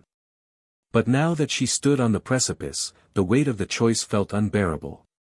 Lyssa's mind raced as she considered the possibilities. If she embraced the infection, she would no longer be herself, at least, not the person she had been. Her body, her thoughts, her very soul would change, molded by the force that had claimed her. She could feel it even now, nudging at the edges of her consciousness, soft whispers that promised power, transformation, a new kind of existence. But what would she lose in the process? The memories of her life before the infection felt distant now, like shadows of a past that barely seemed real. Her family, her friends, her life in the city, all of it had been washed away by the floodwaters and the infection that followed. She barely remembered their faces. Yet, deep down, she knew that by embracing the infection, she would be letting go of the last pieces of that life. And once they were gone, there would be no going back. You have always been meant for this, the infection whispered in her mind. The voice was not forceful, not demanding, but there was an undeniable weight to it. It was not a threat, but an invitation. It wanted her to choose willingly, to step into her destiny with eyes wide open. Lyssa closed her eyes, trying to focus. She had come so far, survived so much. But this decision was different. This was not just about survival anymore. It was about becoming something else entirely. She took a deep breath, feeling the infection pulse in time with her heart, steady and sure. The electric energy around her seemed to hum in response, as if the very air was waiting for her answer. She had always been searching for answers, for a way to make sense of the world that had been turned inside out by the infection. But maybe there were no answers. Maybe the infection wasn't something to be understood, but something to be accepted. Her gaze drifted to the pedestal, to the glowing stone that held the key to everything. The infection had led her here, but it had not forced her hand. This moment, this choice, was hers alone. She could feel the infection swirling inside her, pushing her, encouraging her to take that final step. But it didn't demand it. Not yet. It left room for doubt, for hesitation, for her to decide. That was the part that terrified her the most, the freedom to choose. She stood at the crossroads, suspended between two futures. One path led her deeper into the infection's embrace, allowing it to reshape her into something more, something beyond what she could currently comprehend. The other path was filled with uncertainty. Could she fight the infection, resist it, and somehow reclaim her humanity? Or was that battle already lost? You are the key. The infection whispered again. The one who can bring balance. Balance. What did that even mean? She had seen no balance in the destruction the infection had caused, in the lives it had taken, in the world it had submerged beneath the waves. But as she stood there, the electric currents swirling around her like tendrils of light, she realized that maybe balance was not about preserving what once was. Maybe it was about embracing what could be, about letting go of the past and accepting a new future, one shaped by the infection, by the power that now thrummed inside her. Lyssa opened her eyes, her heart pounding in her chest. The infection pulsed in response, steady and sure, as if it knew what she would choose before she did. The weight of her decision pressed down on her, suffocating her, but she couldn't avoid it any longer. She took a step toward the pedestal, her hand trembling as she reached for the glowing stone once more. The energy it radiated was overwhelming, almost blinding, but she didn't pull back. This was it. The choice. Her choice. The infection surged within her, not with force, but with anticipation. It waited, patient and still, for her to make the final move. Lyssa's fingers brushed the surface of the stone, and a surge of power shot through her, more intense than anything she had felt before. The infection flared to life inside her, its presence no longer a distant hum but a roar, filling every corner of her being. She gasped, her body trembling as the energy flooded her senses, overwhelming her with its intensity. In that moment, she knew what the infection wanted. It wasn't just about survival. It was about transformation. It wanted to create something new, something greater than the world that had been lost. And it had chosen her to be the catalyst. She could feel it now, the infection's vision, its purpose. It wasn't about destruction. It was about renewal. The infection had wiped the slate clean, but it needed her to rebuild. To bring balance to a world that had been broken beyond repair. And she had to choose whether to become that balance. Her hand hovered over the stone, her heart racing as the infection surged inside her. She could feel its power, its promise. If she embraced it, she would no longer be Lyssa, not in the way she had once been. But she would become something more, something capable of reshaping the world, of bringing order to the chaos. The weight of the choice pressed down on her, heavier than anything she had ever felt. But as the infection pulsed inside her, as the energy of the spire crackled around her, she realized that the choice had already been made. Deep down, she had known from the moment the infection had taken hold of her that there was no going back. Not really. She took a deep breath, her fingers closing around the stone. And she chose. Chapter 29, The collapse. The moment Lyssa's fingers closed around the glowing stone, the world seemed to tear itself apart. The electric hum that had been a constant presence in the air erupted into a deafening roar, and the ground beneath her feet shuddered violently. The spire trembled as if some immense force were shaking its very foundations, the walls rippling with waves of energy. The infection inside her surged, coursing through her veins with a wild intensity, far beyond anything she had experienced before. The collapse had begun. Lyssa staggered backward, the stone still clutched tightly in her hand. The energy radiating from it pulsed through her body, overwhelming her senses, making her vision blur and her muscles seize. She could feel the infection in her blood responding to the power, expanding inside her, filling every fiber of her being with its presence. The transformation had started, and there was no stopping it now. Outside, the city groaned under the pressure of the cataclysm. The underwater streets, the towering buildings that had once stood tall in eerie silence, now buckled and cracked as the electric fields that had held them together began to distort. The waters churned violently, as if stirred by some invisible hand, and the air itself seemed to vibrate with instability. Lyssa stumbled forward, gripping the stone with trembling hands as the spire continued to quake around her. Every pulse of energy from the stone brought a fresh wave of pain, but it also brought something else, a heightened awareness. She could feel the infection connecting her to the spire, to the city, to everything. The electric currents that surged through the water, the waves of energy that rippled through the air, it was all part of the same system, the same force that had brought her here. But the system was collapsing, and so was the world around her. Her mind reeled as she struggled to make sense of what was happening. The infection, the spire, the city, it had all been leading to this, but what exactly had she triggered? The whispers that had once guided her were now drowned out by the roaring energy, the electric storms that crackled and sparked around her. You are the key, the infection had said. But to what? Lyssa gasped, her breath ragged as she felt the infection pushing her towards something deeper. It wasn't just about power anymore.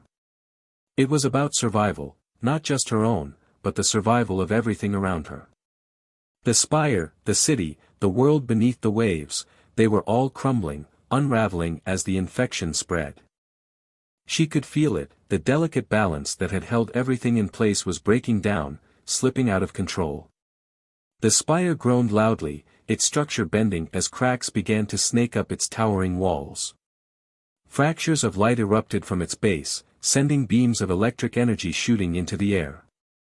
The water around the city surged violently, as if the very ocean were fighting to contain the chaos that had been unleashed.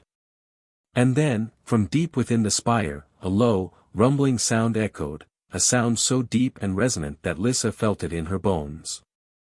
It was as if the earth itself was crying out, the foundations of the world splitting apart beneath her feet. Lyssa's pulse quickened, her heart pounding in her chest as the infection pulsed in rhythm. She stumbled forward again, bracing herself against the trembling walls of the spire, her mind racing. The infection wanted something from her, something it had always intended, but in its desperation, it was losing control. The collapse was happening too fast. The energy it had built up, the transformation it had initiated, was spiraling beyond its ability to contain it. You have to hold it together, a voice whispered in her mind, faint, almost drowned out by the roar of the collapsing world. Hold it together. But how? How was she supposed to contain the collapse when everything was crumbling around her? When she herself was barely holding on, the infection pulsed inside her again, more forceful this time, a demanding presence in her mind. It was urging her to act, to stabilize the world, to take control of the energy that was now surging through the spire, through the city, through her. But she could feel it slipping, like trying to hold back a tidal wave with her bare hands. The power inside her was too much, it was tearing her apart from the inside. The infection had transformed her, yes, but it had also made her the vessel for something far more dangerous, something that was now threatening to consume her. The spire groaned again, louder this time, and Lyssa felt the floor beneath her crack and give way. She fell to her knees, the glowing stone slipping from her grasp as the energy around her spiraled out of control. The air was thick with electricity, the very molecules vibrating with instability. She could feel the collapse in her bones, in her blood, in the infection that was now coursing through her with wild abandon. Lyssa screamed, her voice swallowed by the chaos as the spire continued to fracture and crumble. The electric fields around her flickered and sparked, the currents surging in unpredictable waves. The infection was no longer guiding her, it was using her, pulling at her, pushing her to the brink of destruction. But deep down, beneath the fear and the pain, beneath the chaos that threatened to consume her, Lyssa felt something else. A flicker of clarity, a moment of understanding.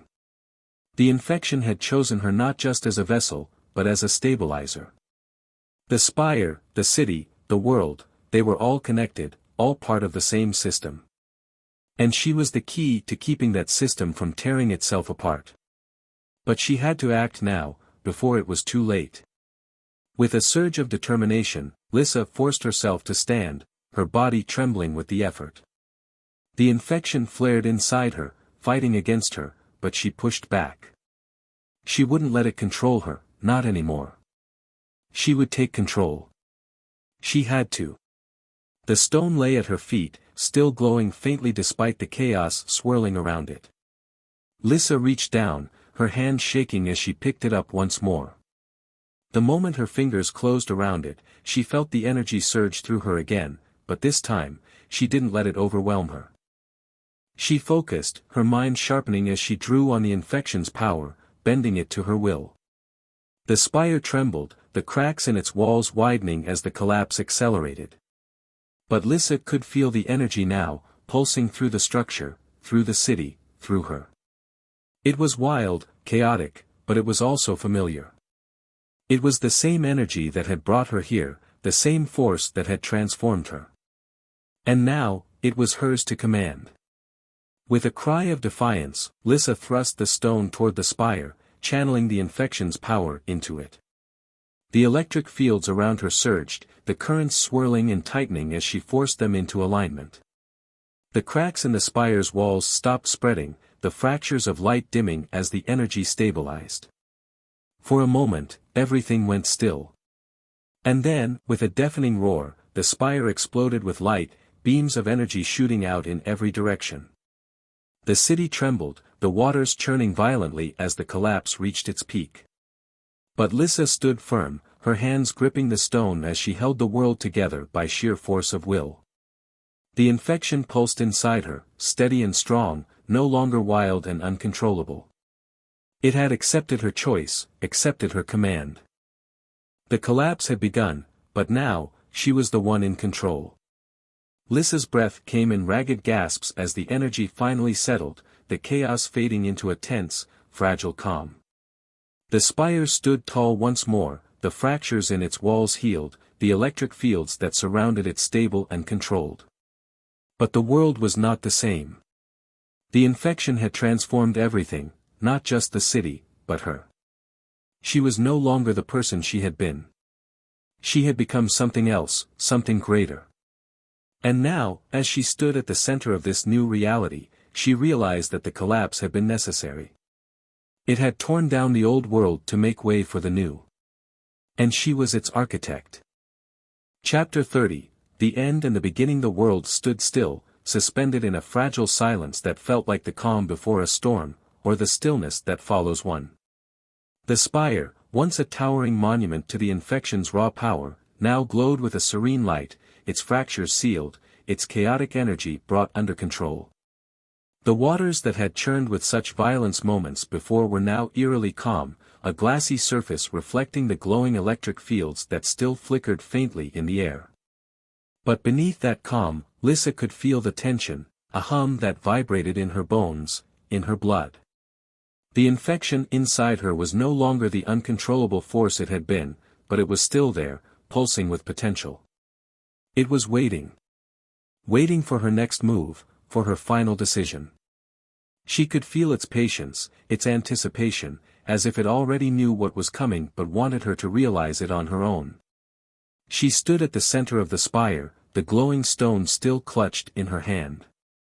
The energy that had surged through her, that had nearly torn her apart, now settled into a steady rhythm, pulsing in time with her heartbeat. She was no longer just Lyssa, the woman who had once walked the streets of a forgotten city. She was something more. Something transformed. But what that meant, she wasn't entirely sure. The collapse had been averted, but the infection hadn't won, not in the way it had intended. She hadn't let it consume her, hadn't allowed it to strip away the last remnants of her humanity. But she hadn't rejected it either. She had taken control of it, bent it to her will, forced it to stabilize the collapsing world around her. Now, the spire stood as a beacon, its electric fields pulsing with a gentle light that illuminated the sunken city. The infection's hold on the world had changed. It was no longer a force of destruction, no longer a parasite that fed on the chaos it created. It had become something else, something balanced, something ordered. And so had Lyssa. The infection still whispered in her mind, its voice softer now, less insistent. It was no longer a master demanding her submission. It was an equal, a part of her that she had learned to accept, to control. She could feel its power, its potential, surging beneath the surface of her thoughts. But it was no longer something she feared. You have brought balance, the infection whispered. Now you must decide how to wield it. Balance. The word echoed in her mind, resonating with the quiet energy that surrounded her. She had brought balance to the infection, to the spire, to the city. But what did that mean for the future? What did it mean for her, Lyssa's gaze drifted across the submerged city, its buildings half buried in the shimmering waters. Once, this city had been her home. Now, it was a memory, a place frozen in time, caught between the world that had been and the world that was yet to come. The infection had changed everything, reshaped the landscape, the laws of nature, even time itself. Nothing could go back to the way it had been. But that didn't mean it was over. Far from it. The infection had been right about one thing: she was the key. Not just to the collapse, but to what came after. The world that had been submerged, the world that had been torn apart by the infection's arrival, it was gone. But something new could rise from the ruins. Something different. Something better. Lyssa felt a stirring inside her, a quiet certainty that had been growing ever since she had touched the stone, ever since she had embraced the infection and taken control. The infection had brought destruction, yes, but it had also brought opportunity. A chance to rebuild, to create something new from the ashes of the old world. And she was the one who would shape that future. The infection pulsed in response, as if agreeing with her thoughts. It was no longer the chaotic force it had been when it had first taken hold of her. It had evolved, just as she had. Together, they had become something greater, something capable of reshaping the world. But to do that, she had to choose, to decide what kind of future she wanted to create. Lyssa turned her gaze to the spire, its glowing light reflecting off the water's surface. The spire had been a symbol of the infection's power, of its control over the world. Now, it stood as a reminder of the balance she had achieved, of the new order she had brought to the chaos. But it was just the beginning. The choice she had made back in the spire, the choice to embrace the infection rather than fight it, had been the first step. But now, as the infection's power coursed through her, as the energy of the spire hummed with potential, she knew that her journey was far from over. What now? She whispered to the infection, her voice barely audible in the stillness. The infection didn't respond with words this time. Instead, it pulsed inside her, a steady, rhythmic beat that seemed to echo the heartbeat of the world itself. She could feel its power, its connection to everything around her, the city, the spire, the water, the electric fields that flickered in the distance. It was all connected, all part of the same system. And she was at the center of it. Lyssa took a deep breath, her mind racing as she considered her options. The infection had brought her to this point, had given her the power to control the collapse, to bring balance to the world. But what came next was up to her. She could let the infection spread again, let it reshape the world in its image. It would be easy, effortless. The power inside her was vast, limitless. She could let it consume everything, remake the world in her vision. But that would mean losing what she had fought so hard to hold on to, her humanity, her sense of self. Or she could use the infection to rebuild the world, not as a force of destruction, but as a force of creation. She could guide it, shape it, bend it to her will. The infection didn't have to be a parasite. It could be something more, something that worked in harmony with the world rather than against it. But that path would be harder, more uncertain. It would require balance, control, discipline. Lyssa's heart pounded in her chest as the weight of the decision pressed down on her. This was it, the final choice. The end and the beginning. The future she would create depended on what she did next. She stood there for a long time, her mind turning over the possibilities, the potential futures that stretched out before her. The infection waited patiently, its power humming quietly in the background, ready to act the moment she made her decision. And then, slowly, she began to move. Lyssa walked toward the edge of the spire, the glowing stone still clutched in her hand.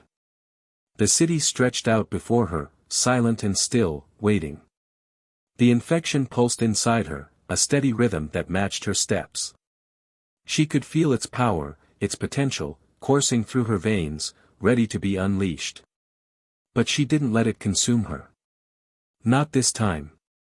Instead, she reached out with her mind, with the infection's power, and touched the city. The buildings, the streets, the water, it was all connected to her, all part of the same system. She could feel the energy flowing through it, the delicate balance she had brought back from the brink of collapse. And now, she would use that balance to rebuild.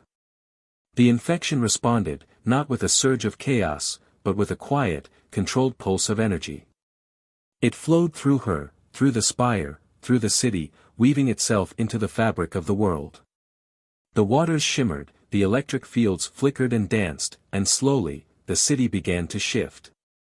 The collapsed buildings started to rise, the streets realigning, the waters receding just enough to reveal the submerged structures below. But it wasn't a return to the old world. It was something new. The infection's presence was still there, shaping the landscape, but this time, it was controlled, balanced.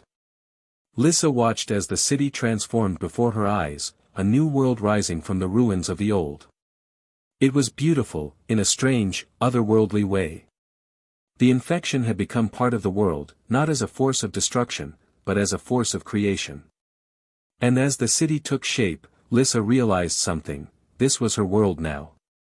She had brought balance to the infection, to the city, to herself. And now, she would guide it, nurture it, protect it. The infection had given her the power to reshape the world, and she would use it to build something new, something better. The end had come, but so had the beginning. Lyssa smiled, her heart steady, her mind clear. The infection pulsed gently inside her, no longer a force of chaos, but a part of her, a part of the world she had created. And with that, she stepped forward, into the new world she had made.